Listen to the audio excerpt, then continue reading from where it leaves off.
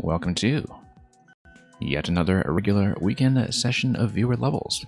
As we await the first submissions that will come in and populate the queue, we're going to warm up with a recent creation by Lupin Snoop's secondary account entitled LupinTube. This is Koopa Kid's crazy coup d'etat. Bowser's away, so he paid Mario to guard his throne from his ambitious kids. We are apparently in for a series of boss battles. Let's see how long it takes. It took Chichiri 4 minutes 30 or so, but we'll see if we can do anything even approaching reasonableness. Okay, I'm going to put me in right away to the Larry battle right here. Let's just try to carefully get in position and bop him a few times. Oh, well, that could have gone better. Already? Taldir, welcome. Taldir, thank you for the submission of Team Jamp World yet again. We'll certainly continue that as soon as we are through our initial start here. Okay, that's going to be boss 1 down, but I did already get the Shelmet peeled off, which is not a good start. But it is going to be a multi-checkpoint setup that immediately gives me another Shelmet to work with.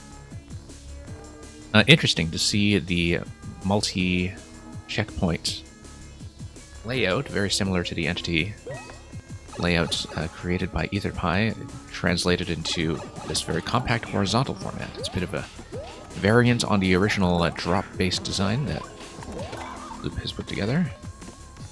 Looks like this is going to be a fight that's based on rolling the spike ball over and over. But I will need him to come over to this side, I think, in order to smack that accurately. Yeah, I see how this is going to work, in fact, that if Iggy is doing his little Michael Jackson backwards moonwalk on one of the conveyors, then we need to hit the on-off switch that is nearest that conveyor in order to eject the spike ball directly into him. So that's what we're going to do with the right side initially. That's not going to hit for some reason, but we need to hit him in order to get him to move over to the other side with the shell roll. So that's how it's going to work. And he'll need to wind up on one of the conveyors eventually when he walks and perhaps trails me around. No, it looks like we're going to be back on this side, so we'll pound this so we can unlock accordingly. Dodge a few things here. Oh, he's just going to ram into that spike ball. Works for me. Oh, no. Nope. Ran right into the piranha plant. Burkowski, welcome.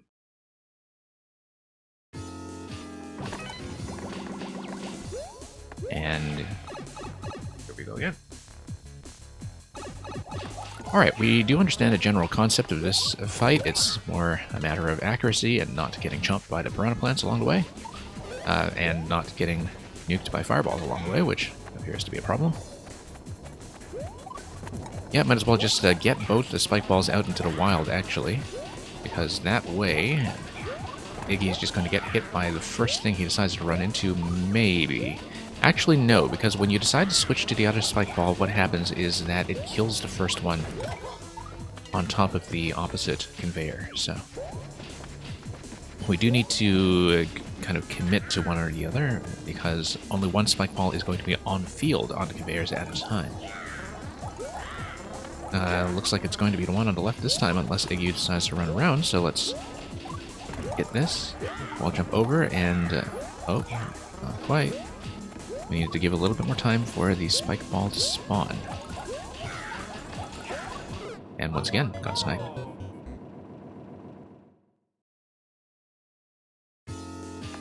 Okay. Gonna get popped back in. Let's try this again.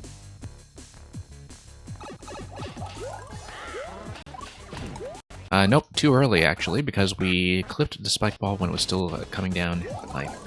So we do need to leave a little bit of time for the spike ball to properly spawn before we roll it over. Merlin, hello. Glad to see you here. Good morning. Whoop.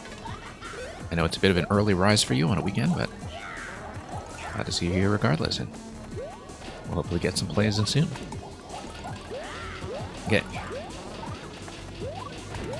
out of here before I get zapped by fire. Oh, no. That was a disaster in the making.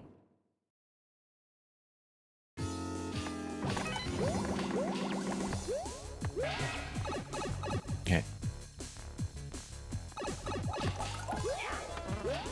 Once again, wait a little bit longer for the spike ball to come down successfully through the pipe first. Then we'll see which conveyor he gets trapped in. Looks like it's going to be right side. He is going to be trapped there for the time being, so let's just stay cool and get the third hit. Not a hard fight, but easy to mess up on some simple things. But the fact that we have so far kept the Shelmet is certainly going to be a good sign here. Also love the fact that when you stop the on-off switch and you're bumped up by one block, that actually allows you to dodge the lower piranha plant. Momentarily Sane, welcome. Taldir, have I played SMO as Super Mario Odyssey? Yes. I played it to 100% back at launch, back in late 2017.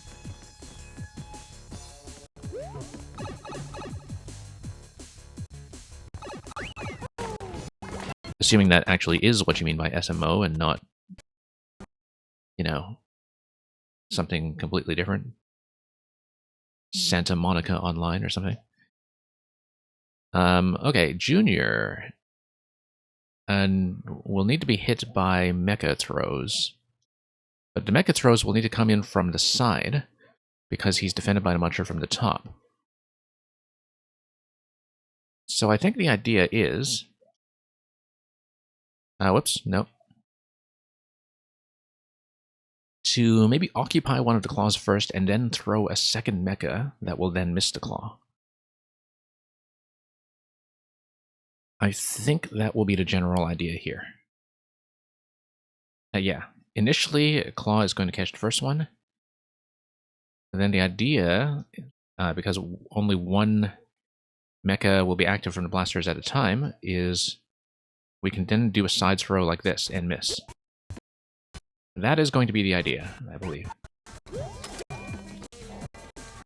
So we'll just grab this one. Gotta go rather quickly so we don't get the mecha waking up. Oh, we could do it that way too. We could also lead him over here. Get tight though. Audio cut out already. Okay. Thank you for noting that. We had avoided that bug in the last few days, but I was trying to fix audio issues before the stream started, and that seemed unsuccessful. So give me just one moment to give that a fix.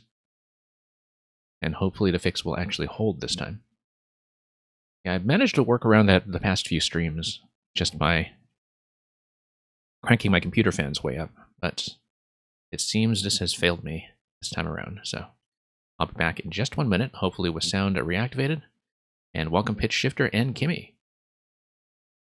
And yeah, as you can see, I have definitely played Super Mario Odyssey because that's where I get most of my stream artwork from. The incredible amount of time I spent in the photo mode in that game, probably more than I spent doing any actual platforming. So thank you for all the submissions so far. I hope to get to both a Journey to the Center of RNG and Craven Coote Castle in short enough order that I don't keep you waiting all day. Of course, we are still in the first half or so of this boss rush warm-up level, which, you know, partly functions as a bit of a technical test to make sure the stream is working.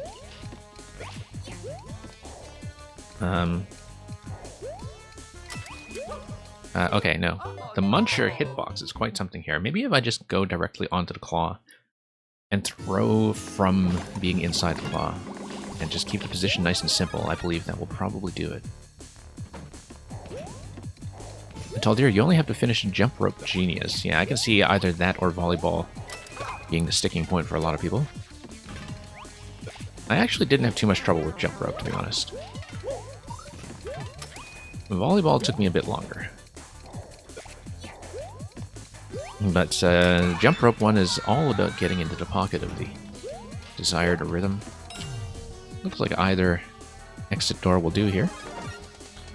But we're going to have no checkpoint. We're going to go straight into Morton, who will die very gracefully. Poor Morton. Don't know if that's just some kind of in-joke. Some kind of reference I don't know. Or just some other bit of trickery, like just an excuse to put Morton somewhere if you're out of entity limit, perhaps.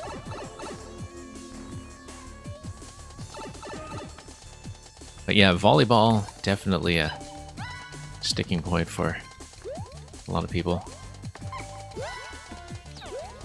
Okay. Looks like I want to be doing throws like that. Side throw like that. Huge rings, though, off Big Wendy. Big Wendy firing her big O's. Demonstrating her mastery of Big O complexity. Big O notation, I should say. Mang, welcome. Mang once again representing the cat gang, sort of. Or maybe just a purple Yoshi gang. Nope, that's a straight up miss. There we go. Okay, let's not stomp too much, or let the shells destroy too much for that matter. Oh, she's just going to come here.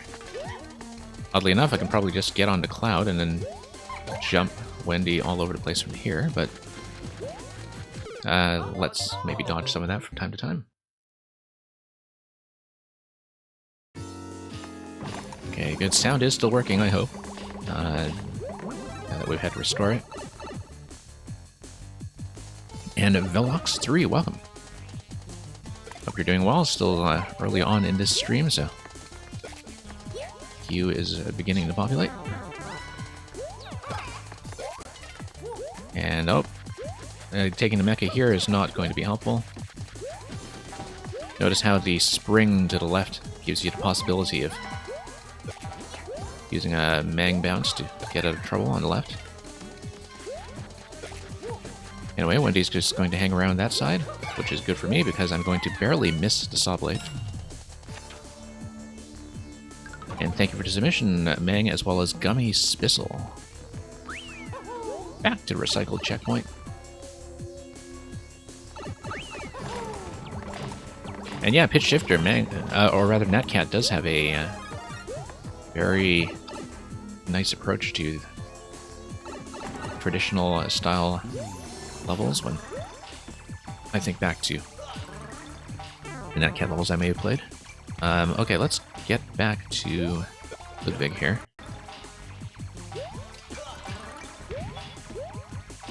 Oh, no. And Supernova, welcome.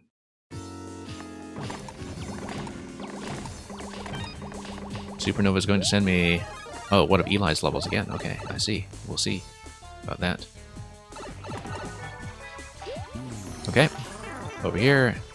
Yeah, I think I just need to consistently jump on top of Ludwig and get out of there and avoid the Muncher on the bottom stack. I believe that's how it's going to go. And up we go.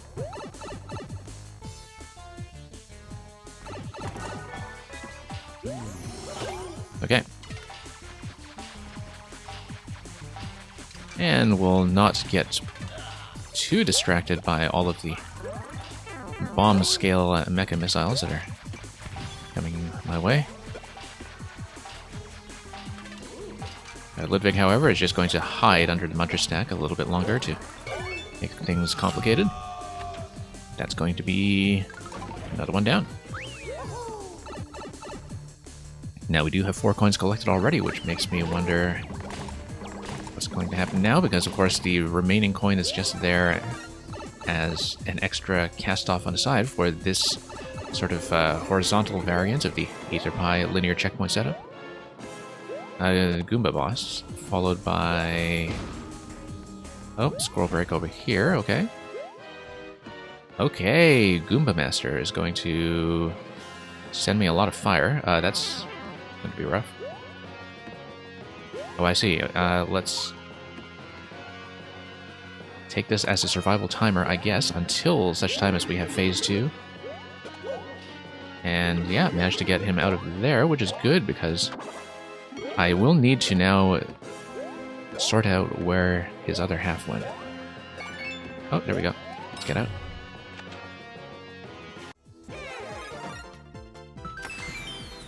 Nice final boss, actually. Very nice twist there.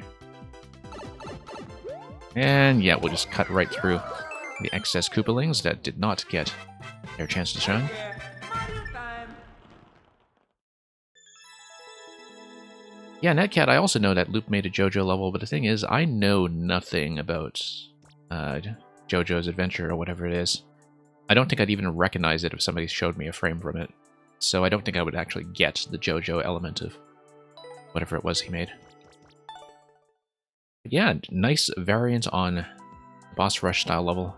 Great final boss, actually. I love the Goomba concept, the way that you had a couple of those extra Goomba targets at the end to throw off the split. So thank you so much for the GGs, and we will get right into the first item in the queue.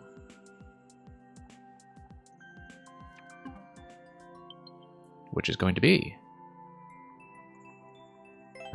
submission from Taldir. Taldir has recently just been submitting levels from Team Jamp World. I'll just be doing them one at a time. I won't be going beyond the first one here, just so we can get to some levels by makers who are present. But we're just going to continue. I think I'm still in World 1, I believe.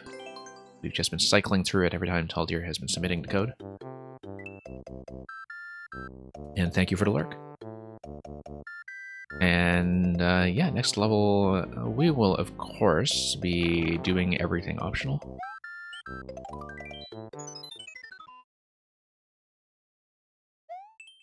Okay, this will be one bonus, Molecular Ascendance. Oh, no, sorry, that's just going to be a toss to the right, obviously. Let's not miss that. Yeah, no particular need that... No particular reason you absolutely have to toss from that position, I think, but... Whoops.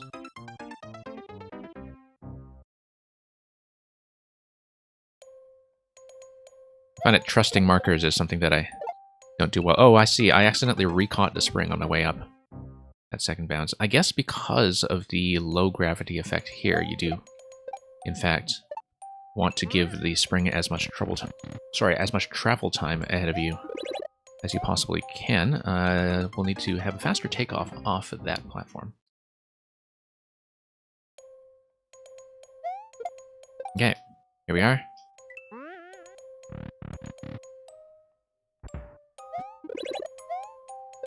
Bounce, bounce, bounce, and up we go. Fairly straightforward. We know from experience we'll have to go pretty much right away, so let's bounce, bounce, bounce.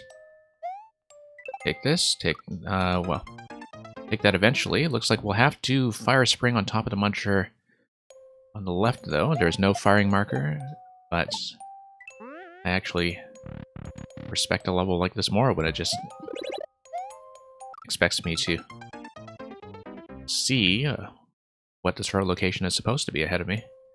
So maybe that will be the case, or maybe something will just drop in out of nowhere and we have to hold the spring, but we'll see how marker dependent that is when we get there.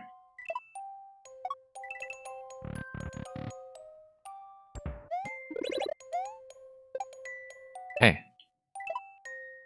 Nope, too low.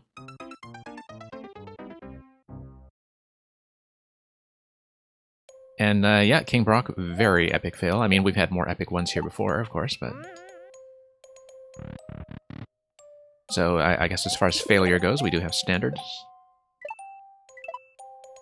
But we challenge those standards every time we come back to fail on viewer level some more. A little bit low.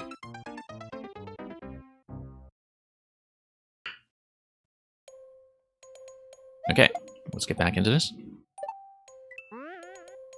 Yeah, pretty manageable. I just need to get some of my takeoff timings lined up correctly. And the camera movement is generally pretty cooperative in this level as well. Yeah, the faster we get on top of the last mole, the better, as you can see. That worked out well. Looks like we just go for these guys eventually.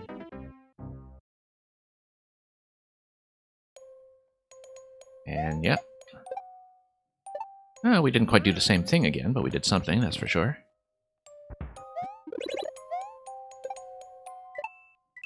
I don't know, Netcat, I think we definitely have had some unhappy accidents here from time to time.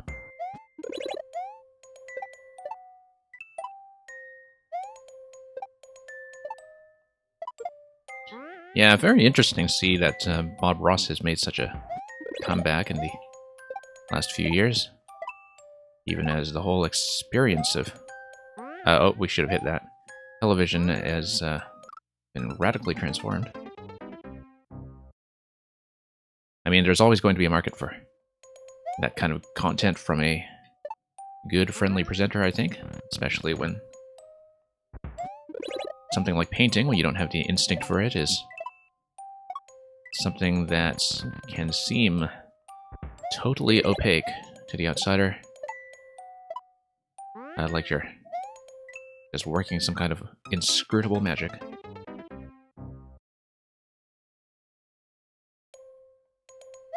You'd have to wonder what the Bob Ross equivalent of Mario level building would be.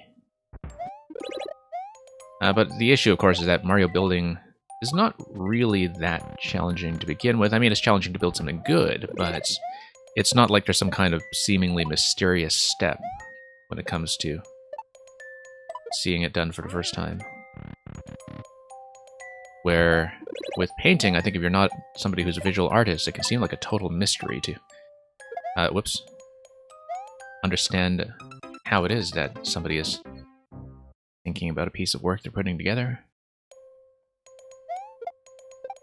As with any art form, there's just a lot that you just intuitively take for granted.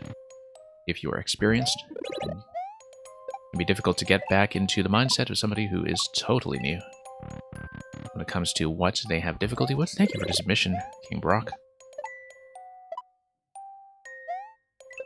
Okay. No, that was too early. I should actually have gotten to low bounce as before.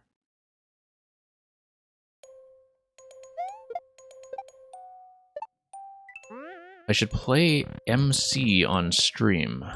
Do I know what MC is? What MC you're talking about? Is it Minecraft, or is it MC Hammer, or is it, you know, something else completely? Whoops. Yeah, it shocks people to know this, but I have actually never played Minecraft. It is the kind of thing where I'm exactly in the market for it, but it just came out, or rather became popular at exactly the wrong time for me.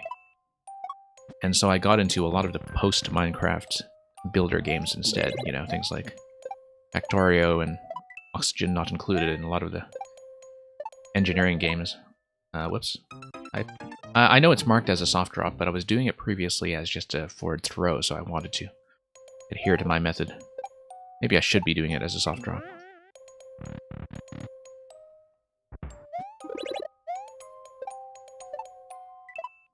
But here we go.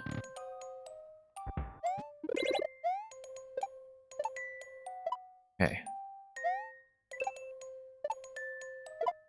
Whoops. Too early. I know I'm kind of deliberately not following the marker here, but that's because my method was fine. And I would like to prove it. And Mang, that's very true, I did beat Minecraft too. For those not in the know, that's the name of a Mang level, actually a very interesting concept.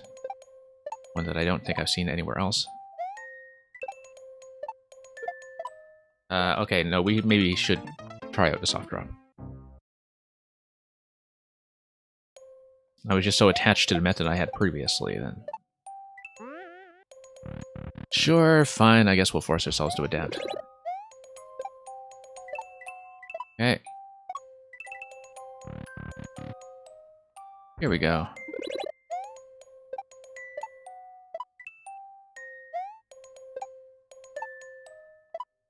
Oh, soft drop once again.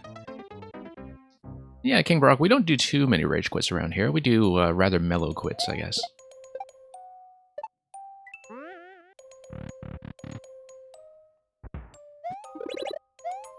Yeah, Supernova, that did feel incredibly well optimized. The record that you had on that particular level. I was not going to come anywhere close to approaching that. Okay, there we go. Fine, we'll do it your way.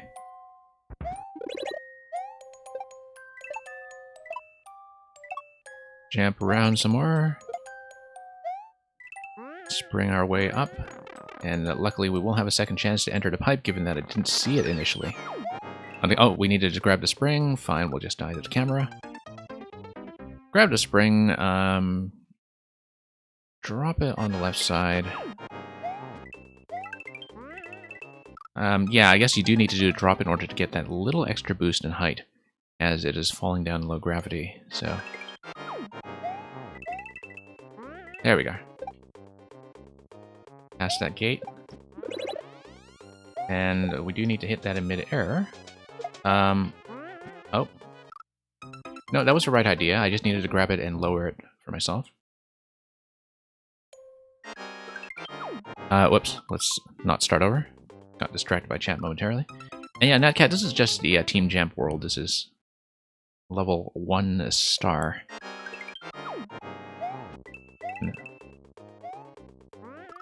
I know a lot of other streamers kind of ran this entire world as a bit of a separate streaming event back when it launched. I've been doing other stuff because we're just idiosyncratic that way, so it's been nice to kind of catch up on it from these piecemeal submissions instead. Whoops, a little bit late. Last time I did get the right timing, but yeah, you do need to consistently outrun the Muncher as you go back and forth. Okay.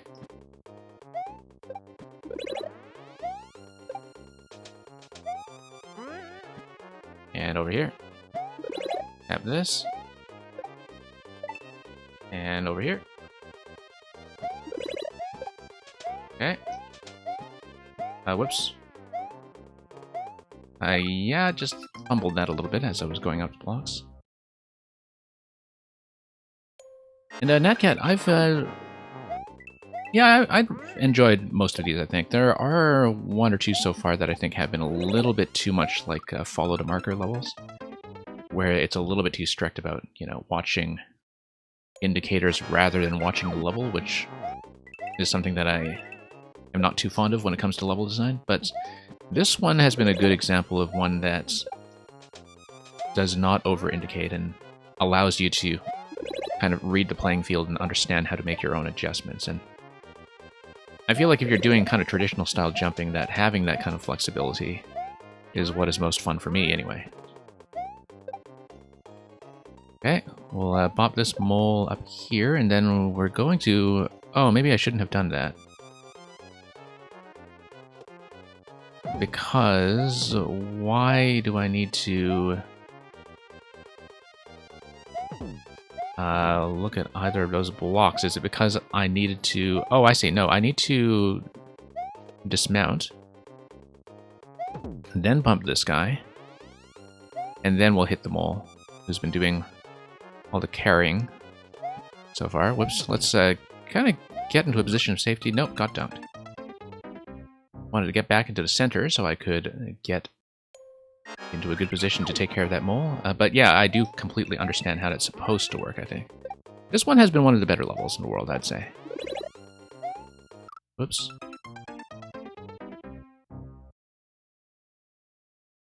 And I'm the Supernova. Who said I wasn't fond of the Hadron Collider? I thought it was... Let's not mislead the audience here. I think that was... Unless you're talking about somebody else who didn't quite take to it. I might have missed a message in chat there. That was a critical part of the conversation.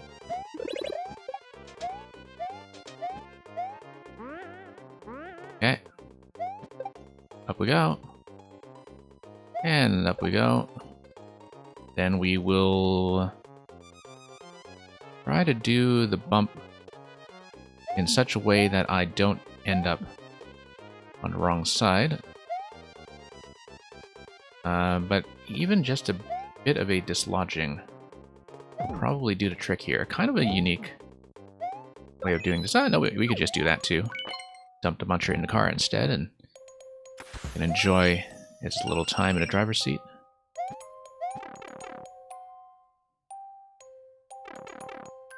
And down we go.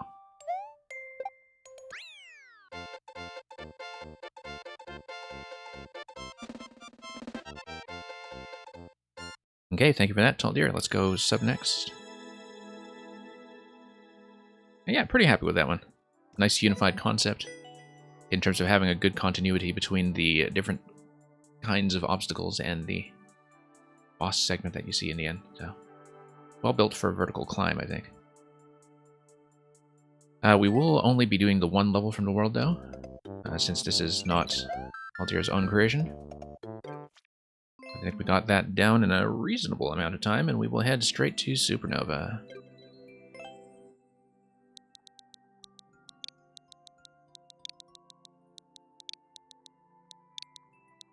Okay.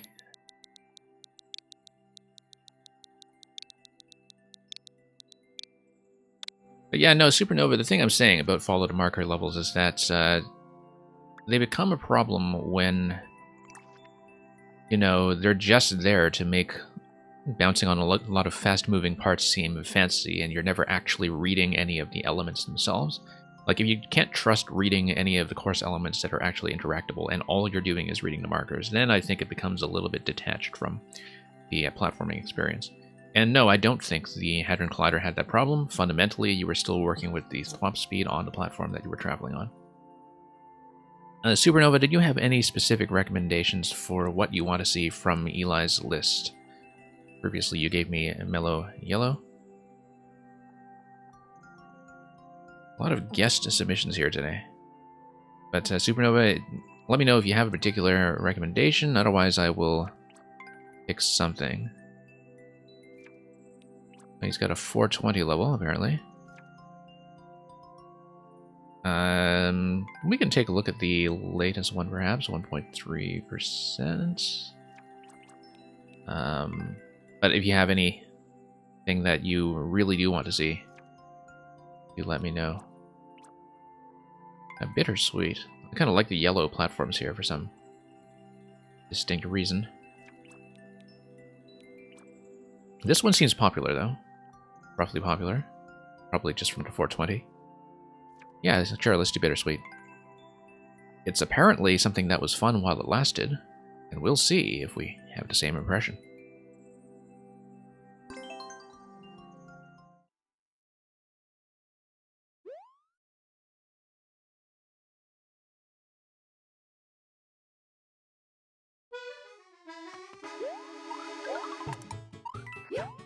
You folks playing with the potential for Supernova next commands, thank you for the reminder not to appoint you as mods. And yet, King Brock, we are off to a spectacular start.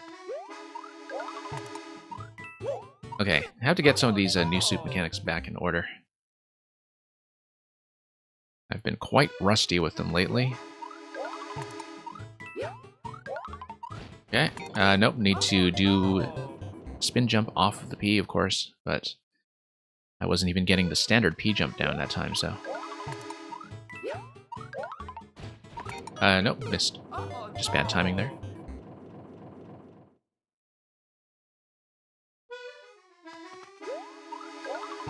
Okay. Nope, too low.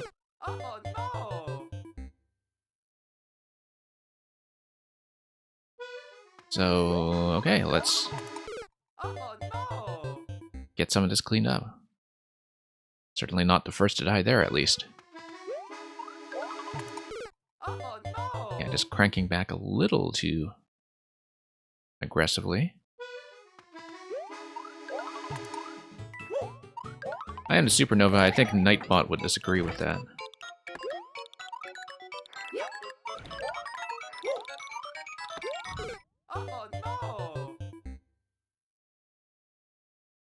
Mang is a mod, apparently. Well, Mang is a mod in the sense of being a modification for something, I'm sure.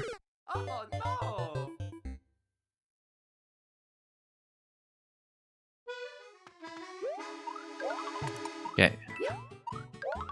I don't know why I did that, but it works most of the time.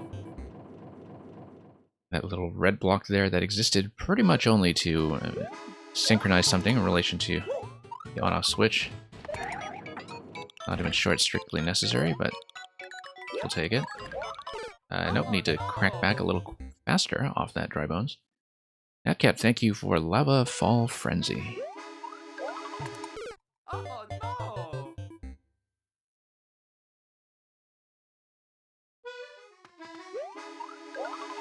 Whoops. Oh no! And yeah, King Brock, I think you may be correct about Muncher getting me. Remind me to hire you for the detective agency. Gotta exercise those powers of deduction. Okay. Well, too low. Oh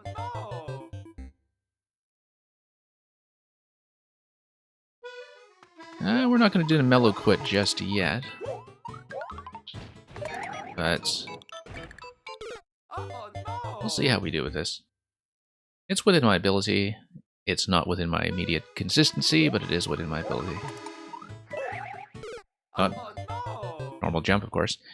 That's the kind of thing I find myself saying sometimes when I grind away at a level for far too long. That, oh, I can clearly do it, I'm just not consistent enough. And then you end up sorting out the consistency for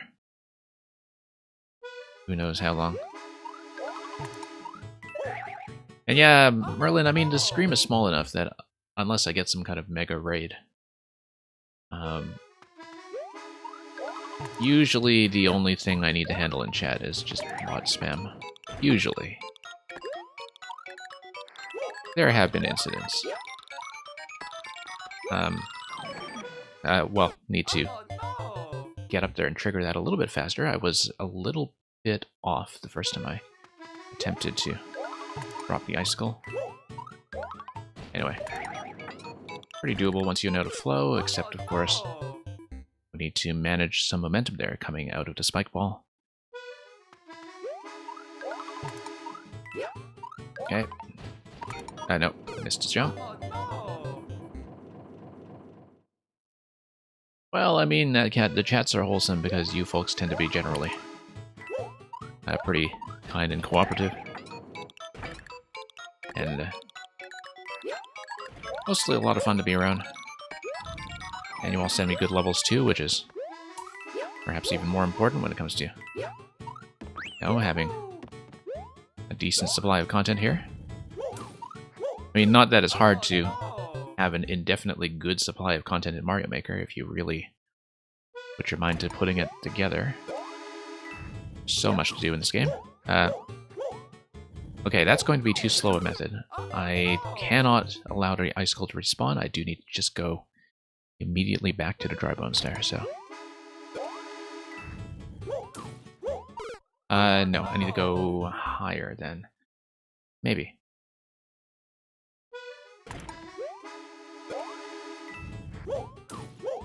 That's the right idea, but I'm still going too low. That I don't actually want to touch the wall blaster behind that coin. That's just missing completely, of course.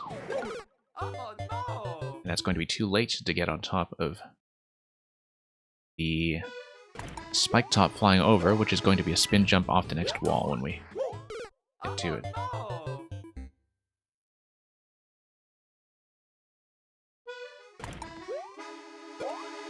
And here we go.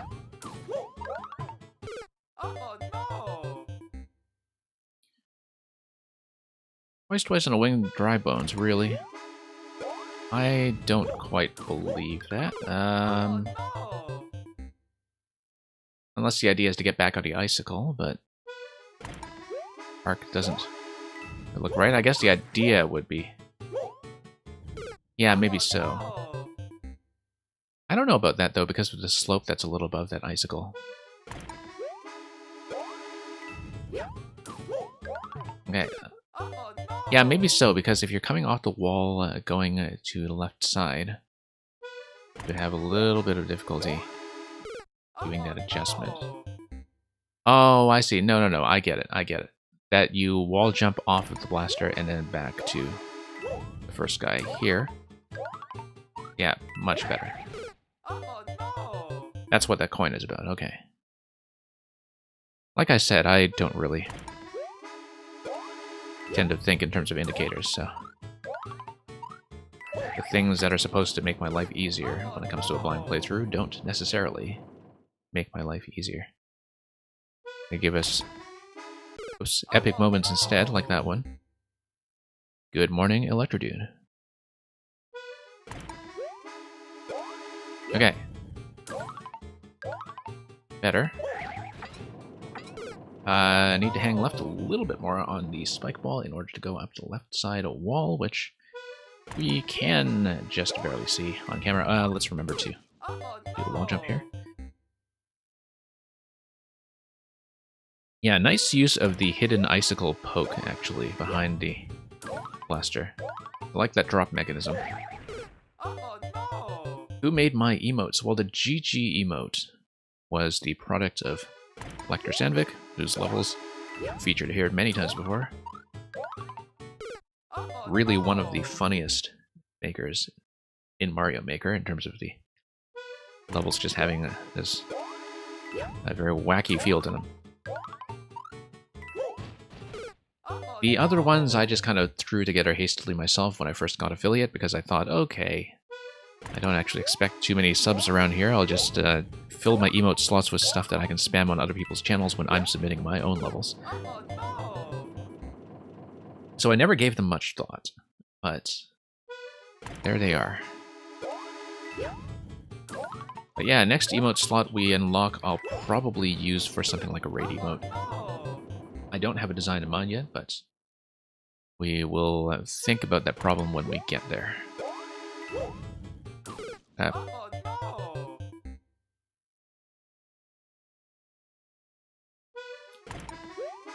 And yeah, Netcat, I don't know how many of Lecter's levels you play, but he has several fantastic mole levels.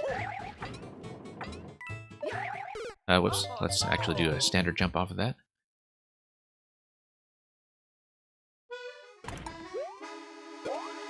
That's... Yeah, whoops.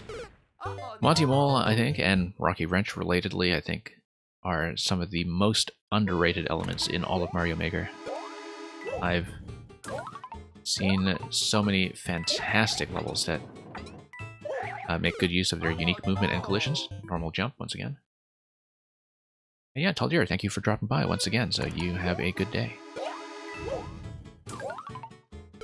Oh no! And Supernova, you need to finish Won't Get Mold again, okay? I don't know if I've been paying enough attention to know what that is, but we'll see. King Brock, I've definitely played some mole levels that are not underground, but I guess that's a natural place to do that. Okay, let's drop a little more accurately there so we can get the spin jump onto the next spike top after that. As always, I'm glad it doesn't hold my hand too much with telling me what kind of jumps to do. I like being able to just read the obvious for myself if things are not too time sensitive. I'm going to do 2 spin jumps over to spike tops, get on top of the falling platform, but hit the on-off switch quickly before I drop too low for my own good. Yep, a little bit low getting onto wall once again. Okay, back here. And up we go. Nope, still not doing that correction very well.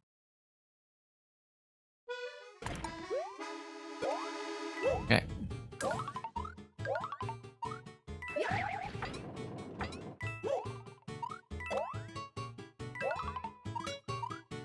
Nope. Poor correction over there. I was overshooting a little bit. Could not get over to the wall quickly enough.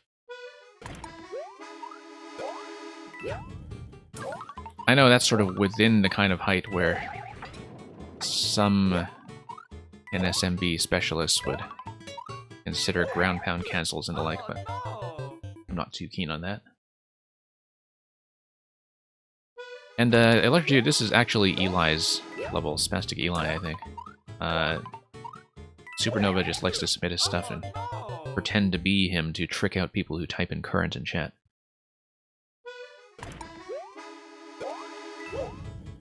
Okay. But anyway, it tends to be a pretty strong endorsement. I think we've had a pretty good time with Eli's levels so far when we've seen them here on the stream. Okay. Nope. Let's see if this is recoverable. Yes, it is. Should be. There we go. That could have gone smoother.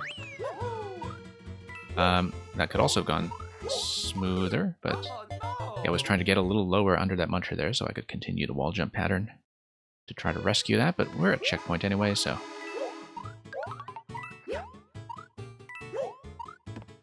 Over to Boos. These Boos that are just hanging around in the sky. Whoops. Bit of a miss there.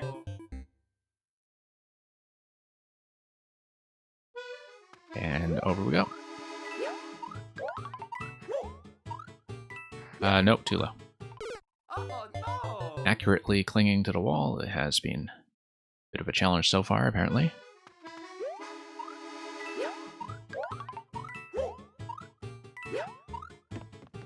Okay, here we go.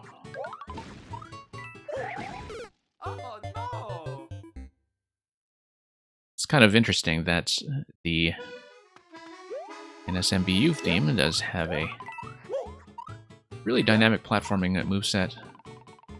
I mean, it did so in Maker 1 as well, and just is naturally built for a lot of good platformer concepts, but I find that I often find it difficult to find levels that really kind of make good use of that in a way that doesn't feel too finicky. That, you know, once you get into really advanced new soup stuff, it has just a lot of fidgety inputs like ground pound cancels and double twirls in very strategic places. Well, no, normal jump will do just fine there. But when you just have, you know, kind of something in the 1 to 2% range like in this level, and have a generous amount of room for adjustment, and things are not too strict, then things go pretty well. But I think sometimes the dynamism of the new soup platforming mechanics does tempt people into a lot of bad level design. So don't hit start over by accident. Yeah, every streamer learns that the hard way, believe me. Every streamer learns that the hard way multiple times.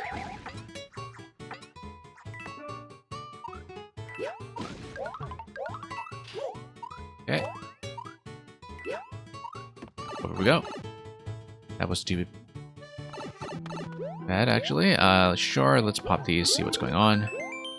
Pull the camera up to see if there's anything up top. Nope. On the flag.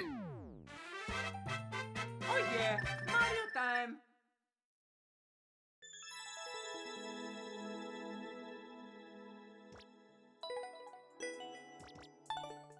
Okay, thank you for all the GGs. Glad you folks are enjoying the new emote, of course. I really do love how it looks. It's a pleasure for me to just see that in the chat, and not just because it's mine. I think even if it appeared from somebody else completely, that one would catch my attention, so big credit to Lecter. Once again, thank you for typing that in, Netcat. Big credit to Lecter for that wonderful design. Let's go next. And yeah, Gummy Spissel, if you want to change your code, there is a replace command. If you want to keep your existing place in the queue but send me something different, hit Shifter. If you would like to check in, we will punch in whatever's here. Yeah, that's the thing, right? That, you know, there are so many GG emotes coming around that if you're not going to do something that's really personalized, it's hard to make the case to bother. I mean, a lot of people do sub just to collect a lot of GGs, but I think it has to be something that really speaks to the stream that it is from. That's what a lot of the best ones are. So, pitch shifter. Now that we've gotten some platforming out of the way, we will do instead a random walk. A stochastic level. Argonanos, if I'm pronouncing that correctly. Hello.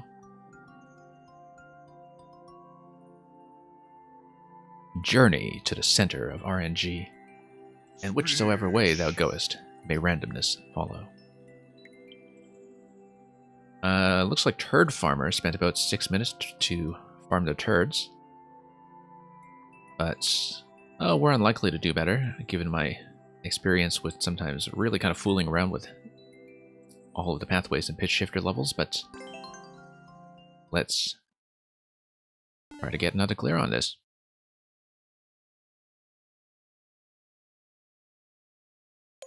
So yeah, I mean, as a pitch shifter level, I was about to say we kind of know what to expect from these by now, but I was not actually expecting something upside down, so... Pitch shifter catching me by surprise. Here we go with a mole. Okay. It's just going to be a bit of a mole chase to get everything positioned for the initial randomizer, which is going to dispense a mushroom, and the clown car randomizer off screen is going to give me blue pipe. So same kind of pitch shifter double randomizer mechanism as always for each of the gated segments. Oh, we have to be fast.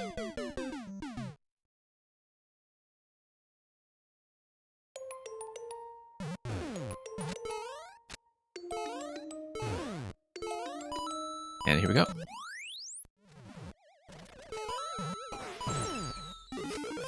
Okay, coin drop is going to give me mushroom once again, but this time we'll go red pipe, which I think... Yeah, I was trying to figure out what was going on with the on-off states in terms of how everything was being controlled here, but... oh. Just need to jump, jump, jump. And position ourselves accordingly. There were a few places where it seemed like I was at risk of going off camera. And of course, the ground at that point has scrolled sufficiently far off camera that that kind of death will happen.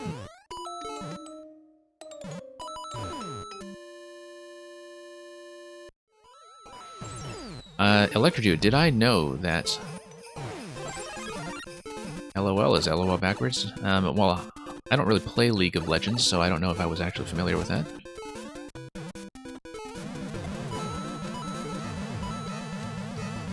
I'm very judgmental of League of Legends for a couple of reasons.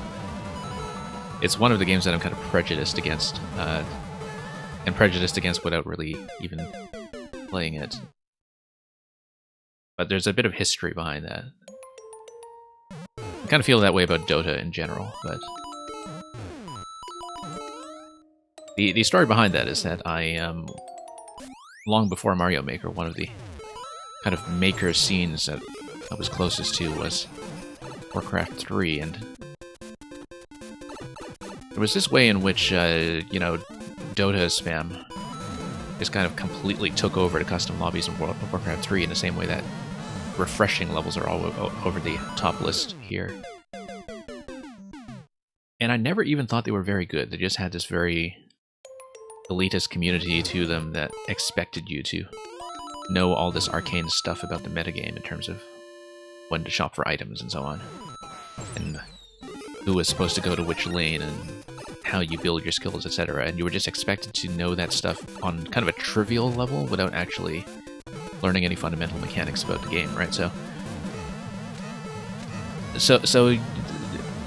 Dota and that kind of game in general felt like the refreshing levels of their day. That's what I will say, like as somebody who was a big Warcraft 3 player. And then I was really big into StarCraft 2 when it was kind of establishing modern esports. Around a time when Twitch was still Justin.tv, if you have any memory of those days. And I think, you know, there was a certain kind of resentment there too with, well, I mean, part of it was Blizzard completely dropping the ball, but on a managerial level, but a bit of resentment towards how League of Legends kind of totally ate StarCraft's lunch when it came to establishing like a really massively popular global esports breakthrough that, you know, as RTS players, we thought would have been nice to see go to a better game. But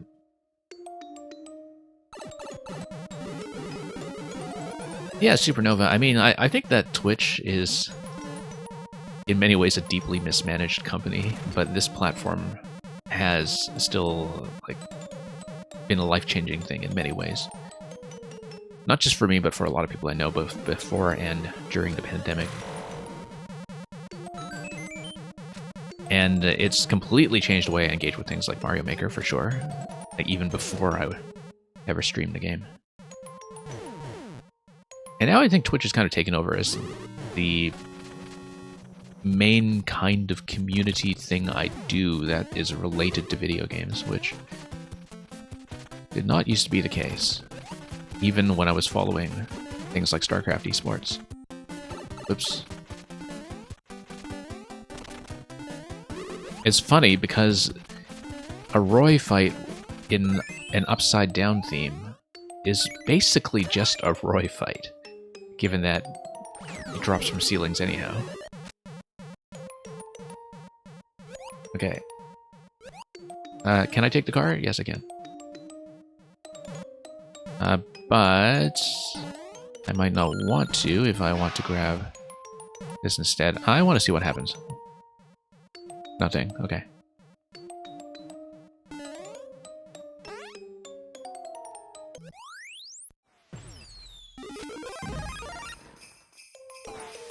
Yeah.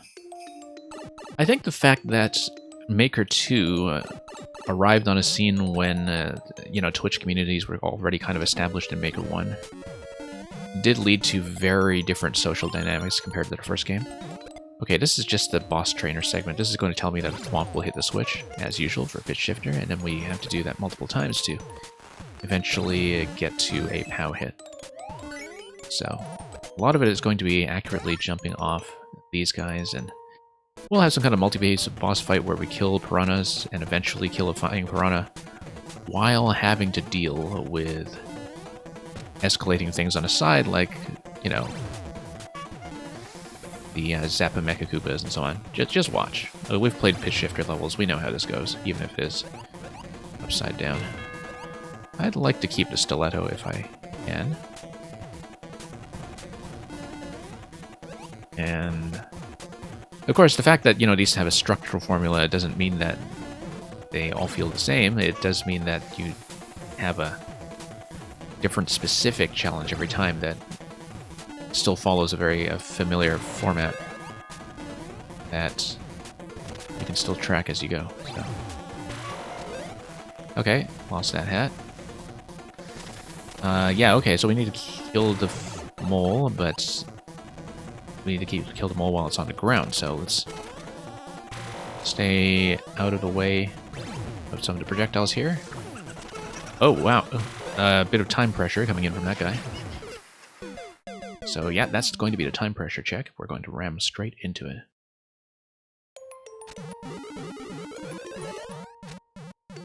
Well, Merlin, I guess the floor here is made out of floor while the floor is still on screen. Otherwise, the floor is just made out of nothing. And yeah, Velox, if you want to see your current position, the position command and the list command both work pretty well.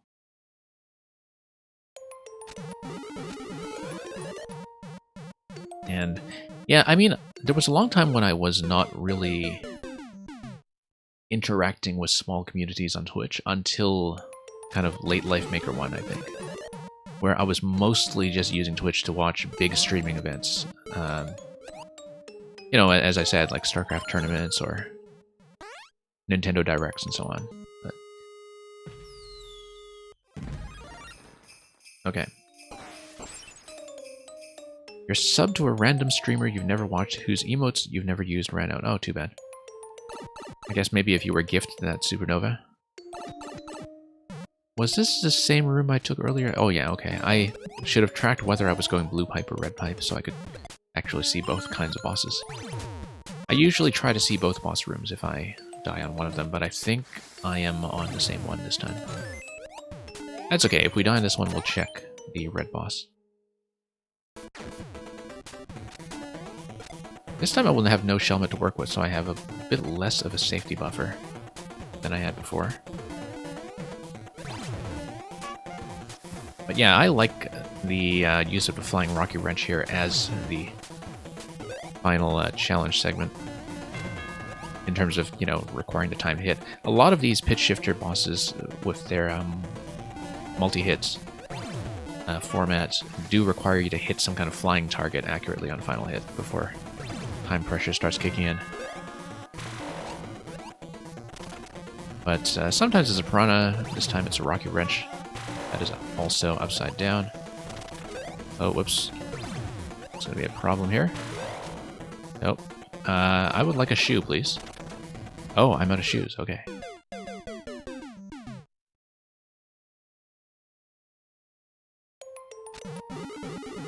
Alright, let's check the red boss this time.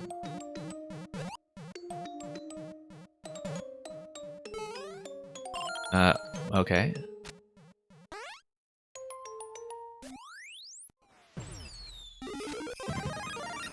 Fire flower this time? Alright, let's see what's on this side.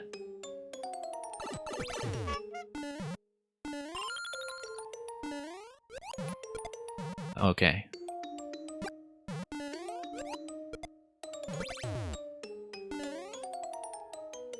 Right, this is going to be a Koopa jumping one instead then. That's fairly understandable. Let's just go for it.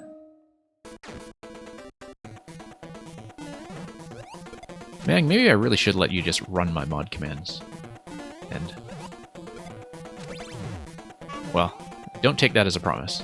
That's just a bit of a temporary bolt of inspiration, I guess. Okay, we have a much easier time hitting the POW target here while I am still tall, so let's just try to do this efficiently. Once again, a very familiar variant on some existing pitch shifter fights that we've seen, except of course for the fact that it is upside down. And now we have some additional pressure in terms of where we have to go underground. And that's okay, I'm still tall, so I can hit that, except I'm going to hit it inaccurately. So that's not going to go well, but...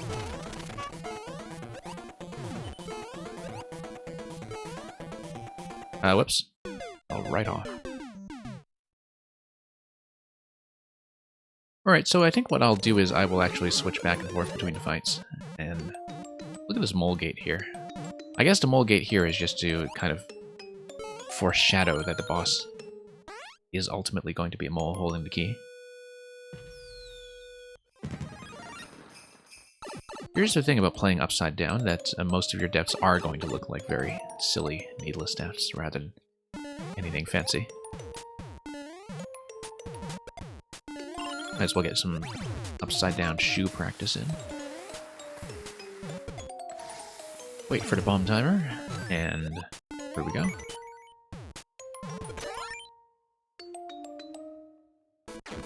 Okay.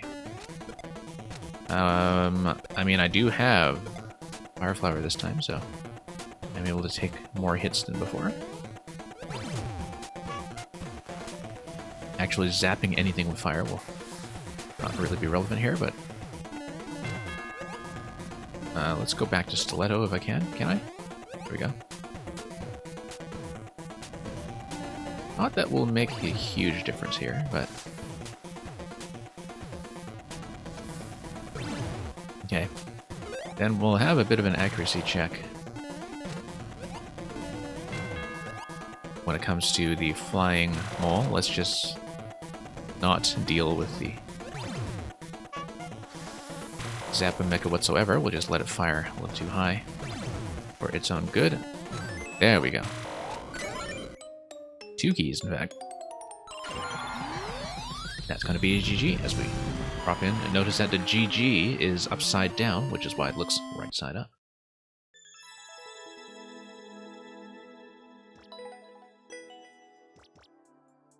Okay, thank you for the GGs, and especially to Pitch Shifter for yet another pitch shifted level.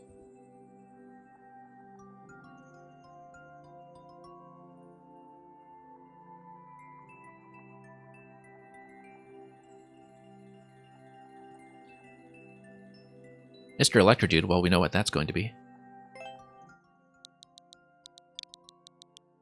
So, with apologies to those of you who are further back in the queue, this is a shell level we have been working on forever, and I have now twice gotten to the very last jump. So, just a fair warning to people who are behind this level in queue that this, depending on how badly I do, is going to be probably at least a 20 to 30 minute grind, depending on how close I feel. Might even be longer if I'm particularly close, but I'll try to keep it under control since we do have a fairly lengthy queue to get through. So, thank you in advance for your patience. Because we're going to, if precedent suggests anything, sit through some pretty awkward warm-up deaths as we try to get back to where my progression was. Okay, reasonable so far, actually. Surprisingly reasonable. No, too late.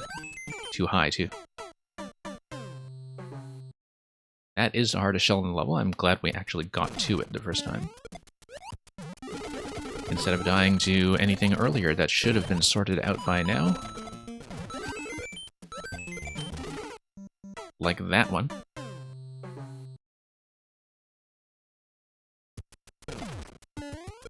So yeah, I hope I didn't miss anything too critical in chat earlier. I probably should have scrolled up to check.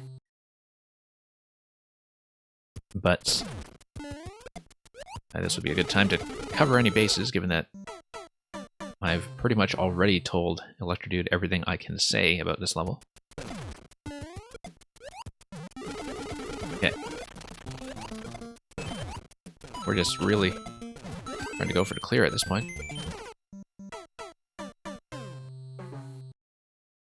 But it does suddenly look within reach in a way that it didn't even 2 weeks ago. Beat this level without jumping? I mean, technically, if it weren't for the midpoint, if this level had the don't land condition attached to it, it would actually affect nothing whatsoever.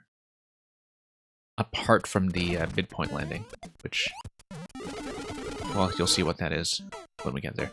No, except for the falling platform as well after the red shell, so never mind. So, yeah, no, I am incorrect. There are, in fact, 2 temporary safe harbors that you do, in fact, land on as platforms that would kill the condition.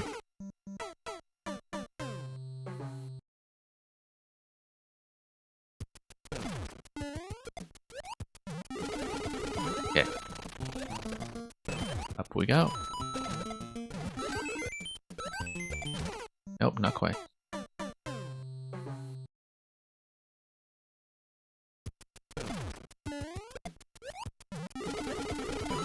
Okay.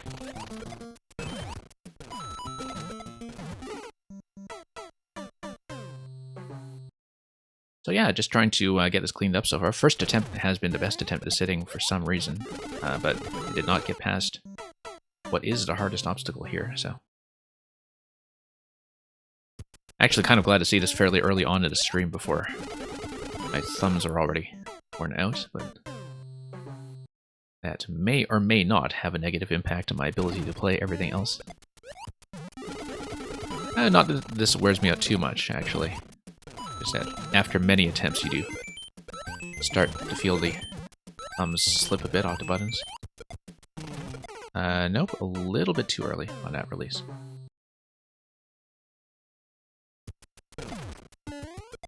These donuts are great. I don't know if you're talking about donut platforms or about whatever donuts you're eating, King Brock.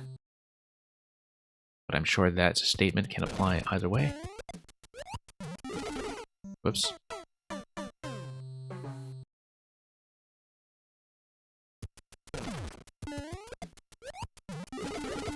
Okay.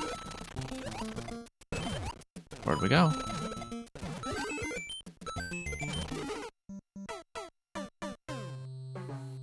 So yeah, a bit of a rough start so far, given that we haven't even seen the second half yet in this sitting, but sometimes it takes a few attempts for me to get a deep run going.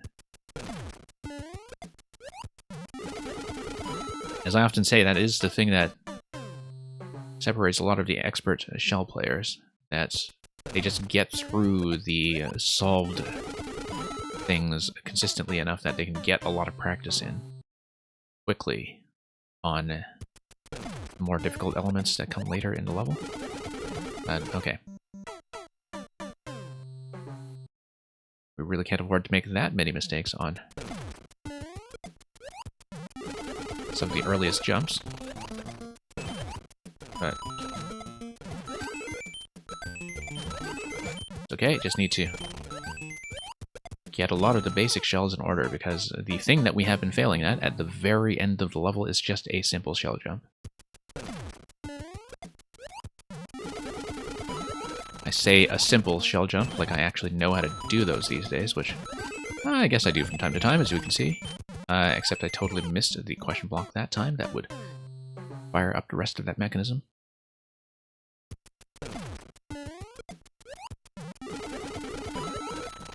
Yeah, King Brock, you'll have to tell us all about the jelly flavoring of the donut that you're having. And whether if you jump on top of your jelly donut repeatedly, it stays in the air instead of dropping. Or rather, getting crushed. And if you put a thwomp on top of your jelly donut, maybe it'll just drop by itself, but have a bit of a jelly coloration to it. Okay.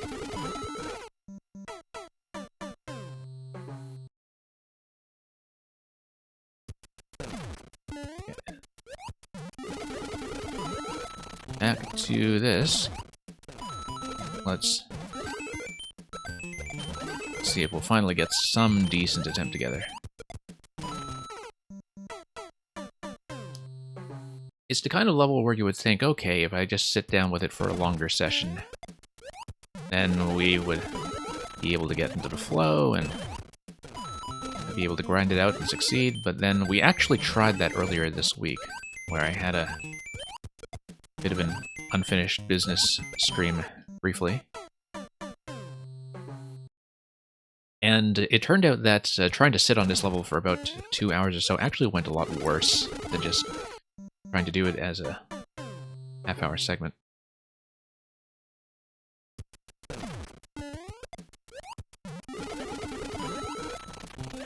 Okay, here we go.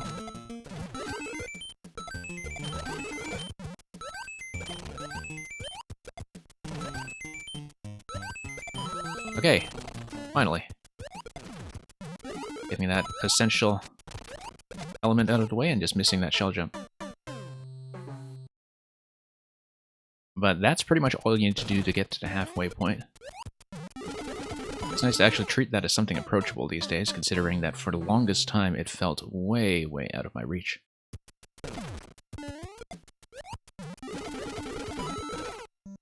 But the fact that we have a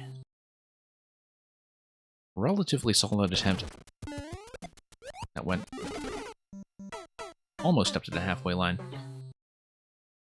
well, I guess that's an acceptable start.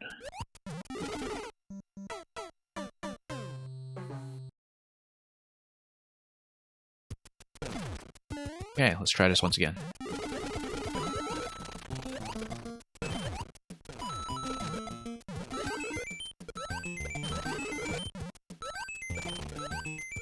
Up we go. Okay, going well for once. Okay, pull the camera up.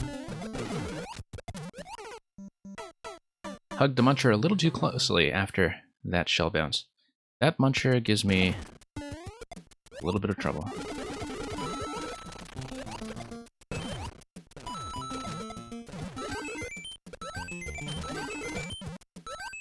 And up we go.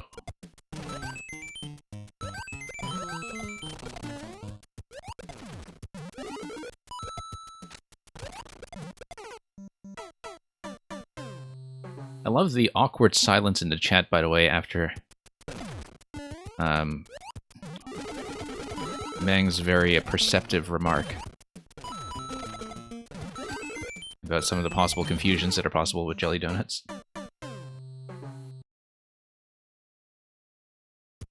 Very appropriate as everybody just sort of, you know, stops and fidgets and tries not to feel too self-conscious about their complicity in all this sordid business.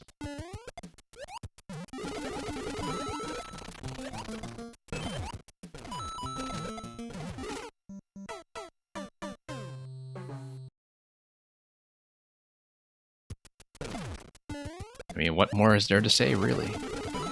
Can't argue with that. Just the facts.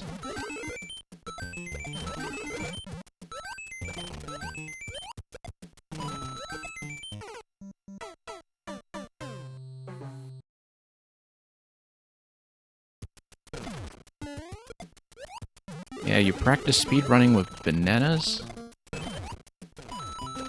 I mean, in Donkey Kong Country, that's literally what you do, right? So...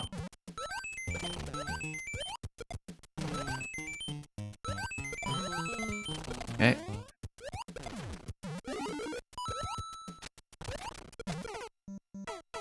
I don't know if you folks have very strong opinions on the correct aside from which you have to peel a banana. I have very strong opinions about that. But maybe I shouldn't incite any kind of sectarian conflict with my meager viewer base here.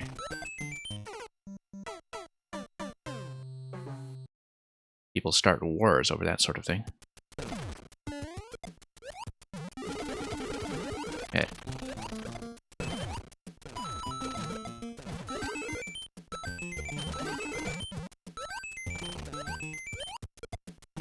Nope, too high.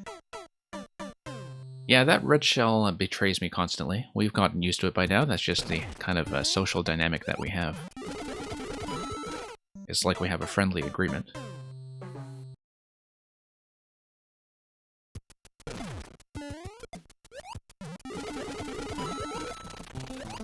And... we are.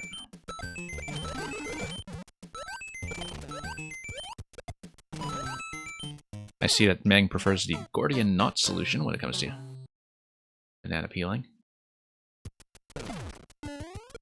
Electro Dude doesn't really care either way, it seems, so long as he's a completionist.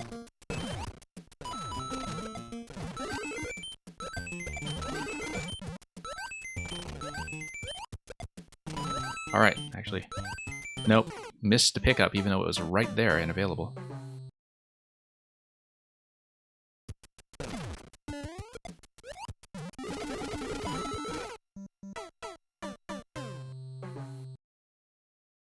Yeah, we can do better here and there, but not the worst series of attempts yet, although I've only really gotten into the back half once so far.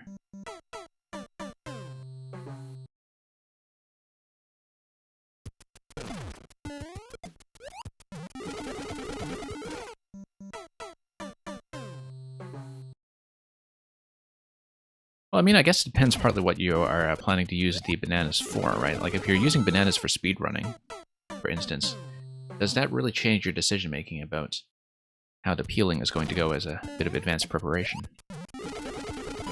Because, like, speedrunning and completionism are often two very different things, unless, of course, you're going for the category of 100% banana.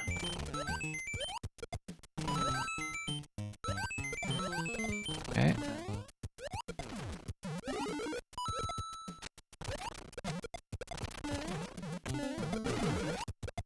Nope. Bad shell throw there. I knew that was not going to go.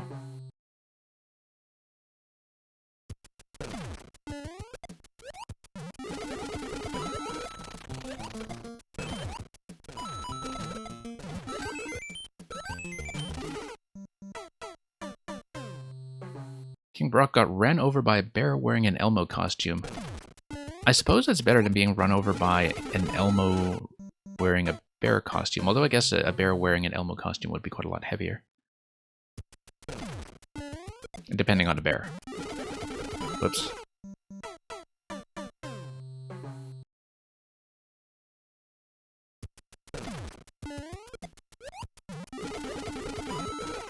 I mean, there's a Photoshop prompt for you if you are looking for one.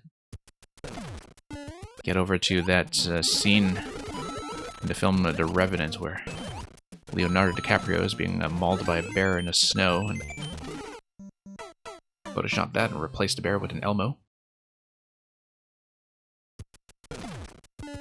I'm not doing that myself, I'm just saying that if you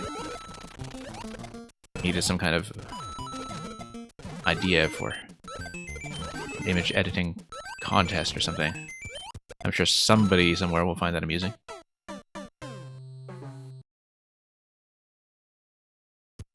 Maybe the property holders of Sesame Street would not find that so amusing. Actually, no, I think they'd find it hilarious.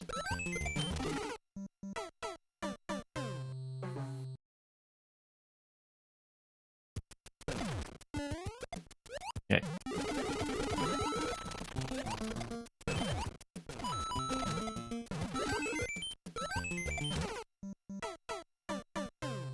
Electric Dude is your long-lost brother. Really? Okay. There's some Electric Dude lore for you.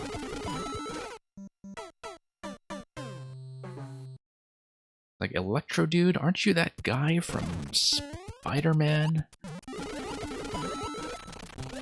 No, that's my brother. The electrician.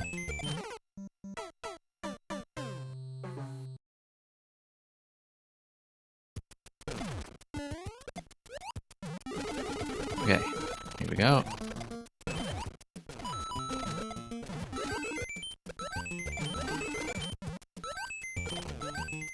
I don't know, Electro Dude, there's a particular story that's behind your user handle. I mean, you don't need to share it if you don't want to, but there actually is a bit of Electro Dude lore we should know about.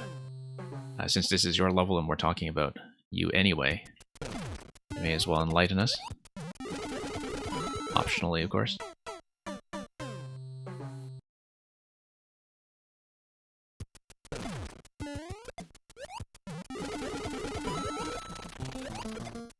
Up we go.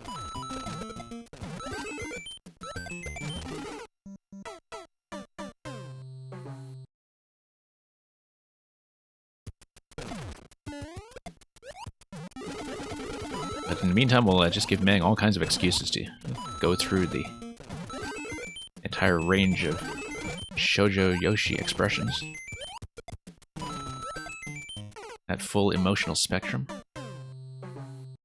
The original was your Minecraft name, Electro Creeper. Right, okay, because of Minecraft creepers. As opposed to Piranha creepers. Oops.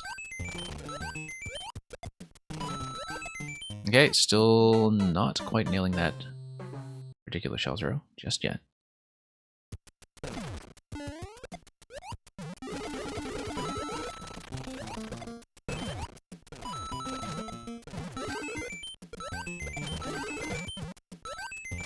Yeah, I found, I've had a lot of different user handles on the internet over a long period of time, and usually if I start a new one, it's because, okay, let's just kind of start with a fresh account and have it totally be detached from my other ones. But then, every now and then, you start having things start to merge where, if the right activities just cross over into wrong places, then people who are familiar with one account just become familiar with another one because you have to use the name in multiple contexts. But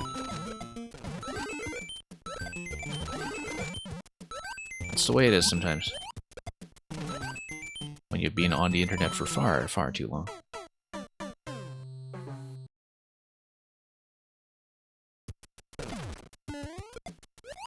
Okay.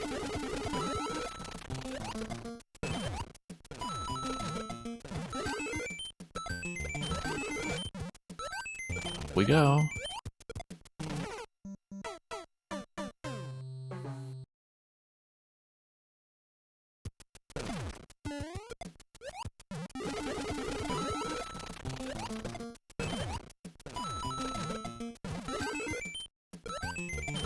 Oh, whoops. Thought it was having a bad jump there, but I actually did manage to salvage that.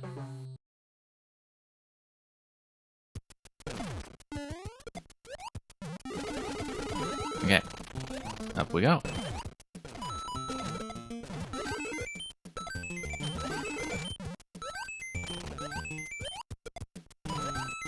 Starting to clean up that shell release a little bit, but the follow-up is still not totally consistent, so...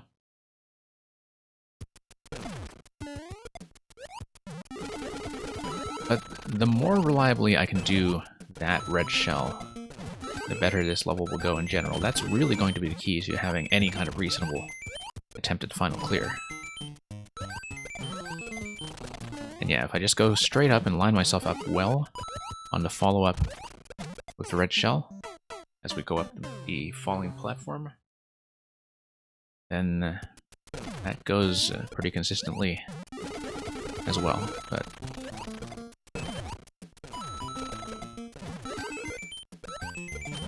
yeah, like I've been saying, the more I get comfortable with some of the gentler shell jumps,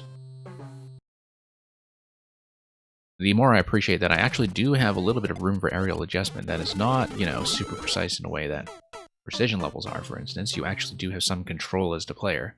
And that's something I didn't really expect, given my original impression of Kaizo levels before I ever played them. That I always thought Kaizo levels were just kind of like really super precise, where you had to do the inputs one way, but here the shell jumps actually do give you a little bit of room to move and correct yourself. Flame Shield, thank you so much for the submission of Snowy Walk. Hopefully we'll get to you before too long. I do tend to get through the whole queue, although I try not to promise that, in case emergencies happen.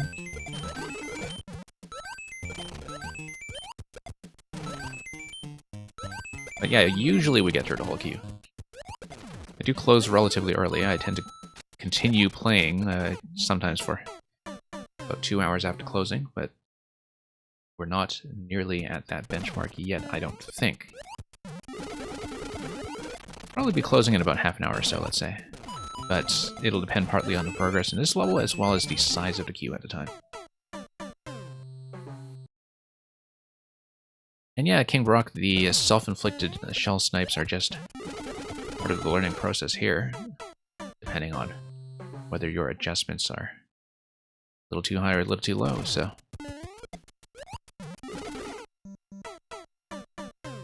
We've gotten used to that feeling by now of having a shell right in the face. A shell of our own making. A shell of our own throwing, I guess. Whoops.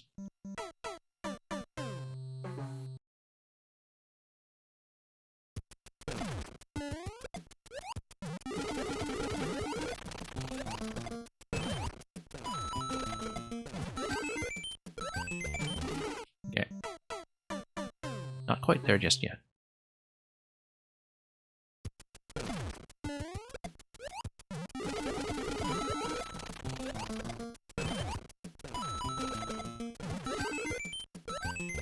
Okay, forward and up.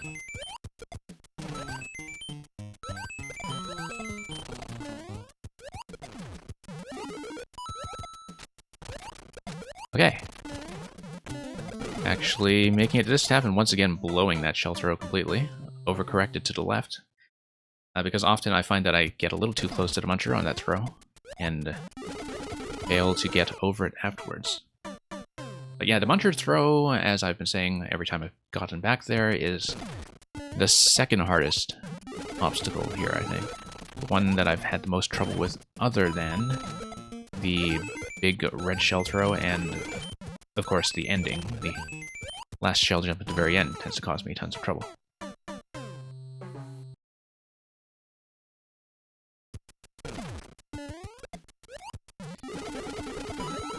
And King Brock, I guess if you're into that kind of thing when it comes to using your bananas, I won't be too judgmental. All kinds of perfectly innocent confections that are possible with that delightfully elongated fruit.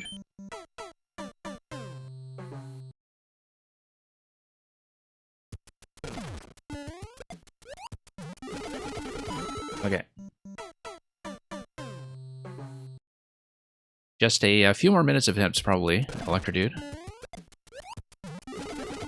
And you are welcome to resubmit if you think you're going to stay much later. But we'll see if I can get at least one more attempt on the second half. But apart from that, I don't think I'll stay super long on it. I have been on for about 25 minutes so far, so that's kind of on pace with what I expected. Usually with something like a half-hour block, I get at least one deep run. Wow, bad adjustment there. I thought it was just going to miss.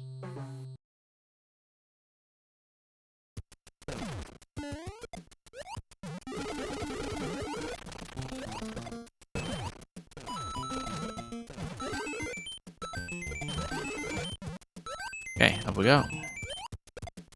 No, too late in that release. You learned that yesterday was International Naked Gardening Day. I thought it was May Day, so that's when they all dance around a maypole anyway, so I guess maybe naked gardening was just kind of a tie-in to that by people who dance around a maypole and need something else to do afterwards as a bit of a communal social activity.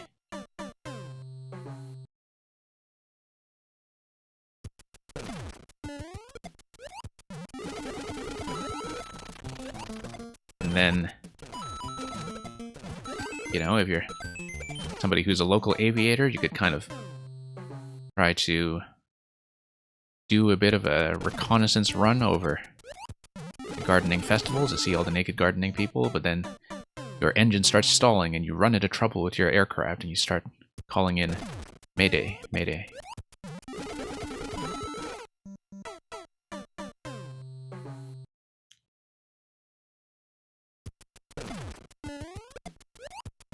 And,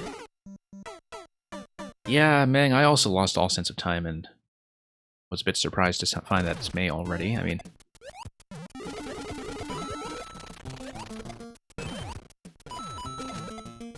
here we are.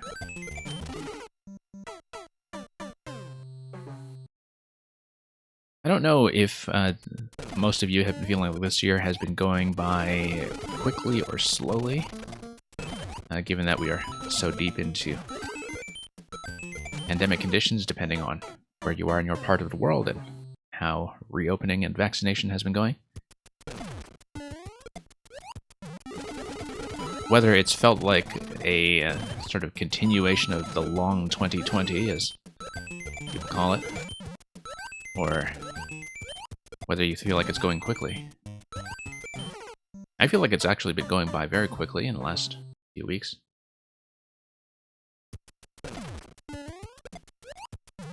And Natcat, I have not gotten my vaccine yet.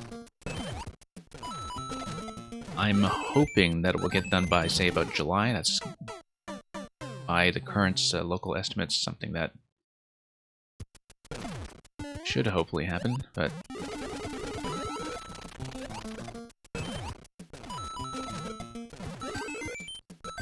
yeah, that's something that's starting to be distributed among family members as well as older friends.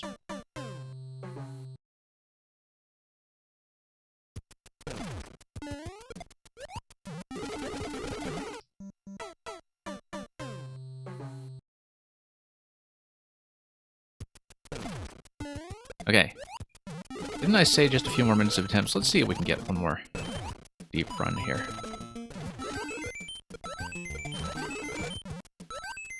Just a nice, good shell throw here. No, that's not going to happen.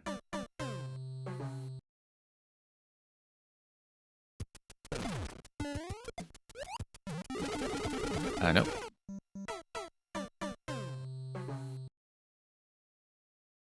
So yeah, I'll be tapping out of this relatively soon. So today, best attempt was just getting up to the muncher twice. And not nailing that throw. So, not as good as we've been doing in some other sessions here.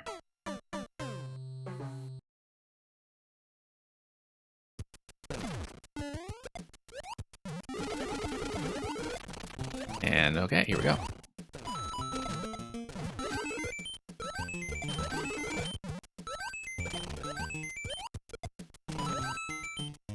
No, missed a shell. I think that's a good time to fail for now, given that even getting the red shell correctly, not quite put that together. So, yeah, Electrodude, you can put that back in. I will likely not call it with sub next by the time I get to it. Like, I might just save it for near the end. But I'll be closing the queue probably soon enough, like within the next 20-30 minutes or so, that you might be the closer today. So, for now, we'll mark that as a loss, and we will exactly put in a Meloquit, King Brock. Very well spotted. Bit of a disgraceful Meloquit, but we've had lots of those on that level already. So Kimmy, you just spoke up, so we will put in 705 CK1 CGF.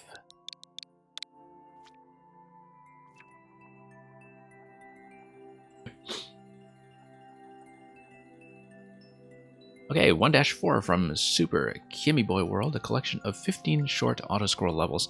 I assume that the collection refers to the world and not 1-4 embedding 15 auto-scroll levels inside, given that this is, of course, only 34 seconds in length. Well, if you play as well as Tyrone, but if it is auto-scroll, there probably isn't too much flexibility when it comes to that. So, let's take a look, Kimmy. Flint to Dad, yes. The queue is still open. It won't be open for too much longer, but we would definitely be able to get you in at this stage. Defeat 10 Spinies, so we'll drop off this guy here. Nope, spin jump over there. I thought I was going to have enough room to drop onto Spiny, and so looks like that will not be the case there. Nice concept, though. I always did like the use of some of the upside down Spinies and Spike Tops in Maker 2. I guess this was possible in Maker 1 as well. I just didn't see much of the interaction back then. Yeah, Flint to Dead, and it's going quite well. I did just crash out of one level that I've been crashing out of fairly often on the stream, but other clears have been going well. Let's remember to spin jump. Right, because the Spiny is just going to cling on to the spin jump in that segment anyway and get carried over to the next one-way panel, so I will not actually have a clear opportunity to land on it. I'm going to overshoot. But the Spiny is going to drop under that one-way panel to give me an opening once I get past that flop. Nice setup, though. I do like it.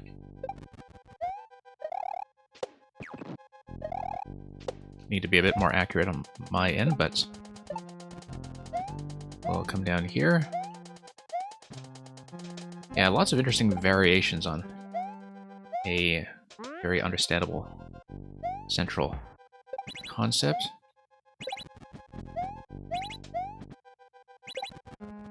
This here is a mechanism that we actually do recognize from Waryutso's level, actually, if you've ever played a Spiny Conveyor level by Waryutso that uses a similar kind of obstacle near the end that I also had trouble with in terms of that double conveyor setup. But yeah, used very well here in this level too, of course, in a way that makes it a worthwhile late challenge relative to everything else to come before it. I like the touch that the on-off shell switch is something that's powered by a Spiny shell. You could use any kind of shell you wanted there, but given that this is a Spiny level, we may as well do that instead. But whoops.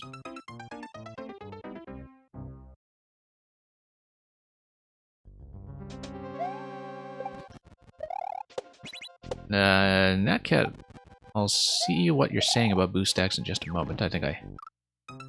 Oh yes, the big boo level that you're working on, I see.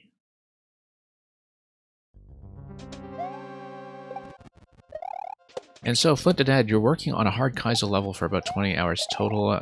So is that as a maker or as a player? Like, are you clear checking something, or are you just attempting something that has been the bane of your existence, or maybe one of the great pleasures of your existence for however long it has taken. No, I do need a short bounce off the left side.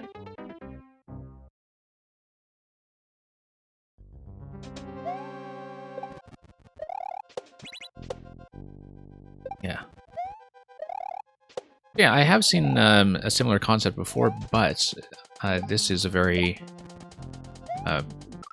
focused level in applying that to an auto-scroller that has a lot of different spiny transportation mechanisms that kind of fill in some of the platforming along the way, like the thwomp here and the snake block later on, so... Very nice exploration of what you could do with that, for sure. And I like a lot of the timings here, too. Whoops. Safety Man, welcome. Thank you for submitting the latest version of SnowBiz. I know you're a little far back. We'll hopefully get to you before too long.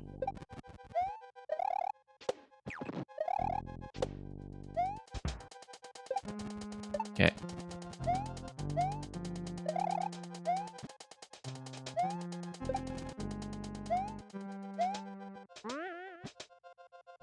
Nope. And yeah, this level is your take on Warrior Souls level. Yeah, and I do think that you did a lot to make it your own, especially when it is part of a whole auto-scroll series that you've been doing. I think it's a very nice variation on that idea, for sure, with a lot of its own unique mechanics.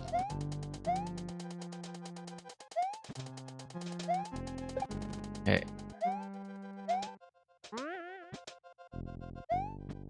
A little bit slow on my part over there, but get back here. Okay, I was a little late on that. See? But the short bounce method will work, I think, if I do just a nice, gentle drop that gets into position and doesn't go too far to the left. Yeah, I sometimes lose a bit of time going off that thwomp, but I gotta stay ahead of the auto-scroll camera and get on the spinies as soon as they're available. I should be in decent shape. Especially because obstacles like that are timed according to when the player activates the snake block, and then the conveyor segment is just very strictly timed to be totally consistent because it is dependent on when the camera is going to scroll in the blaster. Given that it is auto-scroll, it's always going to happen at the same time, so if I'm just kind of well synchronized with the moment at which the on-off mechanism begins to activate,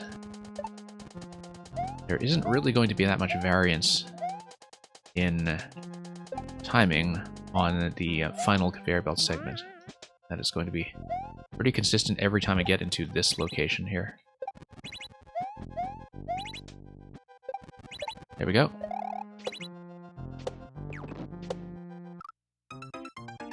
Yeah, I should have done a third bounce on a thwomp, maybe even a short bounce as one of the three. And yeah, Flint the Dead, enjoy this level. I've been having a great time with it. Hopefully you will too.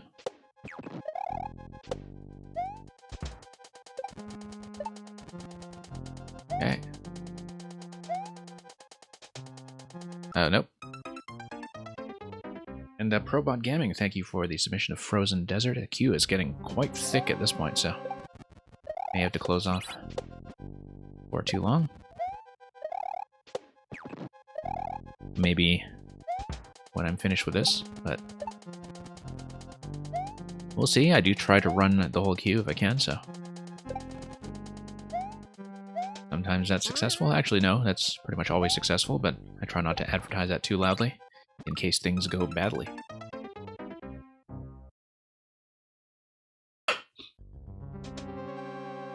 No, wow, that's just a bad start because I had my hands off the controller for just one moment.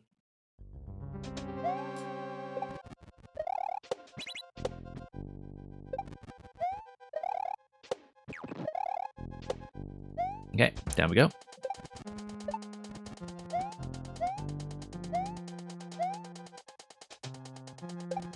And forward.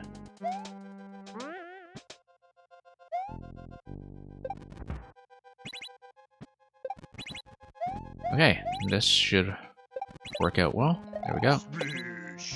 And, nope. Thank you for the follow. Right in time for that thwomp there, where, yeah, I do need to do some at least medium to high bounces in order to get in position. I didn't quite estimate its initial speed while drawing the parachute.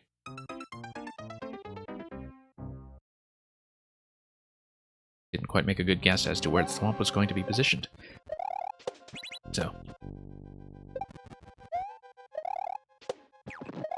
we'll just need to play that a little more cautiously, but I should, I think, be expecting 3 bounces off the thwomp in the final segment there, for the best safety margin to work with.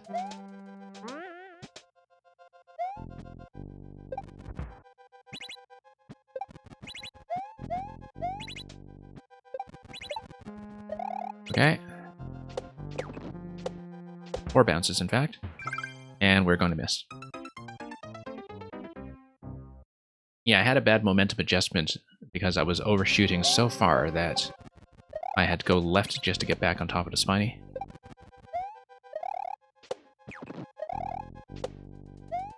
I guess the final thwomp jump was maybe too close to the wall there, too. I don't know. I feel like we'll need to learn that adjustment as I go. We'll just try to get back to the final segment as consistently as I can, and we'll see if anything can be done. I know.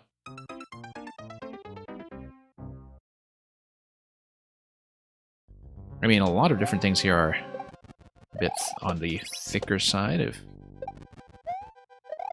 Well, mostly just the spinies, I guess, in their 2x2 form. Nice, fat, spiky targets.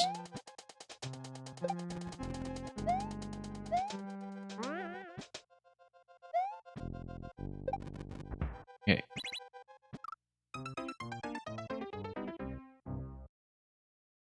Where did that whole thick thing come from anyway? Like THICC? I started seeing it a few years ago, but I don't know if there was any particular influence that suddenly made it really popular on the internet.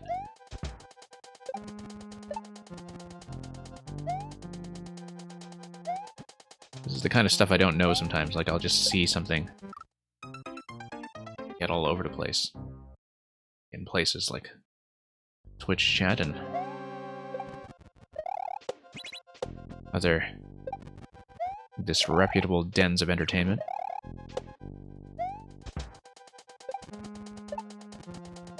Okay, let's move up over here.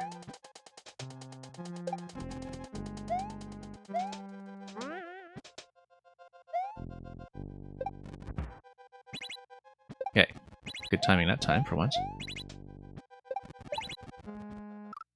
And, yeah, a little bit low on that bounce.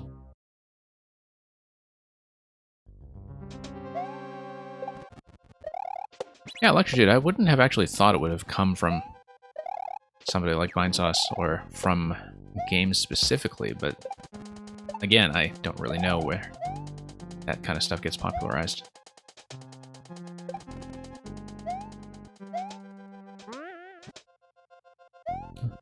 Go.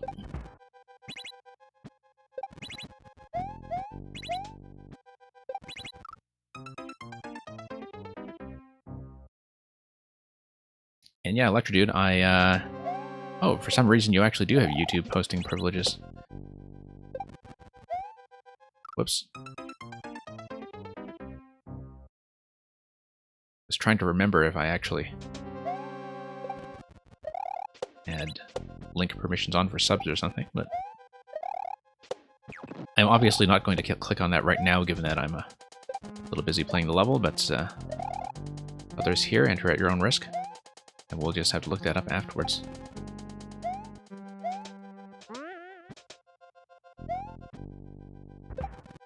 Okay.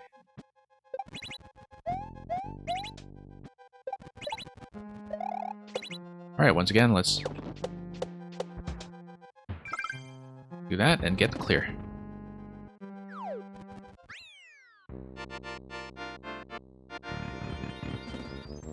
That was exactly someone trying to rickroll Cryomaniac would say.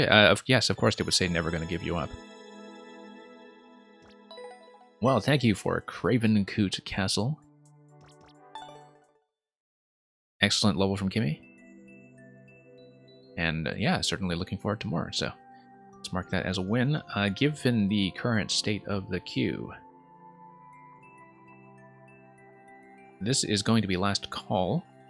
So I am going to punch in sub next, I believe it is. And actually, no, let me check my list first just to see what the sub situation is. But once I punch in the next code,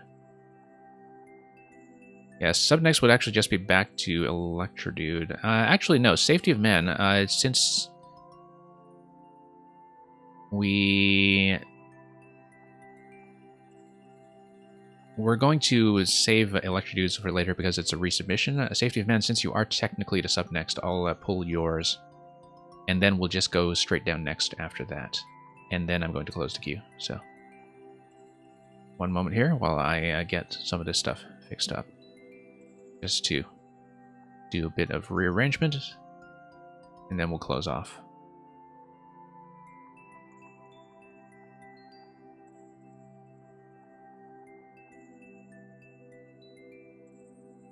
It doesn't matter if that's cool with Electrodude, I'm the one running the stream. But hopefully that's cool with Electrodude, given that he just saw me wipe out for half an hour again. So yeah, we'll punch this one in, and then I will close the queue afterwards, so any final submissions, please get them in. For those of you who want to wait for a few more hours, I will do my best to get through everybody who is already in.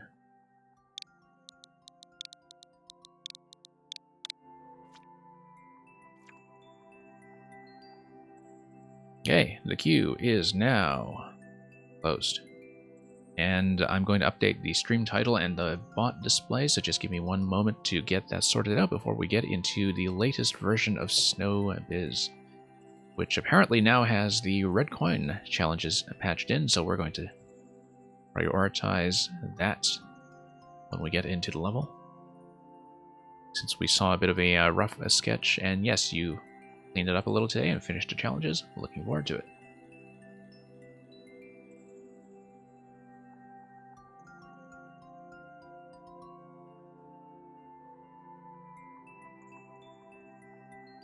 Grab 100 coins on the icy pipes and don't slip slide away.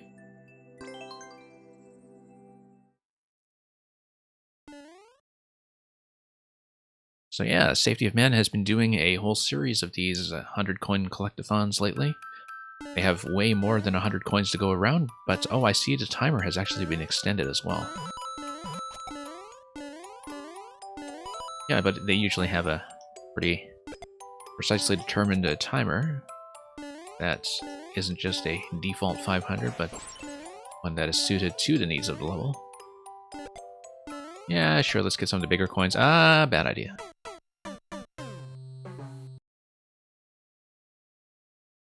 King Brock, if you can't stay, the command is leave.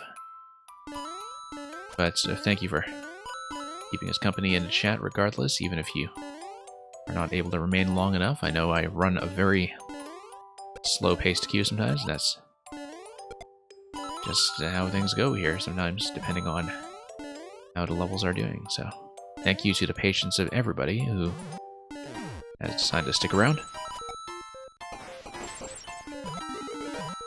I know there was a red pipe somewhere here. Yeah, sometimes dropping into a bit of an unknown location, but we'll scan around a bit and see if there's anything I've missed. No, not quite. Not yet. Wow. Let's mine the ice. And yeah, King Brock, do have a good sleep. Alright, let's prioritize the red coins and then we'll... Oh. See about everything else afterwards. Since the coin challenge rooms, like the red pipe down here, are somewhat likely to give me a decent number of coins anyway. No, they're just red coins. That's okay, we'll do it. Whoops. You need to actually jump some of these.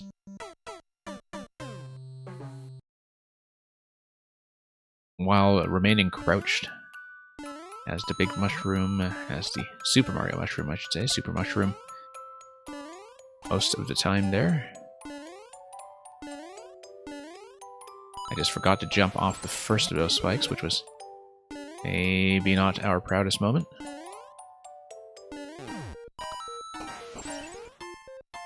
I'm sorry, King Brock, but I can't guarantee that your donuts will still be there. That's not going to be my responsibility, but good luck with that. Whoops. Okay, we made it. Bit of a sloppy fashion, but we did it. Thank you for the follow. I'm glad you trust me with your donuts enough to give me the follow. I guess you'll have to give yourself some ability to check back on that supply when you come back next time, so see you around. Okay, let's look for the next red pipe.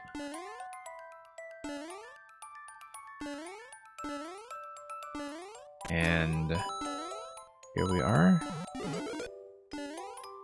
Nice little mushroom segment here, actually. I kind of like that as something you do have to lightly earn.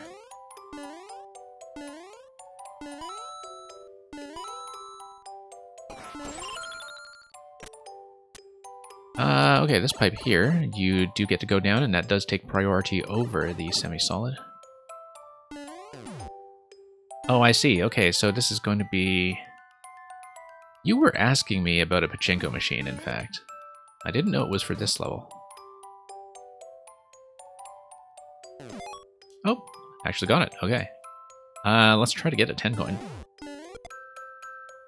We're not going to stick on this for too long, if that isn't going to go, but...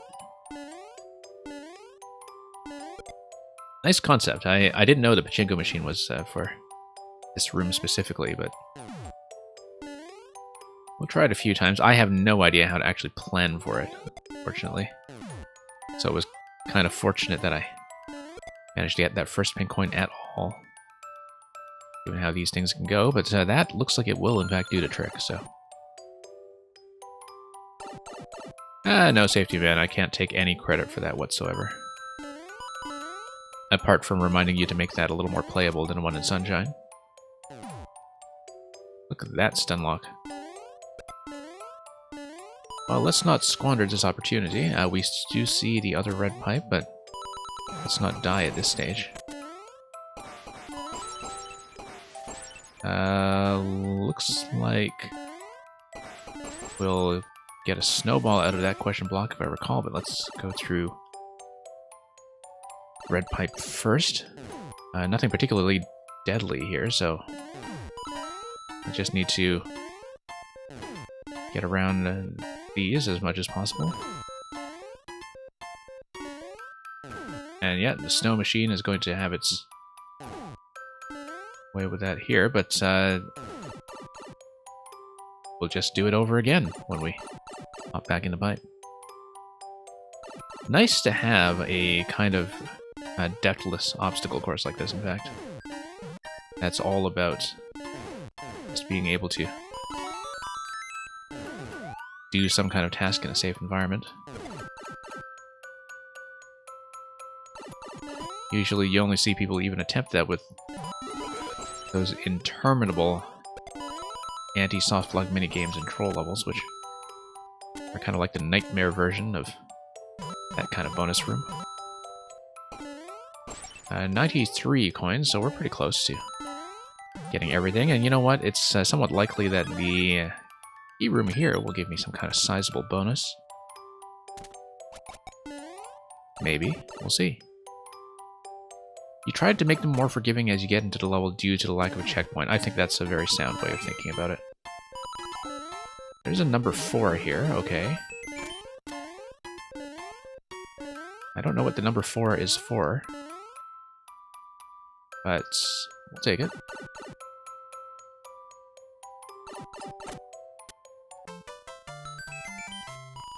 And that's a clear. So thank you, Safety of Man. From this point, we will go down next. And yeah, not quite at the current standing world record, but I doubt any of those records will hold for very long anyhow. But Zeal Knight can enjoy it at 333. That was almost a 333 at 333, but not quite, while it lasts. Electro Dude, small thing you noticed? Yeah, do say something if you want to give some feedback of your own. The 4 is hopefully for Super World, right, because you were trying to create a bunch of these 100 coin collection levels to assemble in a world eventually. I do remember you saying that. Thank you for all the GGs in chat. Glad you were all, once again, joined a new emote. Yeah, Electro Dude, in the last one, I don't quite mind that you can kind of make it easier for yourself. If you're thinking about the coins that are underneath the box in the top right. But yeah, I don't know if that's sort of an intentional alternative.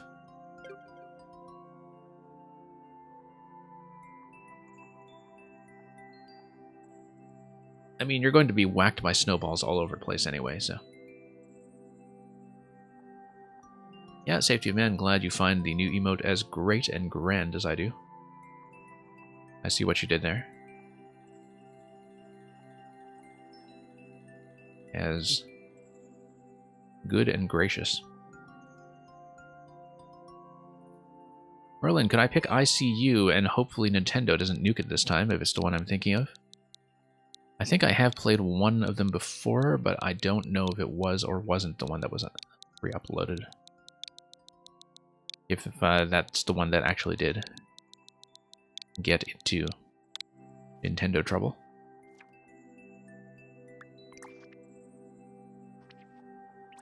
Yeah, so we have not done the basement. I thought I did the other one. I have a lot to catch up on from you, Merlin.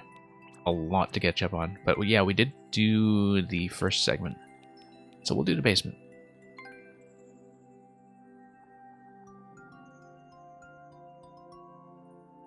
Scary level dedicated to Sly, Neon, and Liz XP. But over 80%, so it's going to be like a kind of gentle spectacle cutscene level of some sort. And we'll see if we are going to be part of the 13.5% reverse clear rate.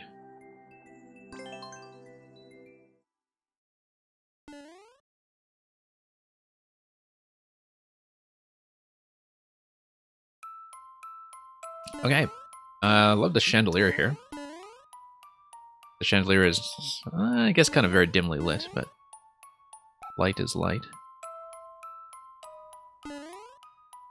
And, okay, got a key here. I'll do that. That's going to be Sparky. Telling me to jump up. Yeah, we did that. I do admire the decorative symmetry here, by the way, around the grandfather clock. That's taking away. I'm going to go up the steps. And yeah, eventually I guess we'll have some kind of on-off switching before we get into the next segment. And yeah, Dark Flash, I guess I did misspeak when it comes to that. We'll have to think about the contra-positive clear rate as well. I mean, it depends on whether or not one is also doing it as a music level, but... Okay.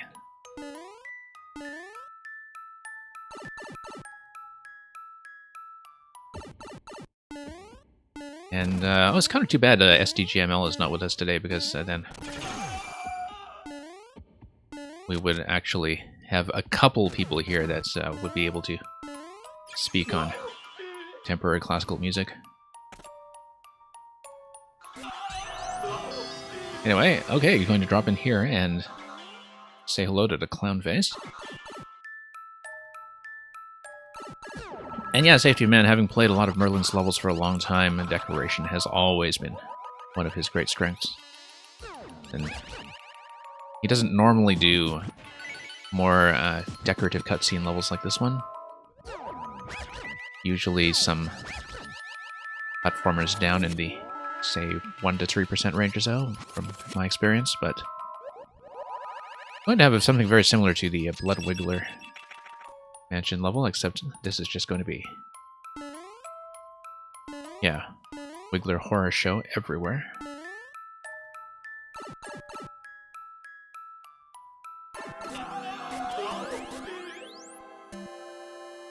Love this little trick here that fakes you out with what seems to be a drop into the bottomless pit.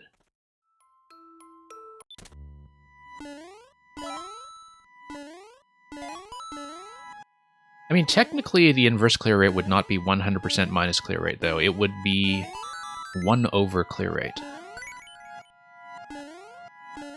Ideally, of course, you would just get your clear rate down to the golden ratio, because that would sort everything out. Okay. Once again, this is just more of a cutscene level, but still something that is very distinct from, say, an auto level. It's not automatic, it's just very safe. Anyway, here we are in a bit of a temporary solitary confinement. Are we inside an eye? I think we're inside an eye.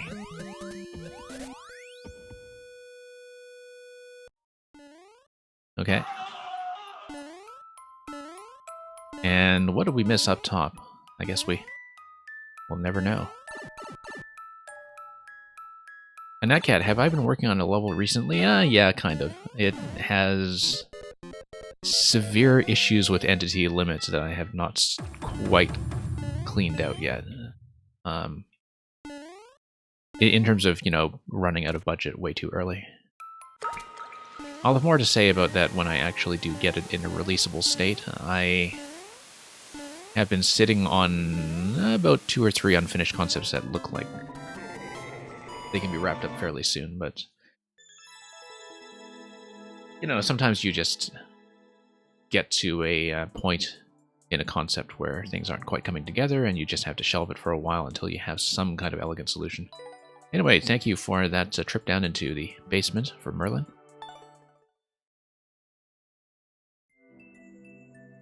And yeah, thanks once again for the GGs. And yeah, Darkflash, if you're still here, check out the new GG emote that we got in this week. I am very, very proud of it.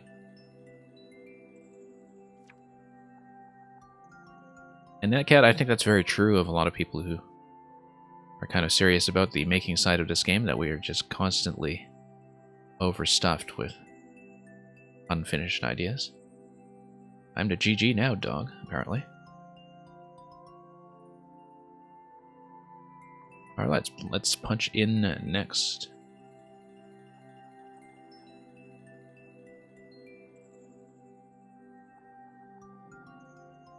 Vlox 3, if you are still here, please check in. And we'll pull yours up momentarily.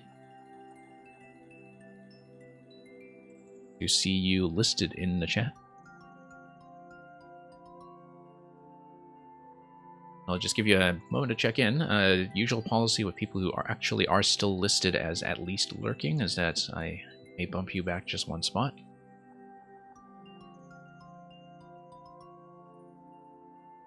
Which might be a bit of a long bump depending on what kind of business Bang decides to send me this time.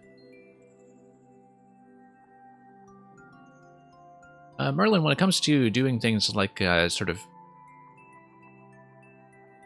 you know, 80% levels that are going to be totally safe experiences, I don't know if there's much I can add to you to kind of, you know, lead towards something that would be more successful at that than what you're already doing. I mean, I think a lot of what makes something like a dark level like that work is just that sense of misdirection, right? That you do have a certain amount of control over what the player will see at a given time.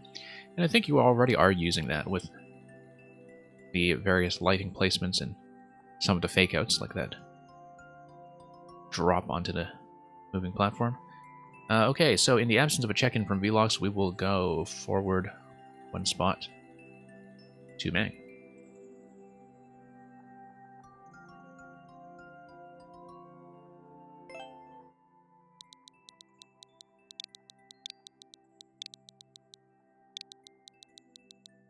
Meng, I assume that, as always, you've just been working frightfully quickly.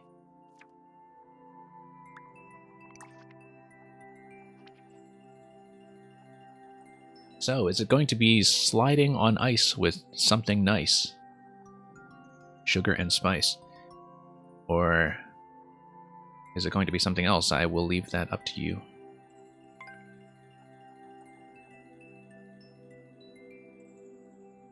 I will take that as a yes, I guess.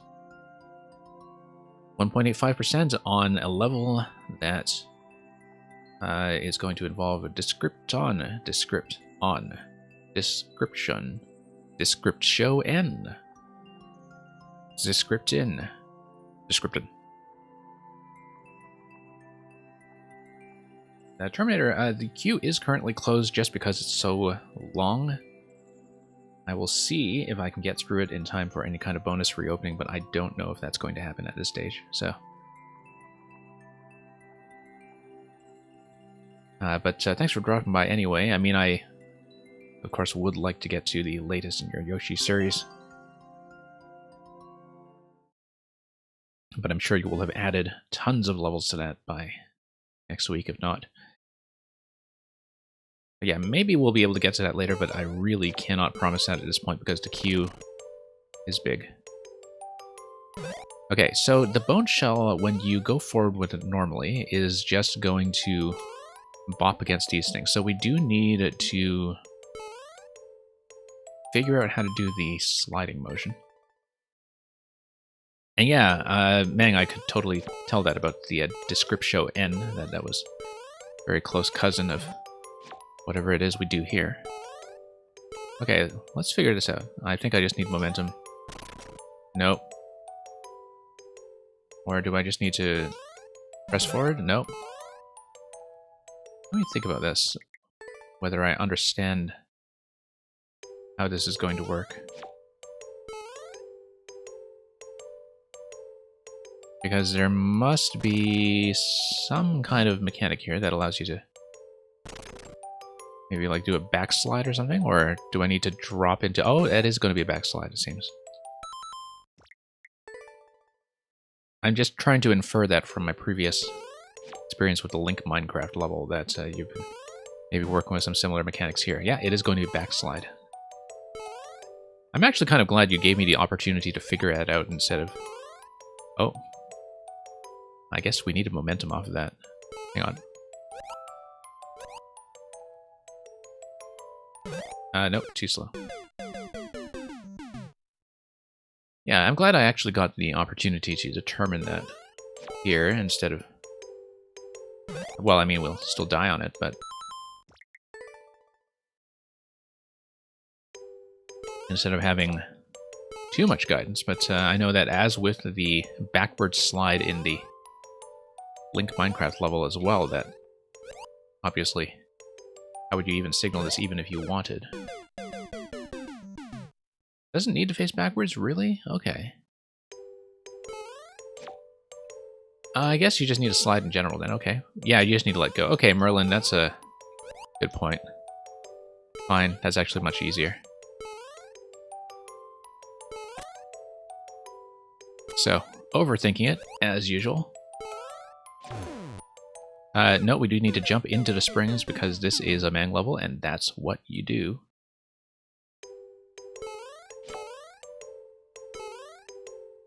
Okay, I'm glad anyway that you gave me the opportunity to totally overthink this in spectacular fashion, just to prove that it works, because now I'm sure that will be an excuse to actually make use of the backward slide somehow.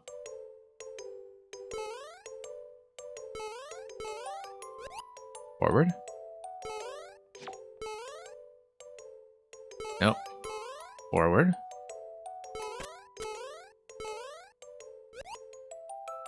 Jump out of this guy. Okay, going pretty well so far, actually. I guess that's going to be some kind of short bounce. Maybe I just even need to crank my way forward and use forward sliding momentum to bounce from one platform to the next. Maybe I don't need a jump input, depending on how much space I can cover. I don't know if that's going to cover 2 tiles, though. In fact, I suspect it won't. Okay. Going smoothly.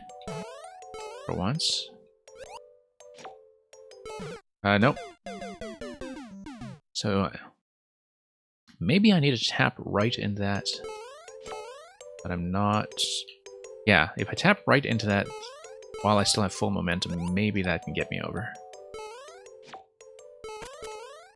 Pretty unique interaction here, though, so we'll see if that actually turns out to be the case. That actually does turn out to be the case, except I need to let go of that sooner in order to get out of here gracefully. So it does get me over the gap, but I do need just one very quick, precise tap before I get back into the sliding state.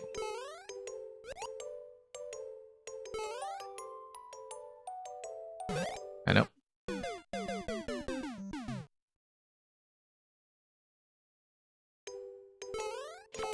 I'm going to face backwards here for this first one anyway, because we're just going to be stylish that way, just to prove a point.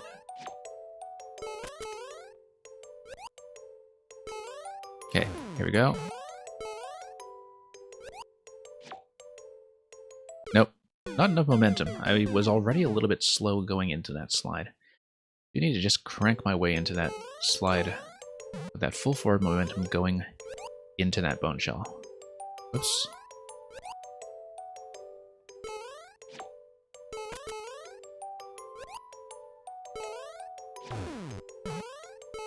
Okay, over we go.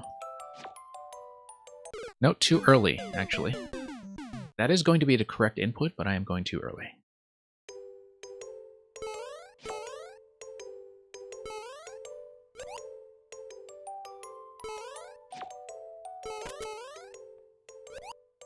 You see, Electrodude, I find that with levels like this, the actual dev exit is just Meng knowing all kind of secret momentum tricks nobody else does, and so the standard clear, really, is already the dev exit.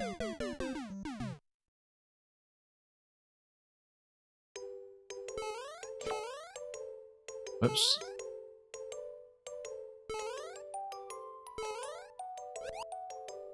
Well, no dev exit rules forever. Partly because Nintendo takes the servers down eventually. Nope, once again, just have to let go instead of accidentally double tapping, which is the issue I'm running into here. Just gonna scout ahead, yeah. Need to do the same kind of interaction there, and then there will be another drop followed by some kind of bounce. I do need to retain as much momentum as possible going into all of that, though, without slowing down. Not gonna happen that way.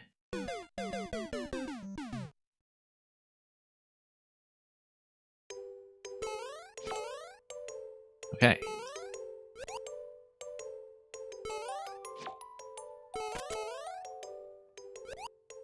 Up we go.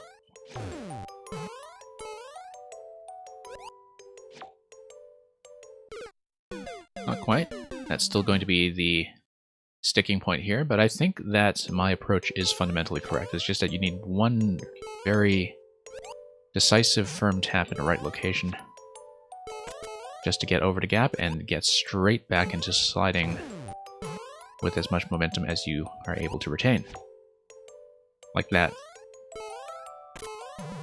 Nope, once again, you do have to let go of the right input before you land, so I don't get any kind of unnecessary bounce upon getting out of the claw.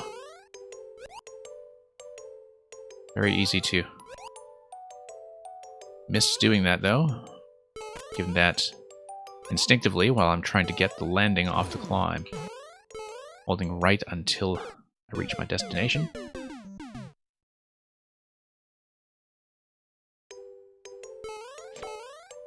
Okay, let's try this again.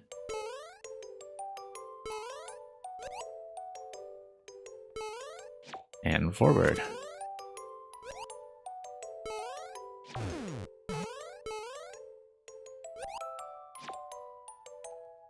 Okay, barely made it, but...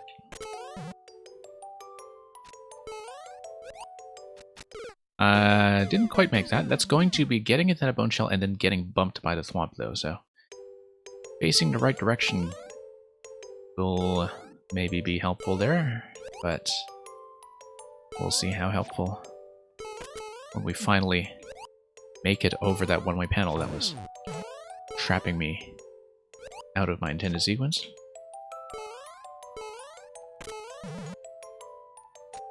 Yeah, this little nudge here, I'm glad I got a chance to figure that out. Whoops, almost there, but just got caught on the lip of the one-way panel.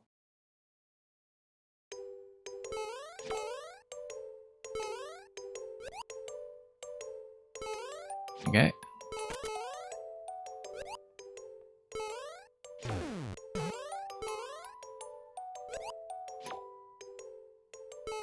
Yeah, it's actually very satisfying to do that accurately.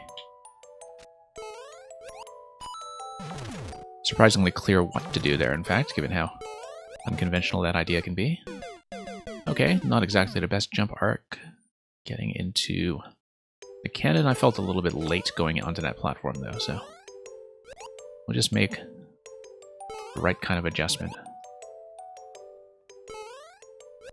Develop some momentum. Slide here. And forward.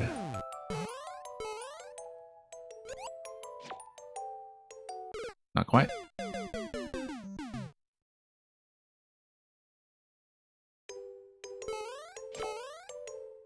Yeah, one-way lip, but don't think too hard about that the next time you, I don't know, eat a banana.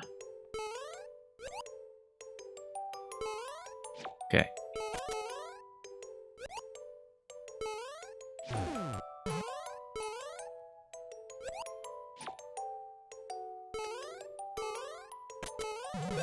Nope. Holding a little bit too long going out of the claw, as we saw before. Fundamentally the same kind of obstacle, though, just a bit of a consistency check to make sure you actually understand what it is you're doing.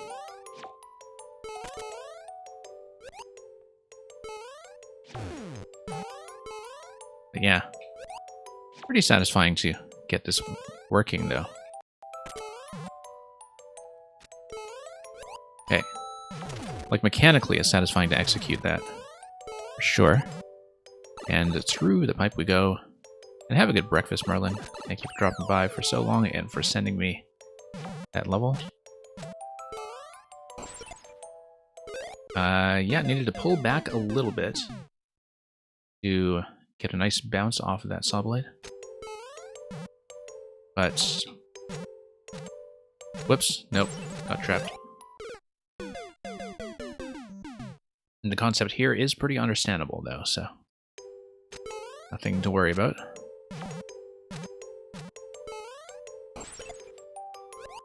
Over we go, on to dry bones.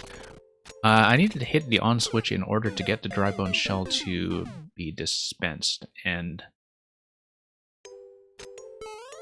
I don't exactly know how that interaction is going to look just yet, but we'll figure that out when we get back there.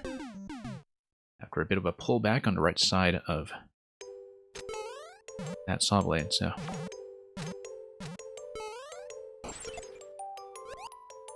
Okay. Yeah, I do need to, of course, land accurately. I mean, bouncing and landing on top of the spike is not the worst thing in the world, I don't think. Nope. Tap too early.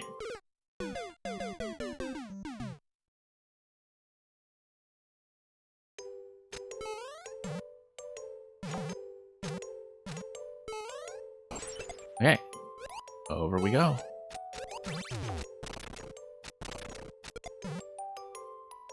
Nope, not quite, but if I went off the top spike, I probably would have been able to recover that and get enough spring momentum there to get all the way over to the drop at the end of that slide.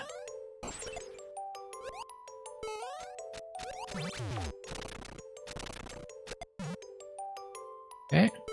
Yeah, so I do need to do a little bit of an adjustment in order to fall gracefully and not bump against the ice blocks there. That does require a little bit of landing control. where you straighten out and then bend back towards the right. So, but you can't anticipate it too early. I was tapping left to adjust my location before I had even fallen off, and that's how the shell got ripped that time. So, back we go. Okay, let's try to make that happen, and no, that's not going to happen.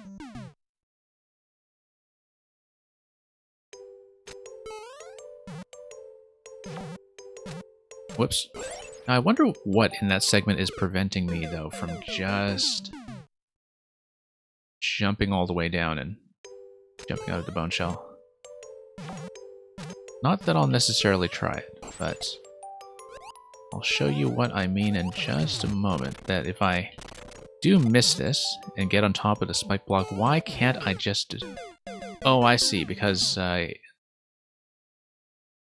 the height on any kind of jump like that would crash you into the spikes up top. Okay. Because I was wondering, why can't I just jump forward? And I do know exactly why. Nope, once again, adjusting too early. You need to start falling first, then I pull left, then I pull right. And then we hop off over to the blue conveyor belt.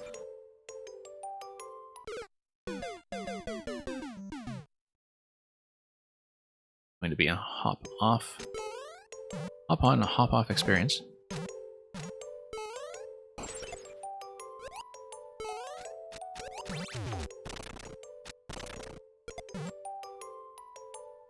Okay.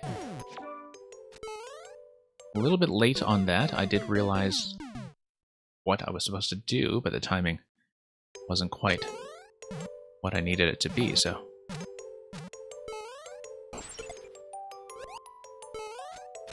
Let's get this done. Whoops. Clipped right through that.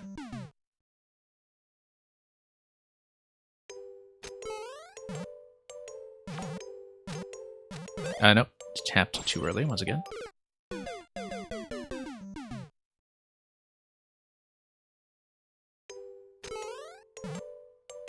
You need to question your muscle memory sometimes with levels like these.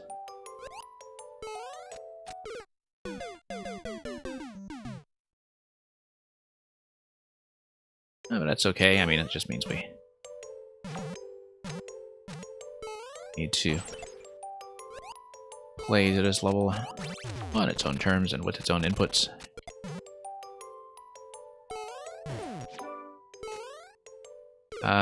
Yeah, once again, too late, I think. Maybe I should be holding jump into that shell landing as I drop off to maintain some falling height, but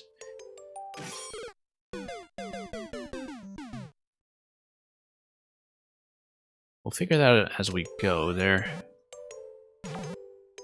are a few things when it comes to, you know, falling physics in this game that I know intuitively, but if I try to think about the actual button presses, all of that knowledge just goes straight out the window. Once again, just a little too late.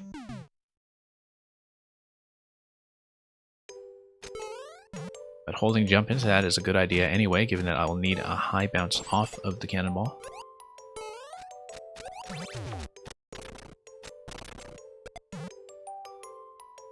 Okay.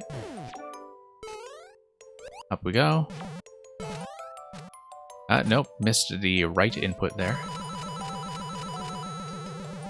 Soft lock. No, not quite. We, of course, can't always drop out.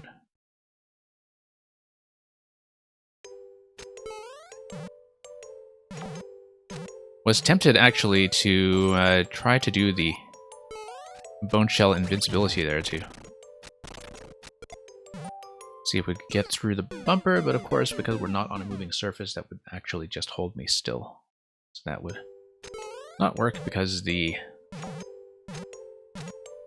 bone shell invincibility interaction does not conserve momentum. It does still need some kind of outside force that is exerted upon it. Conveyor belts, desert wind, things like that. Moving blocks on tracks.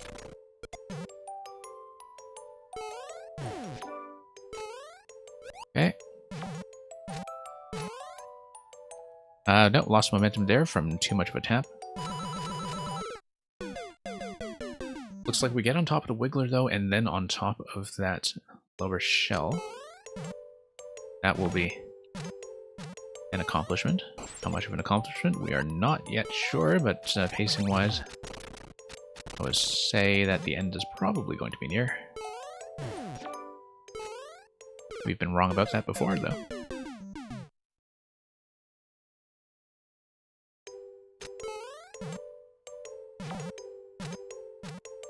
Okay.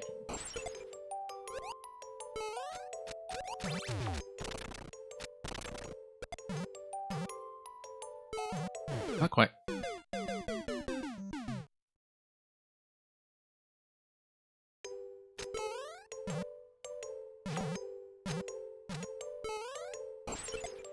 Okay. Up we go. And still a little bit late.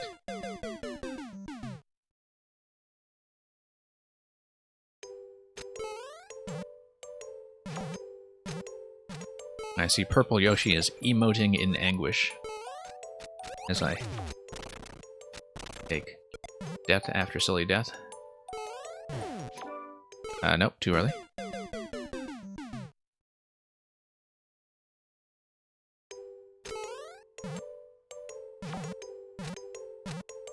Whoops.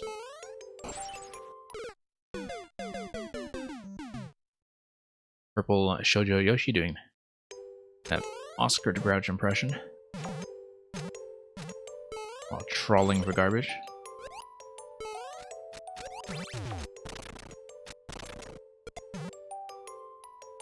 Okay. Now once again, too late. Yeah, Safety of Man. It's really startling to think that the bone shell was only introduced in Maker 2, given that it feels completely second nature to me now as an essential part of the full set of Mario mechanics. I often say one of the things that I actually really look forward to about Nintendo getting back to making some official 2D Mario again is that I think things like the Bone Shell have a pretty good chance of being reincorporated into the main series and being put into the hands of Nintendo's designers in a setting that's a bit more fluid and flexible than what they can do with Ninja levels, say, in Maker 2. So, I think I knew from the very start when they showed it off that that was going to be one of the most exciting new additions to the game, and in some ways it doesn't really feel fully explored.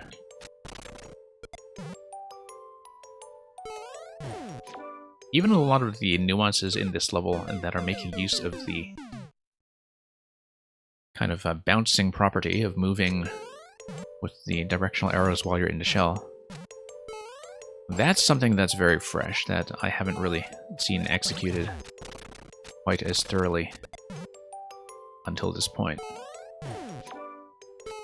And yeah, just a lot of those mechanical nuances that I think are still well worth taking further.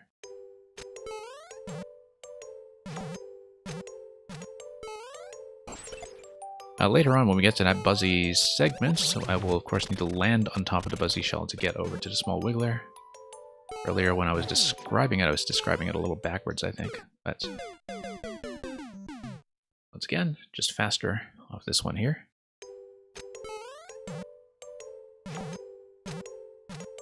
Okay. It's definitely one of the best puzzle elements, that's for sure, just given the sheer diversity of interactions that it offers in all its various states.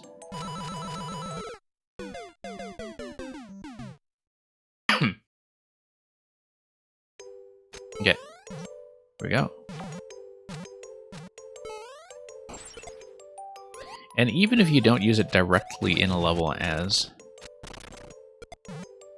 a piece that you're actually riding, it is a really fantastic contraption-making device as well.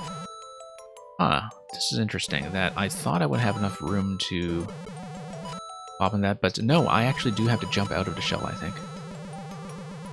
I have to jump out of the shell and leave the Buzzy shell alive. Because I will be landing myself on the Buzzy shell with Bare Fate after I get off the Wiggler. So my initial description of that was correct. I do not do the Bone Shell bounce because the one-way panels are in fact 2 blocks above the bottom, not 1. So I read that correctly the first time and misread that on a second thought. But nope. Now this here looks a bit challenging because I have to bounce off the end of that platform with the directional arrow in order to be placed in such a way that allows me to jump out of the shell safely without hitting the one-way panels. So that's going to be a neat little twist. Whoops. This is going to be a death. I can run on a conveyor belt. Conveyor belts. Let me think about that. Was I even paying attention to a conveyor belt? There's a conveyor belt here, I guess. Oh, this conveyor belt, yeah. Ah, I see, for this timing. Yes, I see. I was so accustomed to letting go of the D-pad right all over this level that I hadn't even thought about that as being the synchronization issue.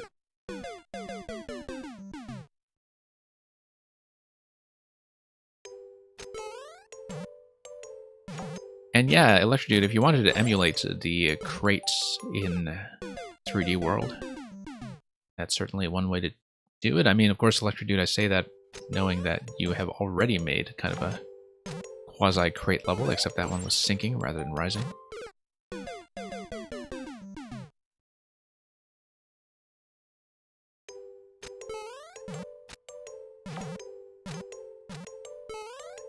Okay. Up we go.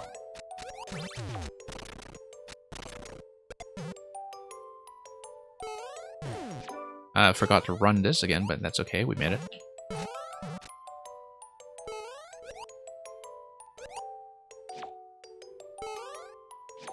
Wow. That was quick. I do need to jump out and kind of pull back in order to land on the Blue Skull platform, I believe. That was a huge boost in momentum that I didn't really account for, reading that element for the first time. Once again, not cranking ahead on the conveyor belt enough.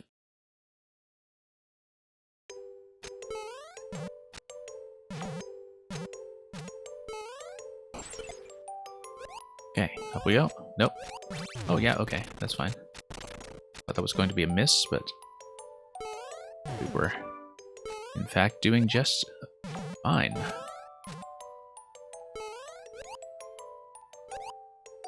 Nope. I was trying to press right there and I just did that a little bit too late, I think. Just didn't land that well into the shell in the first place. Okay. Oh. Not quite. And yeah, Electrodude, because there is, as you discovered, the slight variance in what happens with moving lava speed when you also combine it with auto-scroll, that there is some weirdness that goes on when it comes to how those things affect each other. Whoops, too early on that jump. Yeah, because for those who don't know, when you set a scrolling speed on Rising Lava or Poisoned, and you combine that with vertical auto-scroll, the auto-scroll speed actually also manipulates the rising or falling fluid speed. And so when you're kind of testing out concepts like that, that's the sort of thing that can be very difficult to account for. No, not enough speed.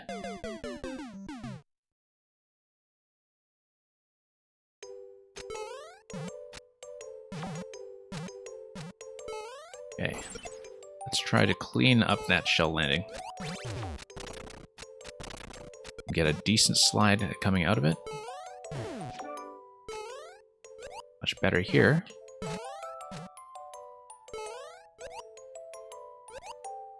You can actually jump this, but it's probably not a good idea given that I lose too much speed if I try to jump it. I think I do need to just push forward. And yeah, Electrodude, I don't think it's a glitch or anything. I think that was probably by design. It's just that I think it's something that can catch makers off guard, where if they test something with or without autoscroll, suddenly all of the timings break.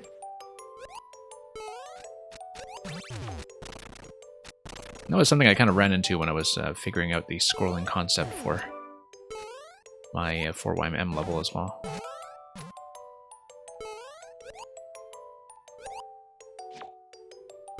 Okay. Actually made it out of there.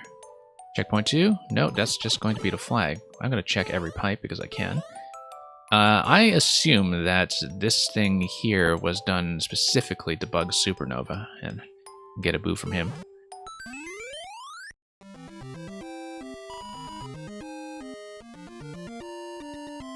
You know, just to make sure that Supernova sticks to his principles. But anyway, sliding on ice with version nice. Thank you for that, Meg. Thank you for all the GGs in chat.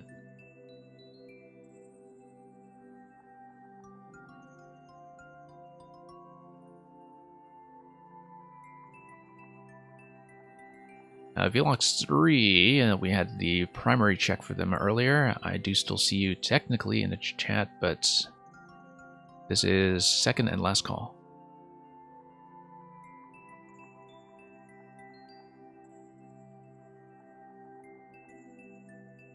Yeah, Electrodude, as I was saying, I'm quite fond of Descriptio N myself. Okay, this is going to be a remove, since we've had a lack of check-ins from Vlog, who might have just fallen asleep, who knows. Here I am ribbing on Supernova, and I think Supernova also kind of drifted off after the previous submission. Let's go next.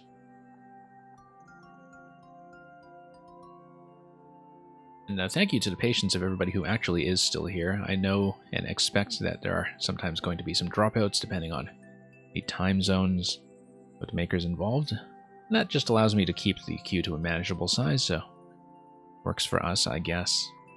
And Gummy Spissel seems long gone, so unless they speak up very quickly, that's going to be a remove.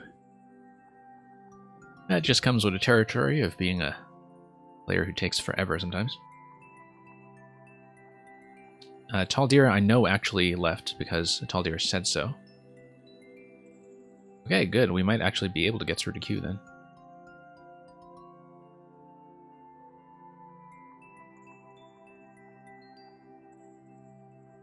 A couple of consecutive ditches, which will thin out the field a little bit. Natcat is probably still here.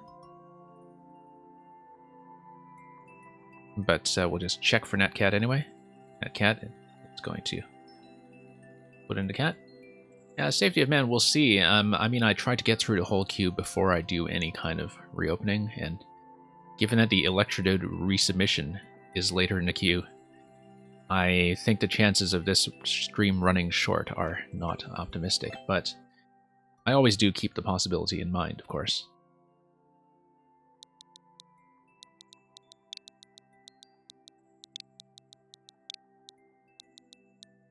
Natcat, of course, speaking into Natcat's signature microphone to say, Natcat, are you here?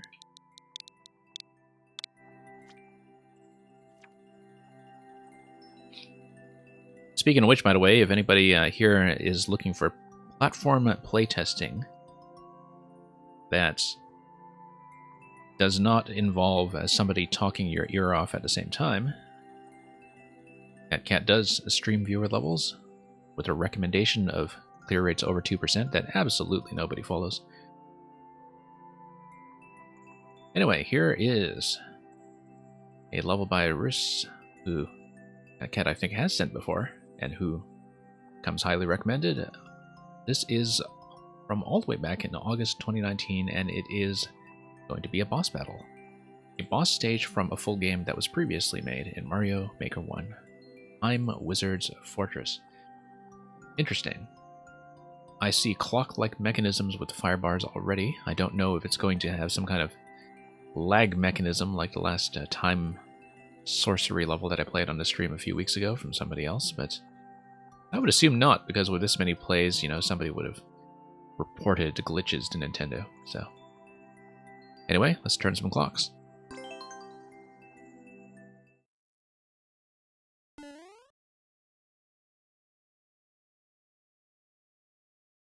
Natcat was apparently last seen playing Mario Kart 8. So, never mind what I said about viewer levels, maybe that doesn't go on anymore. But, hope the Mario Kart went well. Okay, so eventually we'll get a key to come through here. We see some decorative clocks all over the place, and this is a... I'm looking at the sort of outer boundary of this and trying to determine what kind of timepiece it is. I guess it's like a grandfather clock that's been turned over on its side in some ways. Who knows? Oh, we do in fact have a ticking clock here. That mysterious ticking noise.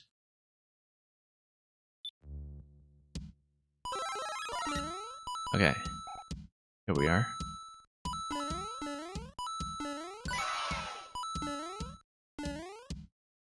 Don't actually know if Potter Puppet Pals is still a thing, but if any of you are familiar with it, you would be aware of that mysterious ticking noise. Okay, up we go. Whoops. Once again, we actually have many chances to grab the leaf here, so... watch this, watch this. We're gonna get really, really fancy. Nope, we're not gonna be fancy. I was hoping to get enough momentum there for P-speed flight. That did not happen, nor did I manage to get the 30 coin down at a lower level. I kind of want to go for it, but I can't see the ground anymore here, so... Oh, I guess I would drop into the donut blocks on this side when I have a safe opportunity to do so, and then grab the 30 coin from there. Okay. Proof of concept. And exactly, some of you remember what I'm talking about. And here's something. So I remember Mysterious Ticking Noise was kind of already around before the release of Harry Potter and the Deathly Hallows. Mysterious Ticking Noise and Potter Puppet Pals in general have now been around for longer than Harry Potter was around when Potter Puppet Pals became a thing. So let's not think too hard about that if you are very self-conscious about age, but a lot of different timepieces here. I kind of like this squarish design, you know, very fitting for something like a sport watch. Except it's not digital, I guess. Doesn't really track your fitness or anything. I am going to go for some of the optional 30 coins because I can. Because I can't.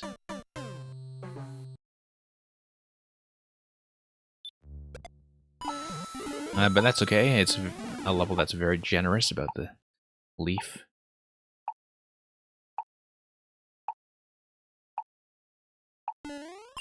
Okay.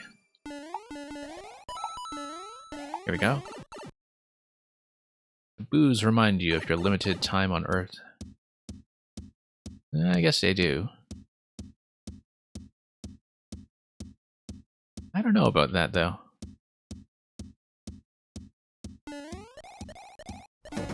Oh, no. Okay, I wasn't really watching the platform pattern accurately. Obviously, it's not on any kind of track. It is just going to float back and forth across a pretty wide arc and dip into the lava somewhere in the middle. I'm still going to try to do this, just to prove it, because people don't do that often enough with more traditional concepts. But yeah, the platform rather is going to pretty much float all the way around, and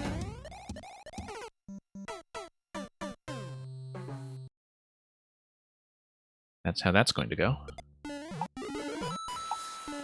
Did I grab this one? Yeah, I think I did. So let's... Whoops. Back up here. I like how some of these hands have 2 tracks that are done just to maintain symmetry and overall shapeliness. Anyway, let's go on.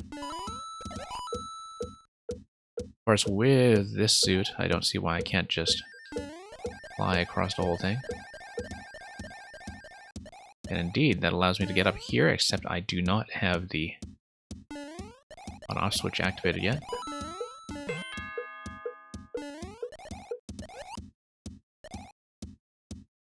How block is just there as an aesthetic mechanism, I guess.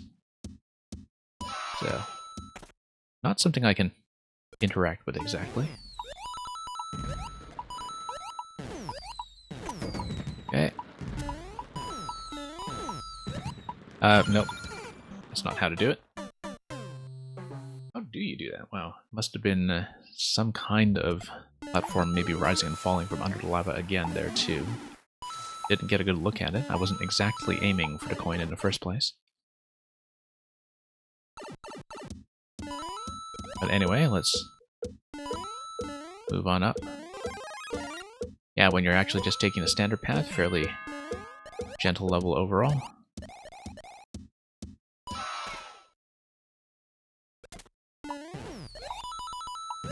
Anyway, this is a good recommendation, Netcap. We'll have to... Oh yeah, you see there is that platform down there. At some point, we will need to maybe play some of these as a world. And as a level that was already put together from the early months of the game, this is one that I definitely missed out on. Whoops.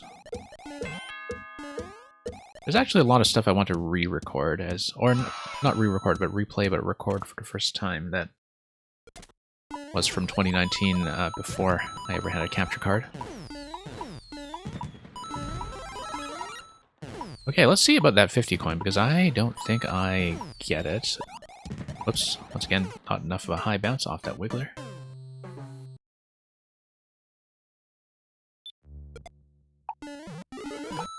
We are spectacularly lowering that 12% clear rate. I've definitely taken more than 7 or 8 deaths at this point, so 7 deaths, I guess, would be the bar. Oh, but that's okay. That's what happens when you actually try to engage with the optional content and poke around and try stuff, which I think is the point of levels that are tuned for this relatively gentle difficulty. Oh, platform's going to come up, and we're going to go back down.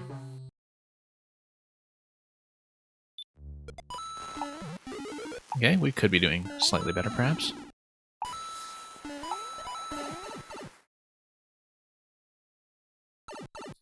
And here we are.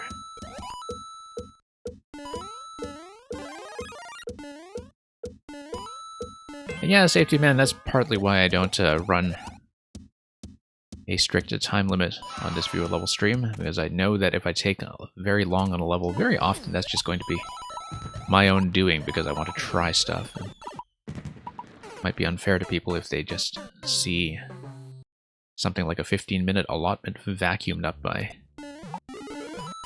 some kind of semi-intended or unintended hijinks that I'm trying to pull. And yeah, probably fly down there, Electro Dude. I do have enough distance for that, that's true. I was trying to establish that.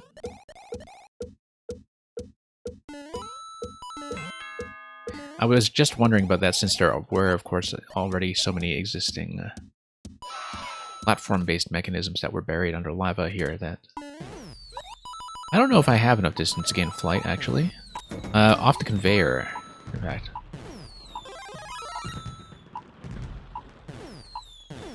No.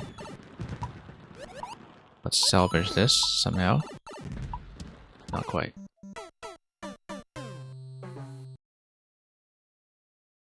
Although the conveyor is just going to be a 1-speed conveyor, not a 2-speed conveyor, so not really going to be that useful for getting a very quick boost of P-speed for flight. Most of you probably know, well, some of you probably know Deaf to Spies, who usually makes music levels, but also makes tons of Cape and Tanuki stuff. And Deaf to Spies, of course, was particularly fond of using conveyor mechanisms for flight launches in very tightly packed levels. Let's see if we can get flight going here. Yeah, we totally can, I think. Hang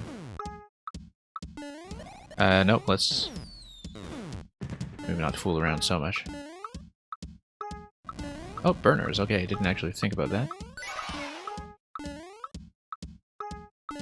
Yeah, no, falling off that platform there will kill P-speed a bit. Not quite enough room to do it. I think you need a conveyor for it, but... Oh, no, the cannonball. The red cannonball is how you do it. Okay. It's just that we hadn't previously scrolled in far enough to see the red cannonball activate and give me access to the 50 coin. Anyway, bong, bong, bong goes the clock. Safety of Man, if you're talking about Champions Road in 3D World, we finished that on Thursday with all of the remaining characters. Which was why I had time to spare in that stream to beat one Mang level and not beat Electrodue's level. Okay, so much for that wizard.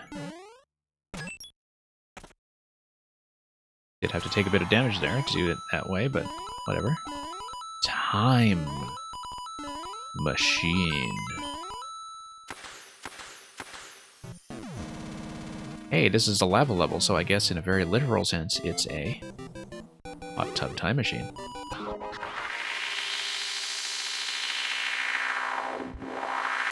I'm just vaguely aware of the fact that there's some kind of series of films called Hot Tub Time Machine. I have stayed far, far away from most modern Hollywood American comedy. Anyway, thank you for the recommended level from Netcat, and for all the GGs in chat. Funny that you say that, Safety of Man. I certainly haven't seen that as part of my Criterion subscription, but you know, the curation there can be pretty experimental sometimes, so...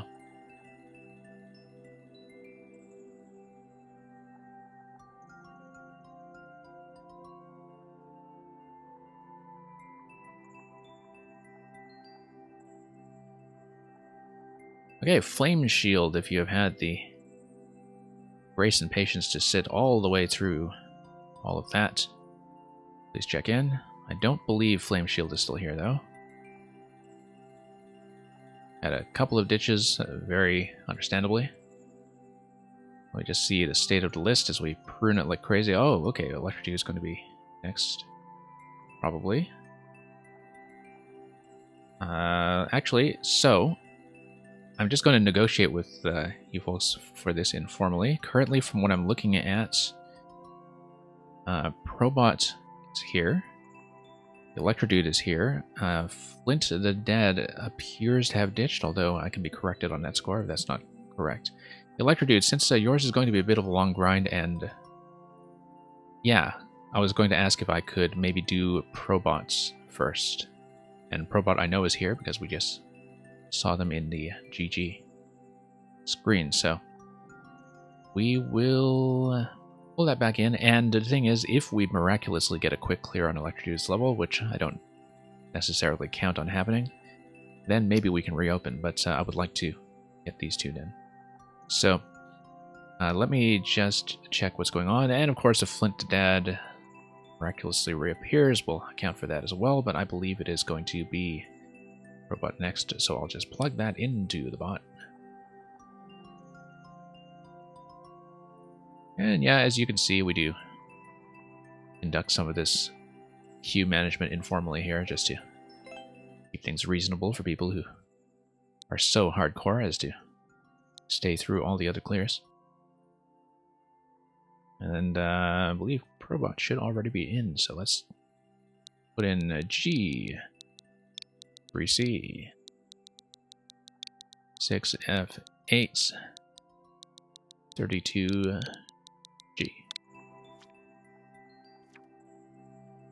This is going to be the Frozen Desert. A few jumps, some bumps, and coins. All this will lead you to the flag.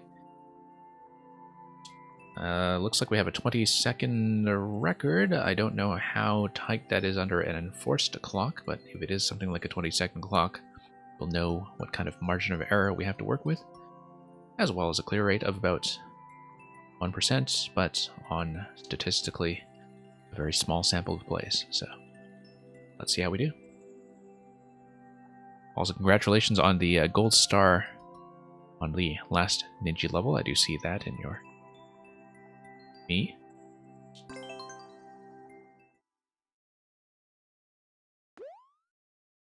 20-second speedrun level. Okay, yep, as I guessed. This is going to be an all coin requirement, so we'll keep that in mind. I will need to do, of course, a long jump over here. Long jump will smash into the on-off switch, but I don't want to do that, do I? Yes, I do, because I need that to get the bounce off the mushroom platform. I just need to not hit the spikes afterwards. Yeah, need to land accurately into the twister and go up the pipe. Safety of Man, I was actually just about to ask about whether people have been paying attention to Miitopia. Looks like we need to get the wall jump off the side of the pipe. I thought that's what it was telling me, but I was just slow. But yeah, I know that there's been a huge flexibility for Mii customization in Miitopia for Switch that has really kind of revived Mii as a concept. Looks like we do need... Let me think about how that's going to work. It's going to be a wall jump, but then I believe I need to roll off of the platform after that. Probably shouldn't be stalling too much like that. Yep. No, that's supposed to be a long jump. I just pressed the jump button by mistake. And yeah, Probot, I do think I know what to do. I just needed to look at that the first time and fail on it under time pressure, but I do have it. And it's nice to have a level that does... yeah, as you can see, that's going to be another roll interaction here if I want to be on time. And I'm way behind schedule right now. But yeah, it's nice to have a level, as I was about to say, that, whoops, not like that, that allows you to kind of read the thing you're failing at and just make a very minor adjustment in the next attempt. I think it's one of those where it might take 2 attempts to do the figuring out, but in general it shouldn't. You need to bounce off right away or we're going to have massive time trouble, and once again with the roll there. So yeah, just need to make some pretty quick decisions sometimes when it comes to rolling versus the long jumping.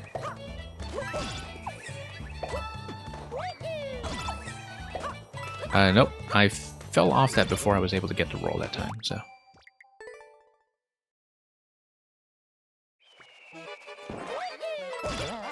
Safety of Man, I guess you're probably aware that the NPCs in Breath of the Wild actually are represented in data as Miis. It's just that, of course, the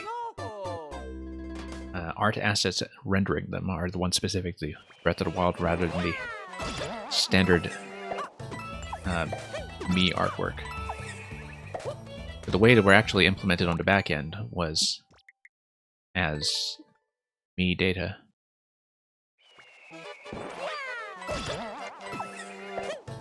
Which kind of explains how they had certain characters that were lookalikes of Nintendo figures. Whoops. Yeah, that's just the kind of thing that data miners found out, I think. I remember reading that a few months ago.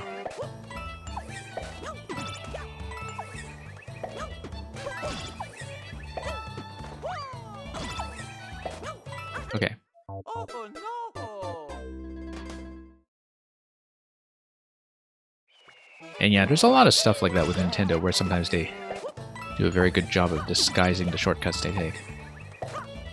Like, we think of the 8-bit and 16-bit art styles of SMB3 and Super Mario World being so different, for instance, but one thing I can't really unsee anymore is the fact that Mario's animation poses for walking, running, jumping, etc. in Super Mario World actually were just the same silhouettes from SMB3, but with the pixel art redrawn for the Super Nintendo, using that increased color palette. But that they actually conserved the same animations between both games, and so, like, from an animation perspective,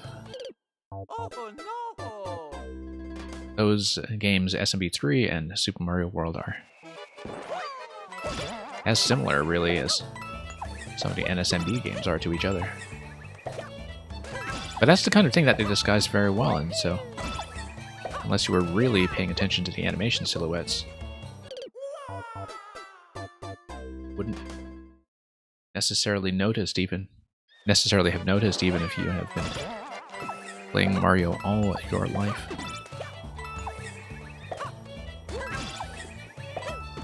Okay, I need to be a little bit crisper around some of these interactions. I need to bounce up immediately, or I will have, once again, time travel. No, I needed to roll into that, and then that's still only 13 out of 16 coins. We have a lot of improvement to do here.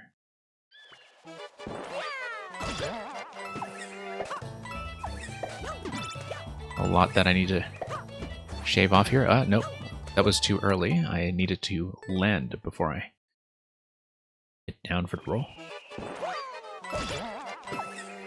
Yeah, this level definitely has more of a requirement for the 3D World roll move than I often see, even in harder 3D World platforming levels. You don't actually see it used to have an intentional roll off platforms all that often, at least from a lot of the similar clear pipe-based platforming concepts I've seen. Yeah, once again, we do need to hold jump immediately coming out of that in order to get the high bounce off the mushroom platform, and then roll into that to go through the pipe for coin 14. But we'll try to at least get to the early stuff more consistent, I was about to say, so we can get back there and practice that reliably.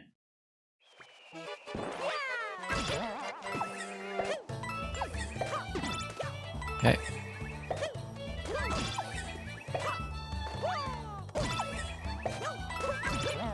Okay, actually doing that correctly for once, and that too, except I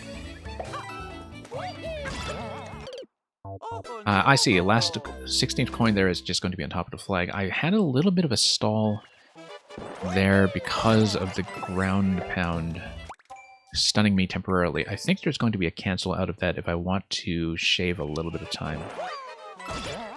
There was a particular landing where I was losing time. So. And of course, some of the other jumps earlier on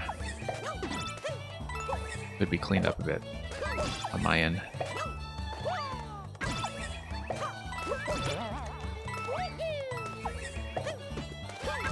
Yeah, that landing there, in fact. Nope. Bad wall jump out of that. I do need to maybe shorten that. I mean, I'll grab coin 14 as soon as I come out of the pipe, so I don't need a particularly long jump out of there. Doesn't need to be high. I should just keep it as short and crisp as possible.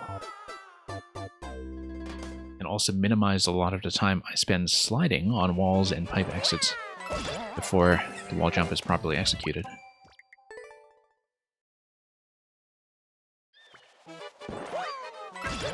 Okay, up we go.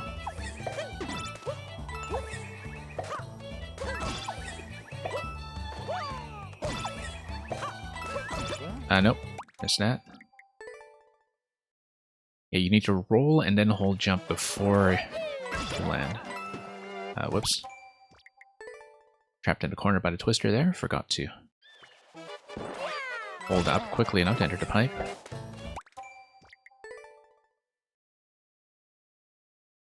But yeah, we've essentially learned this. We just need to do a little bit of accuracy cleanup.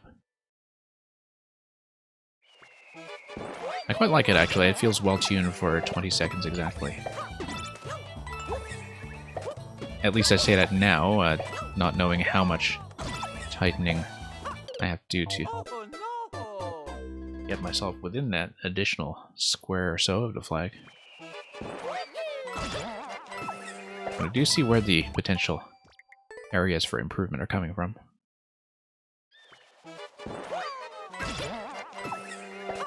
Okay. Yeah, a bit of a jump that was too high there, I think. So that's one that we have the flexibility to clean up, I believe. Nope.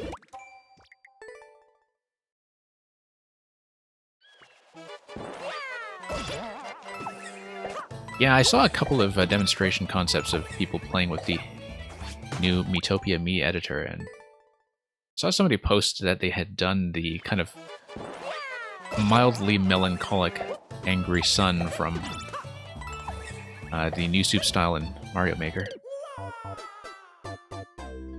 Like, they actually did manage to get a round-faced me to look like that. Not even the angry sun, just a sort of mildly bored sun. Mildly concerned.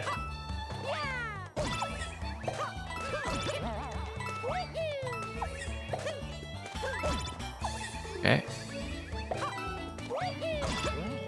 Yeah, okay, that's the issue that I'm running into, is that I am not executing the high bounce off the final platform accurately. I think I was a little bit behind on time anyway, though, that I would have still had a bit of trouble there, so let's again tighten up some of the jumps, and this should not take too long. 1% on this, really. I think I can do this in a way that will clean it up within 100 attempts, but of course, very easy to lose count when you have a sub 20 second level in terms of just how much grinding you're doing to make that happen. Okay. Yeah, sometimes you really do need to learn how to anticipate certain inputs here. And there we go. Look at that, we're going to die on the flag. Is that going to register as to clear? No, it's not. We've had that happen before. Also in 3D World, as a matter of fact. It was on one of, I believe, Redox's levels. Redox also makes speedy platforming with lots of clear pipes. And I had the exact same ending in one of his levels some time ago. Where you get the sound effect of the flag, but it does not in fact register as clear due to the timeout.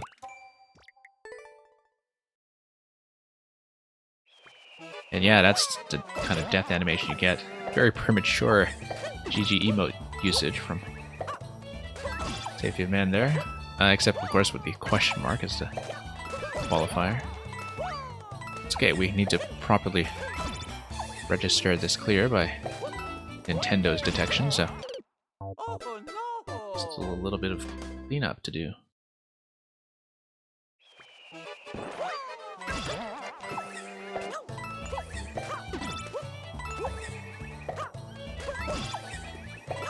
Okay.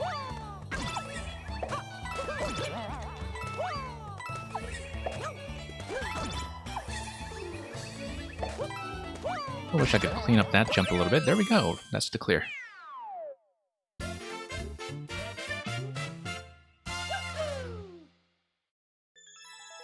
Okay, thank you for that, Probot Gaming. The frozen desert. I was not really thinking of anything there as icy, but I guess the clear pipes do kind of convey that in some ways. You know, kind of like, or like something crystalline as a sort of alien geologic formation. I was, of course, not approaching the record on this. I was just a few frames under the requirement, but I'm glad we got that clear pretty efficiently, I would say. A few jumps, some bumps and coins. Yeah, that was pretty much what that was. Ice blocks in the sand. Yeah, I guess so.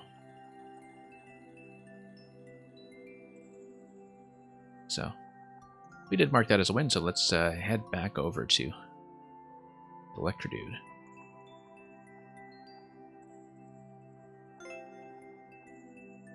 And back to played courses here. Oh, we've gotten through a decent list, in fact, even with a significant number of dropouts.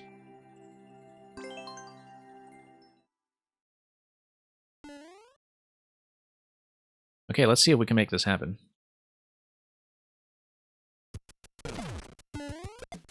If I can make this happen relatively quickly, say within half an hour or so, I may in fact reopen for a few more codes. But I'm not necessarily counting on that, so let's just take our time to do it right.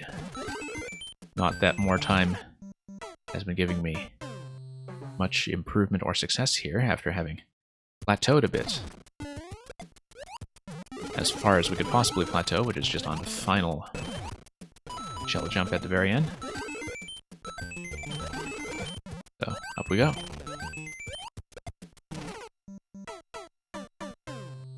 And yeah, safety of men, very appropriate to have the referees there officially confirm that GG after having made a very difficult line call on the previous touching of the flag. Oops.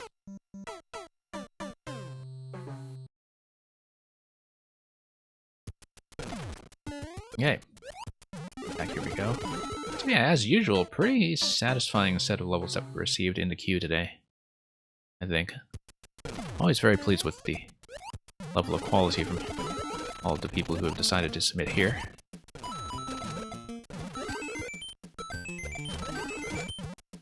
But, I mean, you folks only have each other to blame for setting high standards for each other.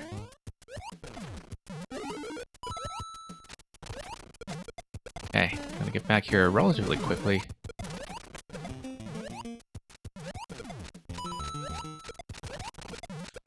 Nope.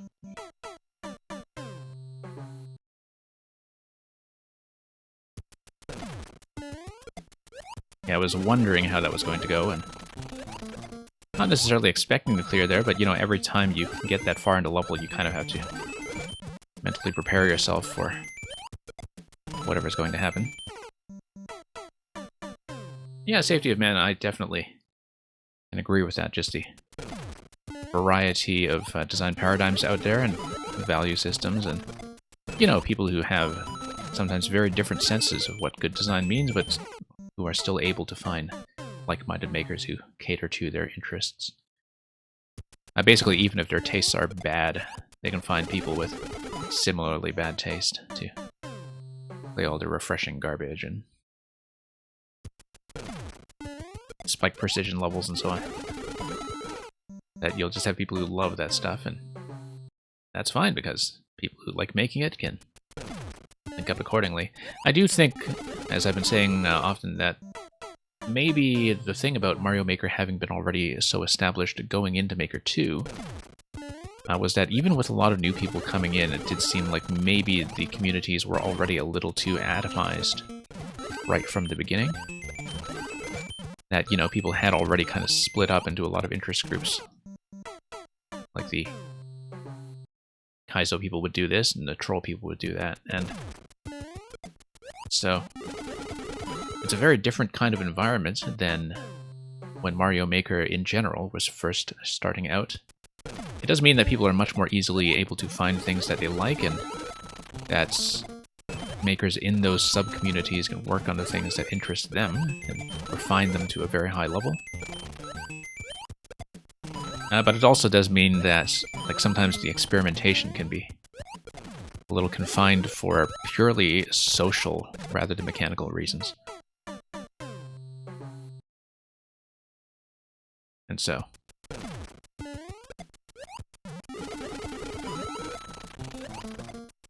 yeah, it's always nice, though, that, I think, you know, even just within the people who stream Mario Maker on Twitch, you can find what a great diversity of coverage. Some things have maybe dropped out of the fold a bit in terms of level styles that are disadvantaged in a streaming environment, but sometimes that's just going to be a function of things like length, checkpoint placement, level of commitment, that kind of thing.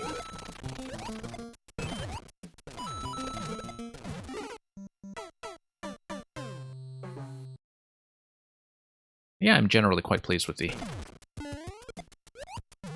community of makers that has decided to gravitate to streams like mine. Small but mighty. Whoops, a little too early still.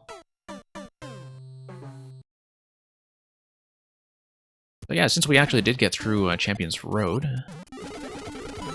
on the streams earlier this week, we'll probably be devoting the midweek streams back to Mario Maker again to catch up on things like puzzle levels and some other backlog. But we'll be kind of rotating between that and some other additional programming over time, depending on how things are going. From the perspective of focusing on Mario Maker, I've kind of had a relatively easy year when it comes to Nintendo's release schedule, not really distracting me with much else. Given that I'm neither a Monster Hunter person or a Pokemon Snap person, that's other than 3D World and Bowser's Fury, this has not really been a year for banner Nintendo releases for me, and I'm actually okay with that given how much Maker content I have available to keep things sustained and keep the Switch active in the interim. I don't know, though, if any of you have been enjoying some of those releases, though, be it Monster Hunter or Pokemon Snap or Miitopia. Keeping up with the 2021 Nintendo catalog that was very visibly gutted by the pandemic. Whoops.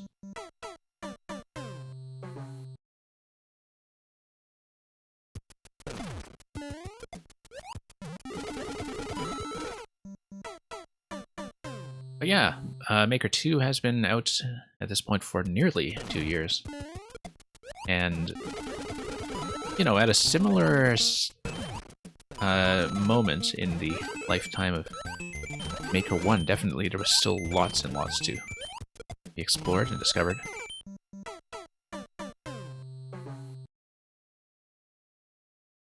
You haven't played Monster Hunter Rise, but Monster Hunter games have a lot of depth. I've heard they've had a lot of depth, but that's...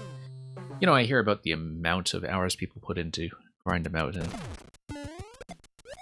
that is kind of what has always deterred me from getting in. That, and I know it's not representative of this series, but I remember playing the demo for Monster Hunter 4 on 3DS, and I know this doesn't apply to Monster Hunter Rise, but over there I could not stand the way that things like camera controls were implemented with the limited control capabilities of the 3DS in 3D. And so for reasons like that, I just never got into the series. But I'm not somebody who generally takes too much of an interest in games that primarily motivate a lot of playtime with, you know, tons of loot and crafting and so on, unless it's kind of engineering-based crafting, and the way that various survival games or engineering games like Factorio manage to pull off. But when it comes to, you know, just looting and crafting gear as the kind of central incentive for putting hundreds of hours into the game, I don't tend to do too compatibly with that stuff.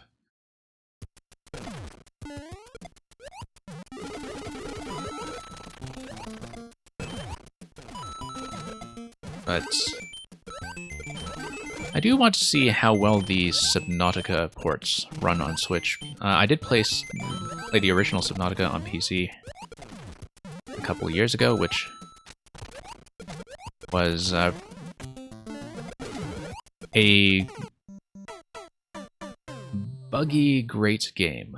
It falls into that category of things that are incredibly well designed, but at the same time so buggy that you kind of have to balance one thing against the other. And you know, like the way people talk about Cyberpunk, for instance, where you have this incredibly ambitious game, which on certain platforms is just marred with technical problems.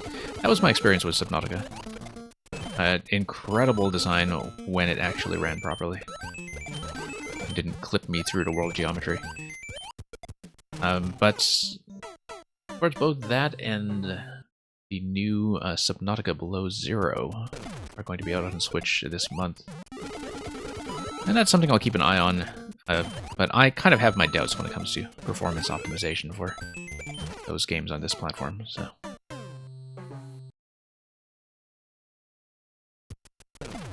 And yeah, Netcat, I never had the Circle Pad Pro for 3DS.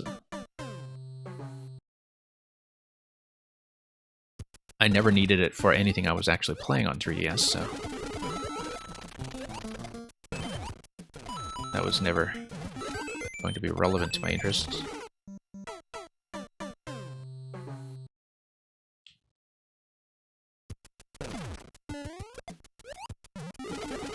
But yeah, I mean... I think I only... because I never really paid much attention to things like the PlayStation side, especially not the PlayStation Portable side, that I never even noticed Monster Hunter really until around the Wii U era.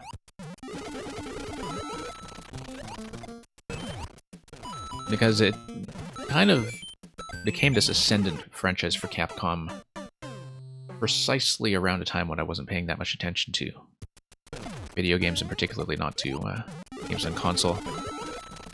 I was just out of the loop for a few years at one point, and suddenly it's just Capcom's biggest thing, alongside Resident Evil.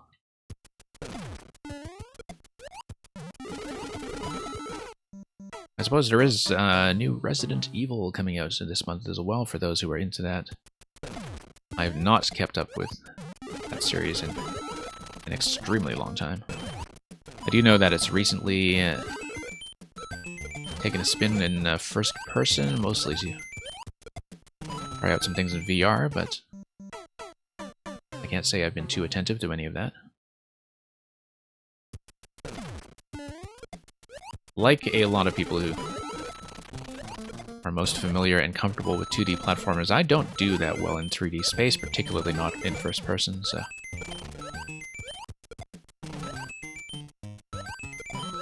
Here we go.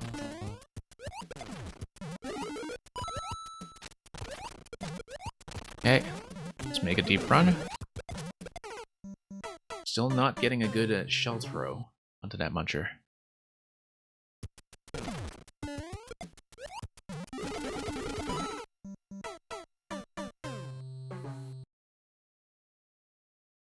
But yeah, I've occasionally been dipping into some Monster Hunter Rise streams just to see what's going on, because I do know that, you know, people love the idea that the game is pretty much built entirely around spectacular boss battles.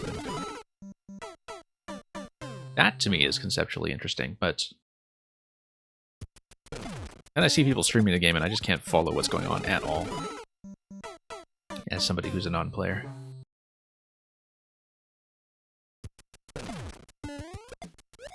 But here we are. And it's also, you know, just for lack of time. Like, I think there are too many games these days that are built to be the main thing that you play, or even the main thing that you do with your life, the available time you have. And Monster Hunter seems to be that for a lot of people, that it, like, for its fans, it is their main game, in the way that Mario Maker is my main game. And you can only have so many of those in your life. Already have too many of those to choose from. But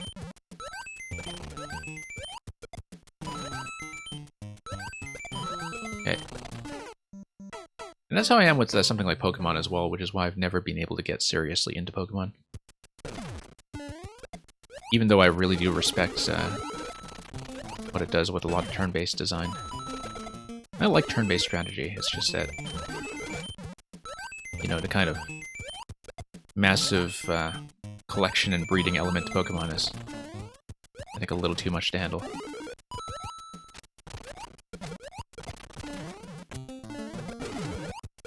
Nope. Kaizo Mario does look indecipherable from the outside, I do agree with that. Like I always say, I mean, even just a year ago, I would not have imagined that I would get as far with a level like this as I have.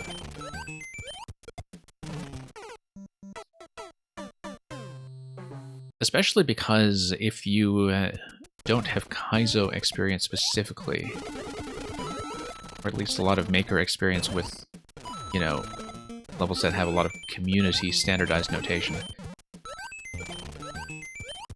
a lot of indications are just going to look like noise to you if you haven't developed some kind of experience with existing levels involving them. So.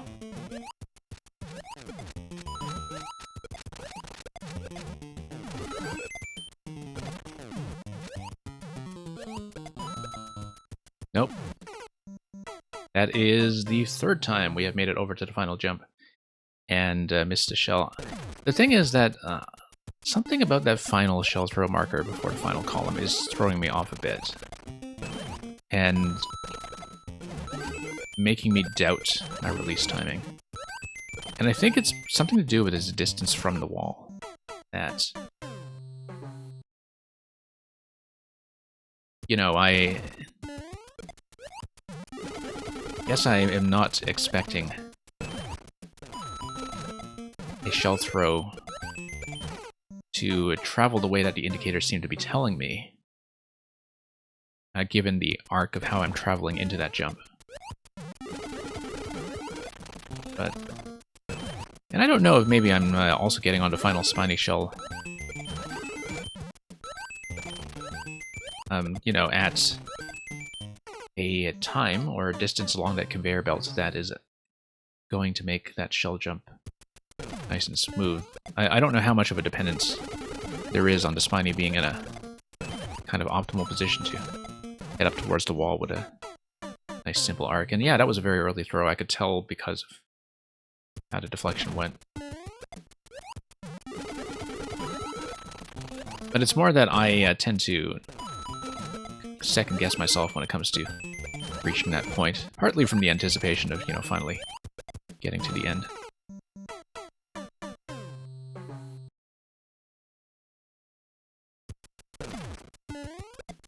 But yeah, the fact that we have even gotten that far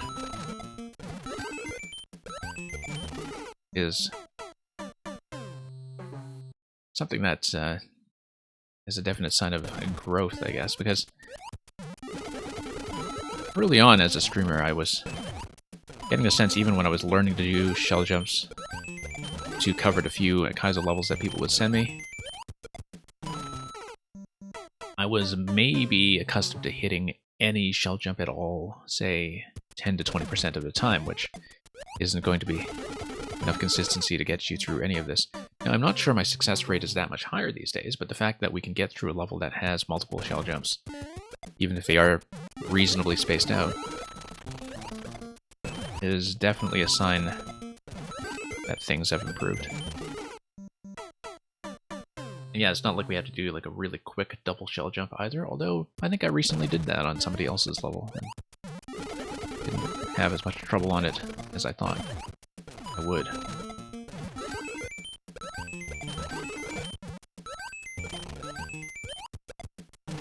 But yeah, I can definitely see why, you know, a lot of people who are not really connected to the community side of Mario Maker can jump onto Twitch for the first time and find a lot of what they see very forbidding, simply because things like Kaizo, as well as troll levels, which take up so much airtime just by their very nature, relies so much on a certain level of community knowledge when it comes to being able to decipher what's going on at all.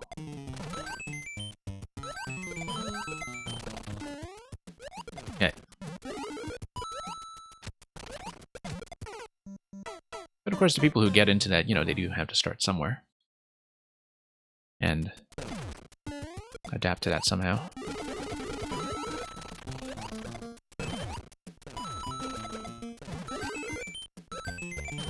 Okay.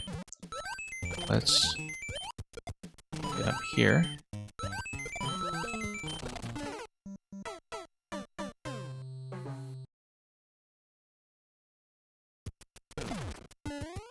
Okay.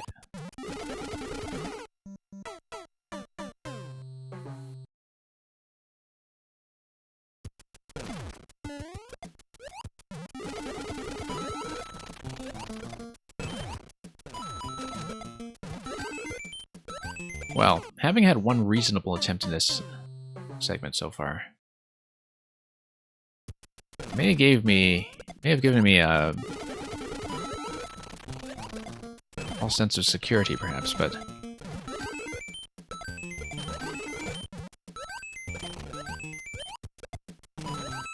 we'll get back there and see how we can do that. And you feel really fortunate to have found my stream right out of the gate. Yeah, I'm glad it's been a good fit for your interest as a maker. Because I think a lot of people who would be fantastic makers, if they had bothered to stick with the game, do crash out early if they aren't so fortunate to find a part of the community experience that works for them, or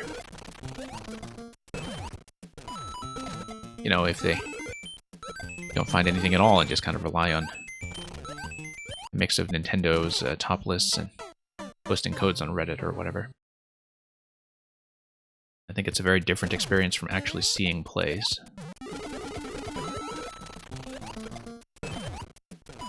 Really getting that granular level of engagement that comes from seeing how people do on very specific obstacles.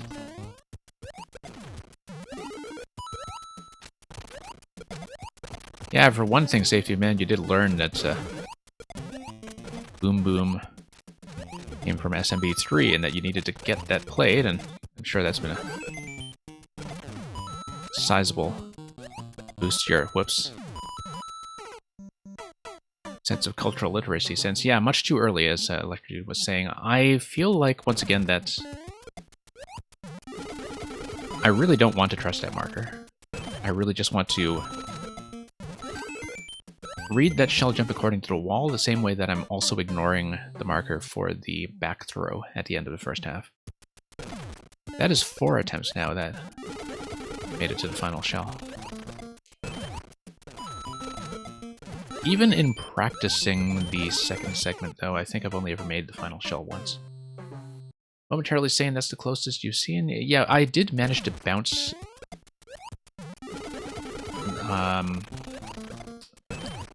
No, I think I had one shell throw that hit myself. But yeah, I've gotten to the final shell 4 times now. Twice today. And once last weekend, and once... I want to say maybe the week before that. But until recently, I was not even getting to the second half at all. So the more attempts we can actually get in on that, the closer I'll be. You don't think it's the indicator and you think I might just be panicking at that point? You're probably correct. I think it's partly because I'm sort of falling towards that wall. Whereas with a lot of these shell jumps, I'm kind of bouncing up towards the shell jump, right? And so the arc that I have going towards that shell release feels different from every shell arc I've had in this level up to that point. That on paper, it looks like a very standard shell jump. But my angle going down towards the release feels like it's more of a falling angle than anything else I had done thus far. And so I think I'm releasing so early because I'm not trusting how I'm going to fall into the shell. If you see what I mean. I don't know if that's a coherent explanation, but you see how most of the shell jumps early on are kind of based on having very recently bounced upwards. Like right here, for instance. Well, almost.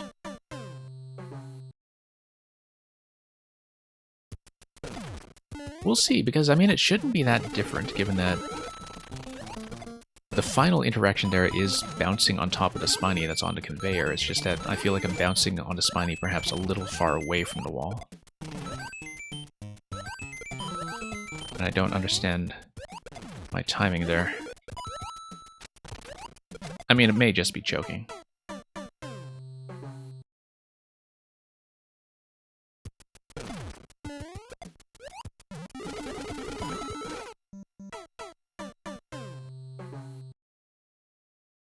But yeah, we're getting there, getting close.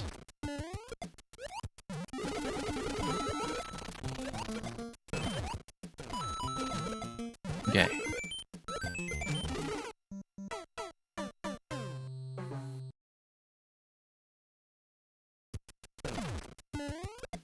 We'll see how much of this is doable now.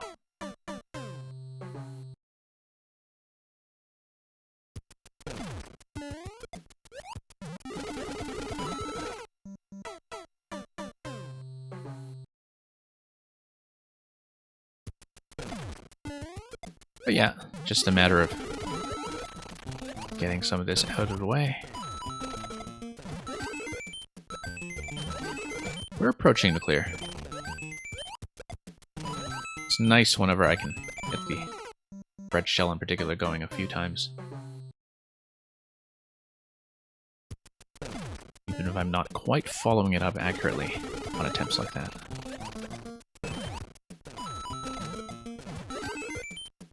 And like I said, after this, then we can start grinding out the fire flower level. Which I was never that far on, but of course, you know, I think it's going to be a different level of skill that we take with us next time. Having gotten much further in this level. Nope, I thought I was going to be a bit of a ways out of position on that Buzzy throw, and so I was not feeling good about that Buzzy throw even going into it. It was one of those where I thought I didn't reposition myself very well out of that red shell bounce that comes directly before it, so... Yeah, sometimes you know well in advance when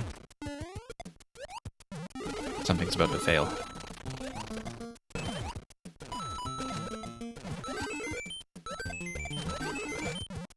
But that's okay, nope. And sometimes I also know from my shell release, even before I get hit or even before I miss, whether that position felt correct. And that time I could feel it was late. I think you only develop a kind of sense with repetition, though. After a lot of other optimization, that time I felt it was early, for sure.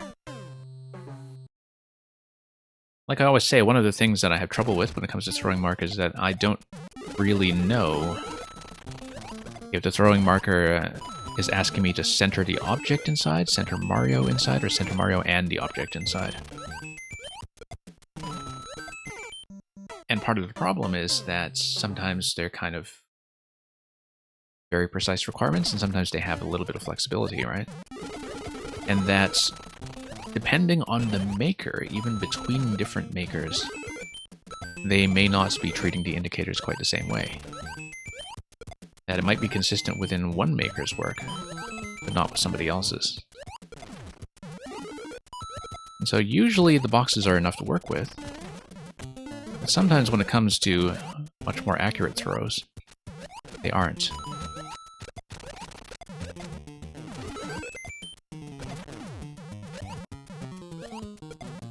Too late.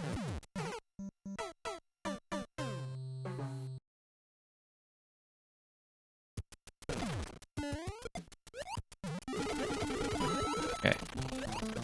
That was attempt number 5 that got me to the final shell. So we're getting there much more often. Much more frequently. And, you know, if you're imagining that maybe my shell jump success rate on any given shell jump is going to be, say, 20% or so, then statistically maybe we'll get this sorted out soon. Yeah, you're thinking in terms of time rather than positioning? Okay. I get that, but at the same time, you know, I'm definitely using my position inside the marker to make adjustments when it comes to things like the red shell over here. Whoops. Nice to pick up. Where, for example, if I'm releasing early, then I think about, okay, how early was I on a marker? And I use that to try to calibrate the next jump when I try to correct for it, which doesn't necessarily mean that I've been any more successful about that red shell.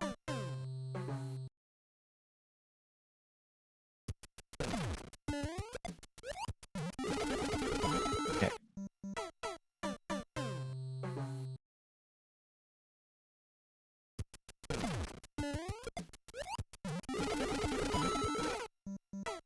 Yeah, sometimes you just need to get some of the rough stuff out of the way as we get back in shape for next proper run.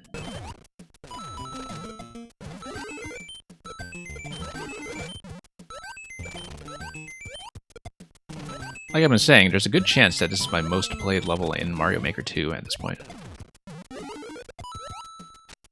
in terms of time spent.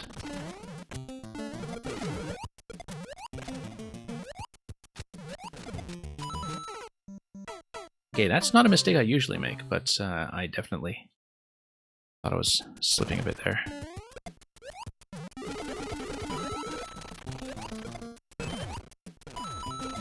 We'll see if eventually there's some other level grind that's going to crack that record. Maybe the next one by Electrodude. But... And thank you, Save to Man, for your continued support. But I believe this should be the current record holder. Not that I've made any measurements, but I strongly suspect I'm correct about that.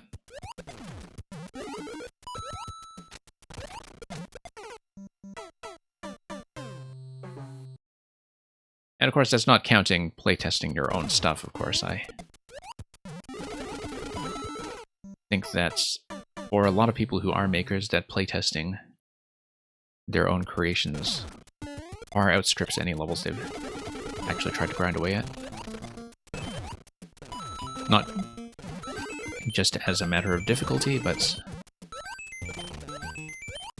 you know, just in terms of the amount of iteration it takes to get things right. How did the other Champions Road characters go? So, overall, I would say the first one that I used, Mario, had the most patches where other characters made things easier. That was kind of expected. But that was partly also because Mario was my first character out of 5, and so a lot of deaths were there to kind of learn the general patterns and relearn the general patterns that would apply to everybody. Peach gave me a surprising amount of trouble. It's not that she took very long, but that she ran into some unexpected difficulties that were worse than I thought they would be. From a mechanical perspective, I think Luigi's the easiest character, but Toad is the one who took me the fastest. I got Toad's clear in just a few attempts, and it took me no time at all. But there were certain things in the level that were easiest as Toad in ways I didn't expect, including that final beam segment. That final beam segment with the method that I had worked out was a very clean affair as Toad.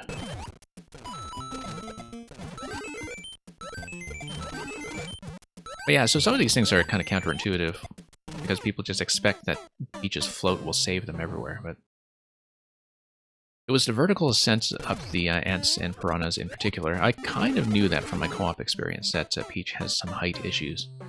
But part of the problem is that when you hold jump, as Peach, she does her float, sometimes you do need to hold jump in order to get a high bounce off of an enemy, right? That's...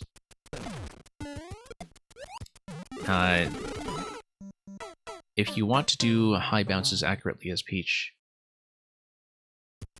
you might over-anticipate the collision and float above your target for longer than you want.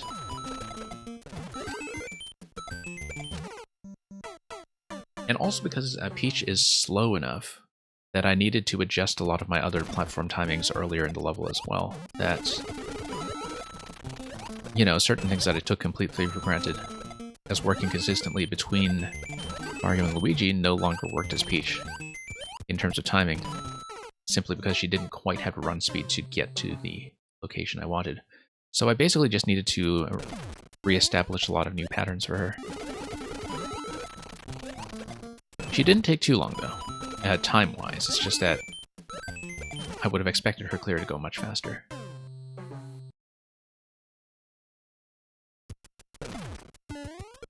But anyway, Safety of Man, you have lots to look forward to when you finally get to that level yourself.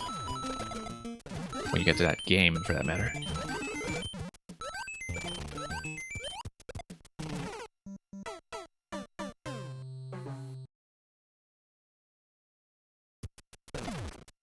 But yeah, like I was saying about Champions Road, I really did appreciate that for a difficult level, it was such a flexible level, that being built for single and co-op, as well as all of the different characters' physics, meant that it did have to have a certain amount of flexibility anyway. But that kind of degree of freedom for the player was very well balanced against the need for difficulty in the final challenge. And I find that a lot of attempts to make things difficult often don't understand that you don't need to take away player freedom just for the sake of tightening things up and for increasing the death count. That it is more fun, in fact, when you feel like you're beating a tough challenge or trying to consistently surmount an obstacle by having the freedom to make a lot of tactical adjustments that are your own doing. And I feel like even a shell level like that understands that pretty well, even if it is based on a relatively precise series of throw locations.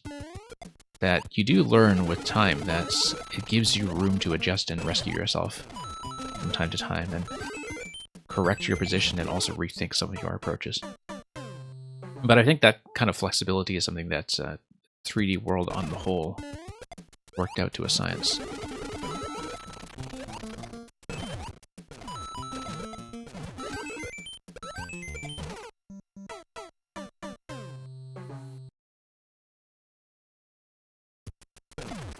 And yeah, Safety Man 3D World is something that I'm very confident you'll enjoy, although of course you'll have to finish Galaxy first, if you're still working on that in bits and pieces.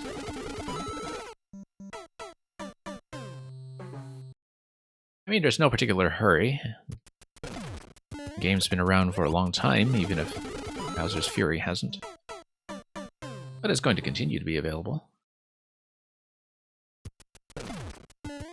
If you had to review this level, you would say it's just like Dark Souls. Oh, I don't know about that. I mean, I always kind of got the sense, not that I know the Souls series well at all, but that, yeah, it has a reputation for killing you a lot and trying to teach you things with repetition, but also has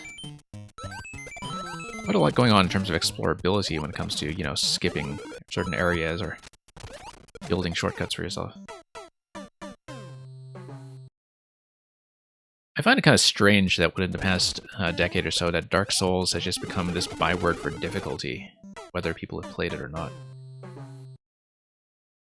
Terminator, if I clear this soon, I will fit you in. I don't know if I can clear this soon, but I am trying to get it clear now because I have gotten to the final segment. The final jump 3 times now. And Terminator, I think Flint the Dad, who is the remaining one in queue, has been gone for some time, so you don't need to worry about that. Like, I will... If I get this... relatively soon, I'll take yours and only yours. But I also don't want to, you know, keep you waiting for like an hour or something, only to not get played. So... wait at your own risk, but I'm open to the idea. And yeah, Terminator, I'm always happy to catch up on your stuff, even if I'm way behind due to the few months that I was away.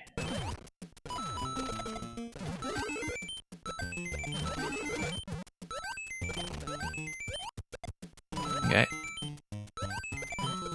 Not quite. And yeah, momentarily saying I'm glad this works out for you as a bit of a background stream. I did hear about the fact that the Resident Evil 8 demo had come up for, I think, a week-long span, although I think you can only play an hour or so, right? So, you let me know how that's been going for you, if you managed to clear the whole thing as you just said. Get your hours fix of Resident Evil.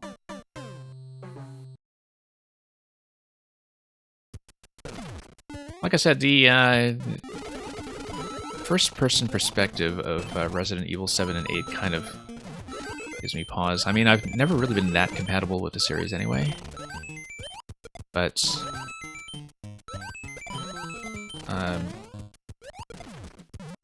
you know, first-person just kind of takes something that I'm already not that comfortable with and makes it even more uncomfortable. Oh, okay, so it's an hour per 2 parts, I see.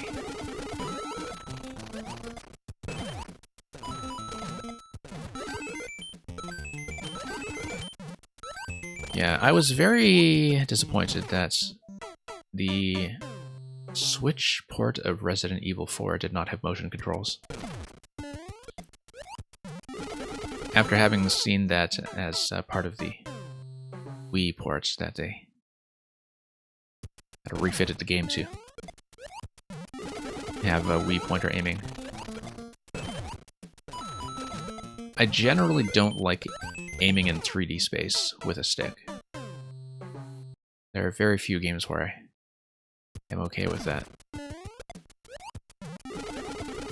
Because I am a bit of a motion control purist.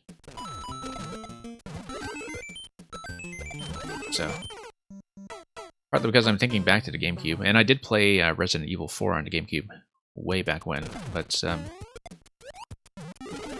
stick aiming was something that never really quite sat well with me, you know, like going over to things like Metroid Prime and such. Now that they, as of the Wii version, had implemented motion controls, even with the lock-on having been a presence in Metroid Prime the whole time, that just felt tremendously better. It was like that with the Wind Waker HD as well. That, like, I love Wind Waker to bits, but even I won't pretend to have ever liked first-person stick aiming in that game.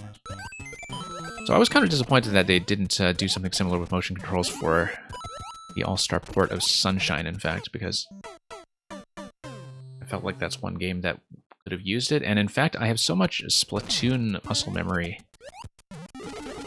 that kept on being triggered by Sunshine, that I would just expect to be able to point the water cannon very fluidly, and it would just not happen, right? Like, I would just have certain habits that come from Splatoon where I think the spray is going to go where I want.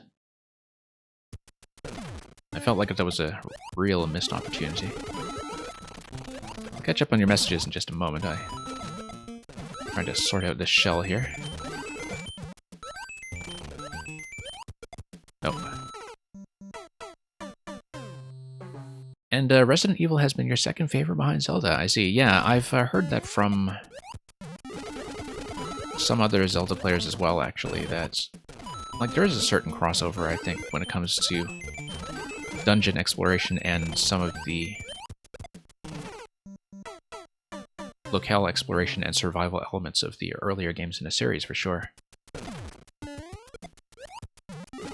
And you can see where some of that affinity is coming from, but yeah, here we go.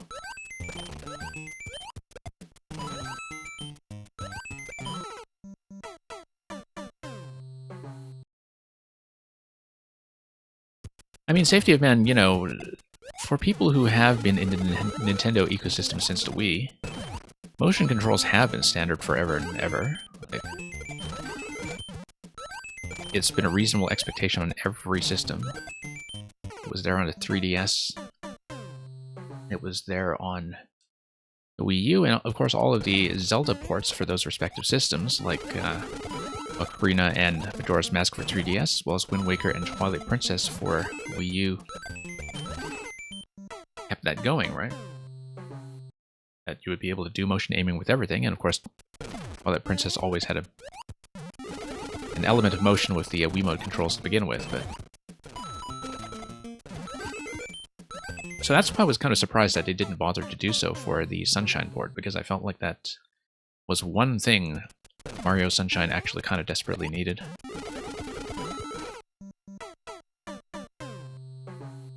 Momentarily saying, I'm actually the rare person who actually really enjoyed Star Fox Zero. It's very much an acquired taste. It's one of the most difficult tastes to acquire, maybe, when it comes to Nintendo, when it comes to having a very high and forbidding skill floor. But once you kind of understand the general flow of the controls and how to approach the stages with it, like, I developed a huge respect for that game and enjoyed it quite a lot. Much more than 64, in fact, in many ways. I think the original Star Fox on Super Nintendo is still top of the line for me, but Star Fox Zero, I realized, also kind of benefits a lot from strategy game knowledge in that it is about attention management, and that's what people don't necessarily get. That, much more than any other flight game before it, it is about strategically understanding when to use which screen and when to use what kind of camera angle, etc. And that, if you think about that as a meaningful decision that you're actually making within that game, then suddenly the piloting really clicks. And, you know, you feel like an absolute flying ace. I wish I'd spent more time with it, actually. I never spent as much time doing the post-game arcade mode, which is kind of like a classic mode in Star Fox Zero, as much as I would have liked. Simply because I didn't often have the chance to sit down with it in a dual-screen setup. And yeah, it was for Wii U. It will probably never be ported to Switch in its current form, because it's so dependent on certain Wii U mechanics. And I know it's a divisive game that a lot of people could not stand it or get through, but I felt it was actually very rewarding to try to master. But yeah, Star Fox Zero, when you get to the end, it does have like an arcade survival mode that resembles the original Star Fox in that it also tracks the all of the different paths that you can take with each of the planetary branches. But, you know, is about kind of trying to make it through stage by stage all the way from Corneria to Venom with your chosen path. But needing to survive the whole way through, and it's a very exhilarating experience if you are okay with the flight mechanics, which understandably a lot of people are not.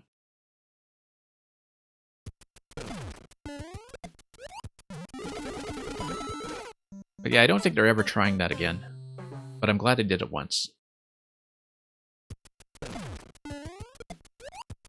I do think that, you know, it did turn a lot of people off simply because Miyamoto in particular has this reputation for making everything very accessible to first-time players, where, be it Mario or Zelda or Pikmin or whatever else, you have an incredible skill cap, but the actual interaction doesn't take a lot of thinking, usually, with a Miyamoto game. And so the fact that you had to kind of learn or relearn so much stuff in Star Fox Zero just to get even a starting level of comfort with it, I think, was something that a lot of players understandably did not have the patience for.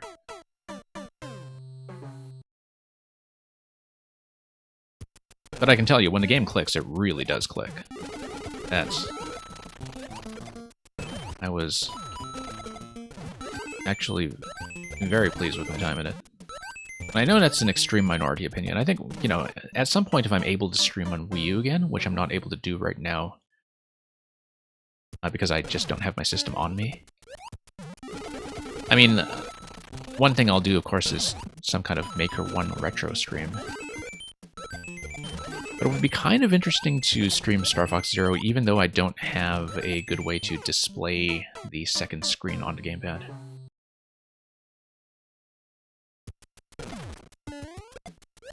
I'd have to relearn it from scratch, though, I think. Because it's been too long now. I have not kept up with Mario Party. I have no idea what's going on with Mario Party these days, apart from hearing vaguely that they had patched in some online functionality to the latest game a few days ago. After a year or two of silence. But yeah, Mario Party is not a series I've ever followed, so I don't really have any kind of opinion on it.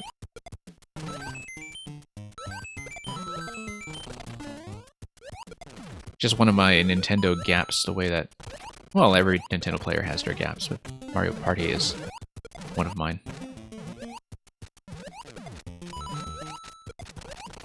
No.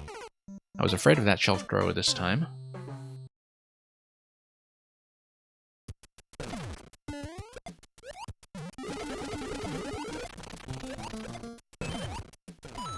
Okay, here we go.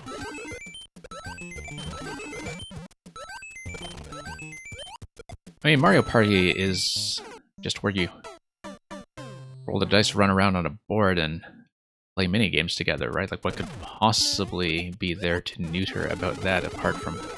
Yeah, I know that they had a couple entries in a series where people kind of moved together on the board, and it sucked out the board game element, from what I heard, but... And I can understand, even as somebody who didn't know that firsthand, why that would turn off a lot of players who like the sense of a board game format giving you something to race for. Something to keep players a bit asymmetric. But you played the first one on 64, Safety of Man, and you got a red-hot blister onto your palm. Oh, right, because isn't that the game where you need to like take the palm of your hand to rub the N64 stick or something? You see, I didn't even do that ever because I never played that game, and it's still the stuff of Nintendo legend for a certain generation who had to do that. I don't even know why you had to do that.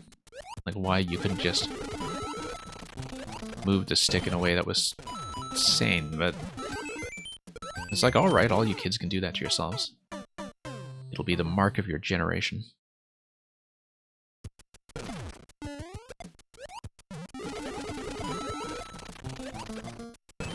Generally, momentarily sane, the thing I heard about Super Mario Party on Switch was that people were just disappointed it had very few boards. That they wanted more boards. But once again, since I don't really do much local multiplayer anymore, I never looked into it. Local multiplayer is one of those things that used to be a much bigger part of my experience, and is still a much bigger part of the overall kind of mass-market Nintendo experience than people realize, I think, until they see the incredible sales figures for stuff like Mario Kart 8. But there are a lot of people out there, especially in a family setting, where you know, their entire experience with video games is actually local co-op, that they don't even play single player at all. And we often lose sight of that, I think.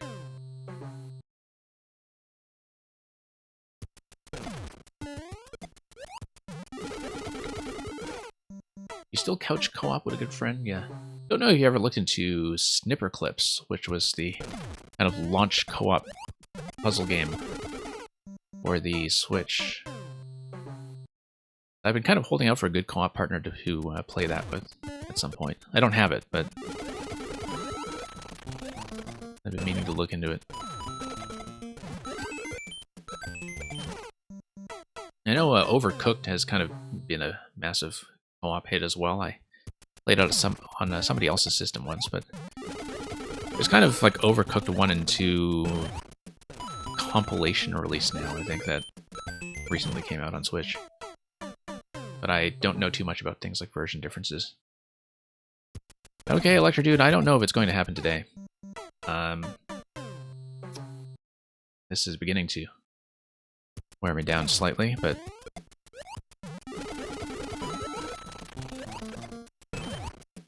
we got some good attempts in earlier where I got to the final shell 3 times, which is not something I had done before in one of these sessions, so we still want to get a reasonable attempt in like that. No, too late on that.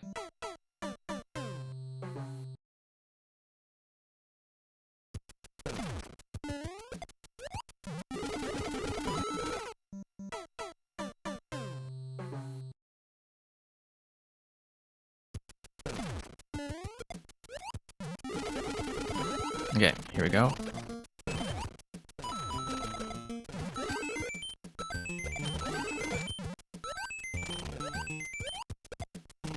Yeah, that was a late release. I kind of understood that. Try taking a practice store to relearn it. I don't know. At this point, though, like the later section, it's not a sort of knowledge or visibility problem. I may need to practice the final shell jump. That's true. But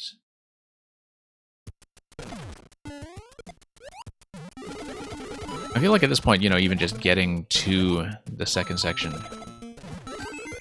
on a consistent basis is something that needs to get done in order for any kind of attempt to happen.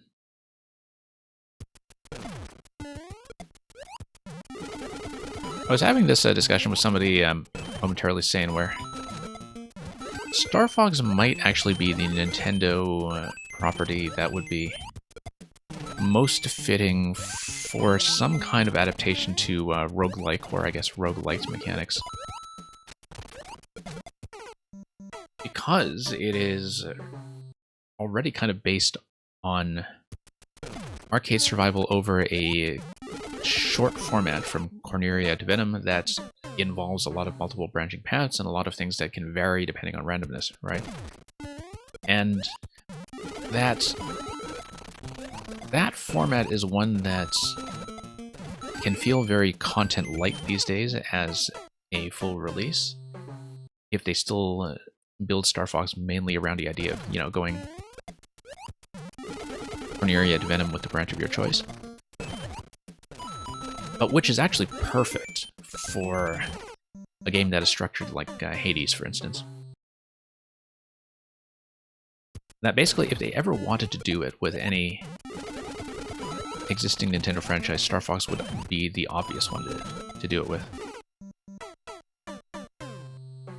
Where, you know, a couple of random variations can happen every now and then that give you the Paper Airplane boss or something. Paper Airplane slot machine boss.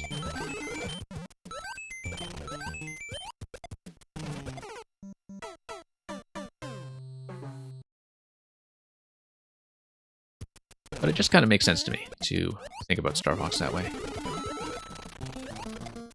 Like I've been saying, I do want to stream Star Fox 2 at some point, since it is on the Switch Online app.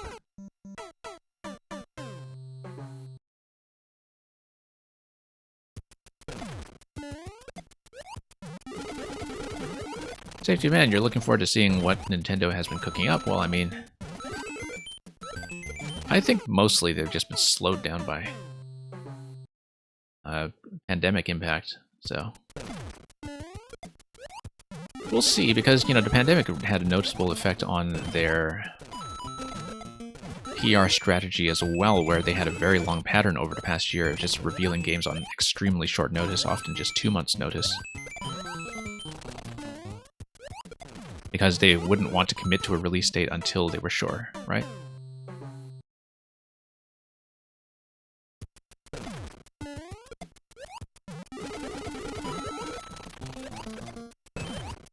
And so things can happen. But at this point, there are also just a lot of long-standing promises from previous years that have begun to pile up on Nintendo, I think, that... Like, there's a lot to fill on the checklist, even without getting into surprise games that come out of nowhere.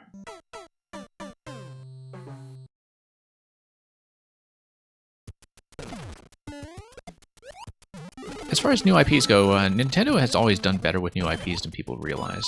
It's just that very few of them become like Splatoon and become like this major generation-defining mascot for them. This generation, I was particularly fond of ARMS. I think I actually put substantially more time into ARMS multiplayer than I ever did into Smash, as far as fighting games, unconventional fighting games go.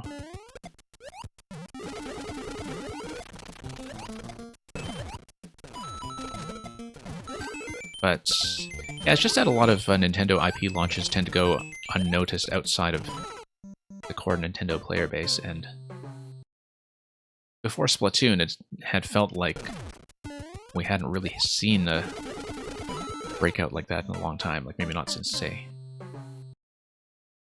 I mean, a lot of people would overlook stuff like Wii Sports as well as a major IP, even though that was the major innovation of the era, major brand. But yeah, I mean, there was definitely that kind of perception where, you know, people were thinking, okay, there hasn't been anything that was a truly top-flight mascot since, say, I don't know, Pikmin on the GameCube or something.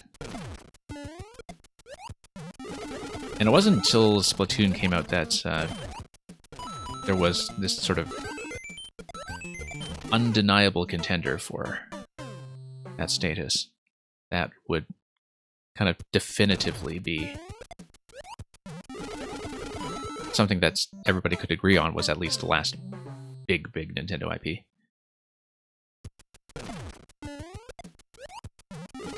Electrodude, Xenoblade is purely Nintendo, but of course it was sort of the spiritual successor to Xenogears and Xenosaga, so I think, you know, people still have that sense that is connected to Monolith Soft's company identity on a long scale, with or without Nintendo. It is, of course, Nintendo's big JRPG at this point.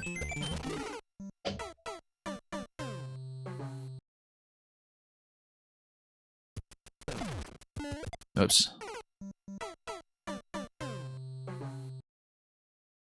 Okay, Electrodude, I think I am flagging on this, but we'll see if I can finally get a decent attempt on it. It's too bad because I felt like I was very close.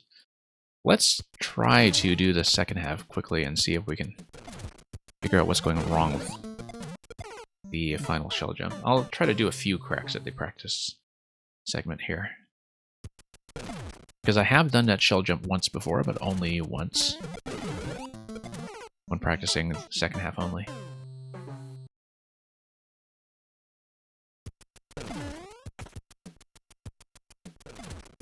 And here we go.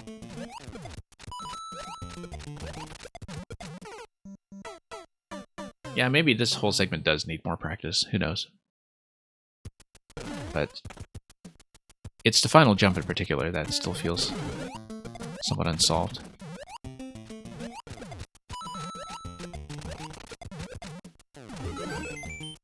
As we go like this, we go like this. And yeah, that's way off. Okay, we'll bail. This is early enough that... Let's see, is Terminator still here? Terminator, if you're still here, we will take your code and only your code. Yeah, you're here. So, we're just doing one. I only have time for that. One moment, Terminator. Let me actually open up for the bot. You can squeeze that in.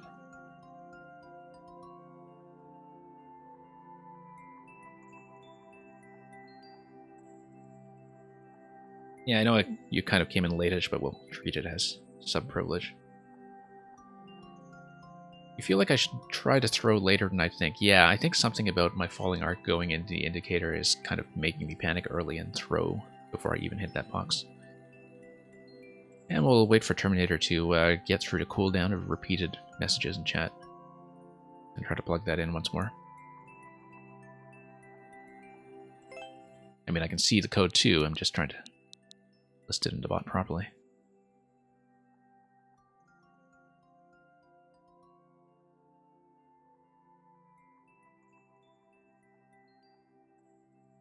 And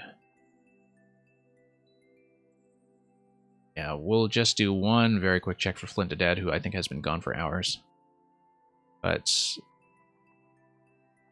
we'll just bypass that quickly, get to Terminator.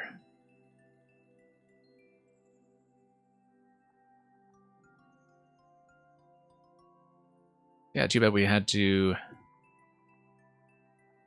fail on that once more today, but there comes a point where, you know, the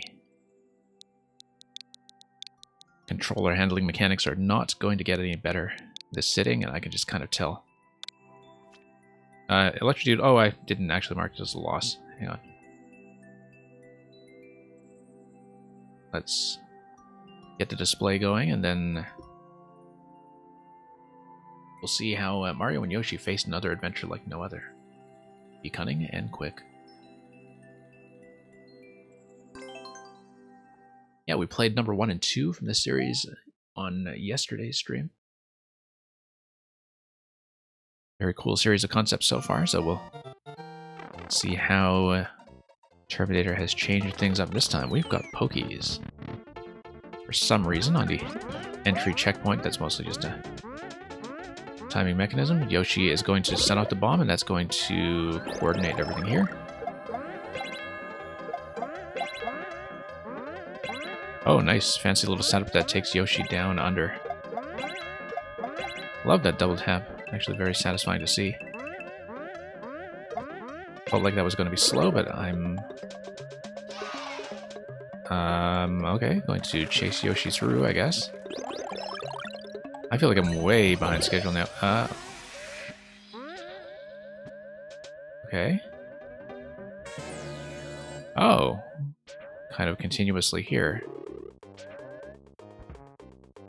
Looks like there was something that was supposed to drop into this location. Ah, okay, we hit the on-off switch. That's going to bump me out, but then Yoshi is going to assist me by manipulating the seesaw in a way that does not actually give me the shell yet. Let me see if we can drop the shell down below. Yoshi come through once more. There we go, there we go. Very cool mechanism here. Love how the shell actually does cut through fire, which would simplify things. Also love how the P-balloon completely protects me from what Morton is doing with a stun lock, since I'm not on the ground. Whoa, oh, too bad. Oh, we got a recovery. Excellent. Imagine that, a safety net on one of these fights. That's nice to have. Yeah, that's a very cool kind of 2-trigger shell dispenser that we've got going on here. Let's send the next one down in just a moment. Wait for the reset, and then we send Yoshi back for more. Third shell hit should do the trick. Nice. And then we get over here and on to the door. Right? Didn't I get the key? Thought I got the key. How did I not get the key? Wait a minute. And yeah, Reeboks, look at this level. For sure. Welcome, Reeboks. Hope being a 3D speed demon has continued to go well for you. Ah, the key is all the way down here. Yep, okay. I wasn't even watching it carefully. I just assumed the kill would give it to me, and that was incorrect.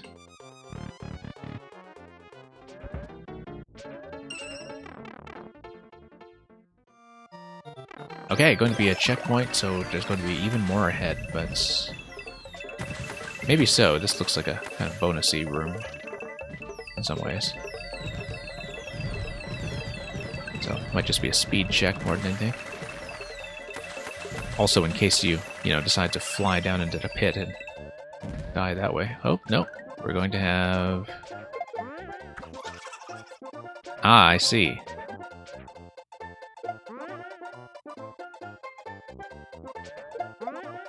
There we go. And Yoshi is going to be there. Available for me to join him with the P-Balloon and push him off into whatever lies below. This is one of the smoothest clears I've had on a Terminator level, but it was very satisfying to see that mechanism. I thought that was actually one of the most interesting boss rooms we've seen from you so far, actually. Great way to finish. Really appreciative of the P-Balloon safety net on the Morton fight, which thankfully we only had to use once. And yeah, doing the on-off seesaw dropping loop seemed like it would have taken a lot of work, just given how much testing seesaw balancing always takes, pretty much.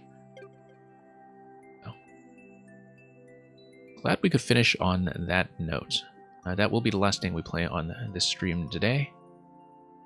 But we will, of course, be back for some Mario Maker during the week. I'm hoping to get back to a Maker puzzle stream on the Monday to Tuesday slot. I can't guarantee that yet, but that's what we were previously using before we switched temporarily to 3D World. So we may be doing puzzles, we may be doing something else, but I'll be trying to do 1 or 2 Maker streams in the extra slot before we go back to viewer levels for the next weekend. So in the meantime, I will send you folks off on a raid to somebody online and interesting. And I'll just scan around for that for just a moment. But thanks for watching. Looking forward to something else from Electrodude to maybe give me a little bit of easy relief. Although we're so close on that level. And have a good night or morning or afternoon or whatever it is that applies to you. And fare thee well.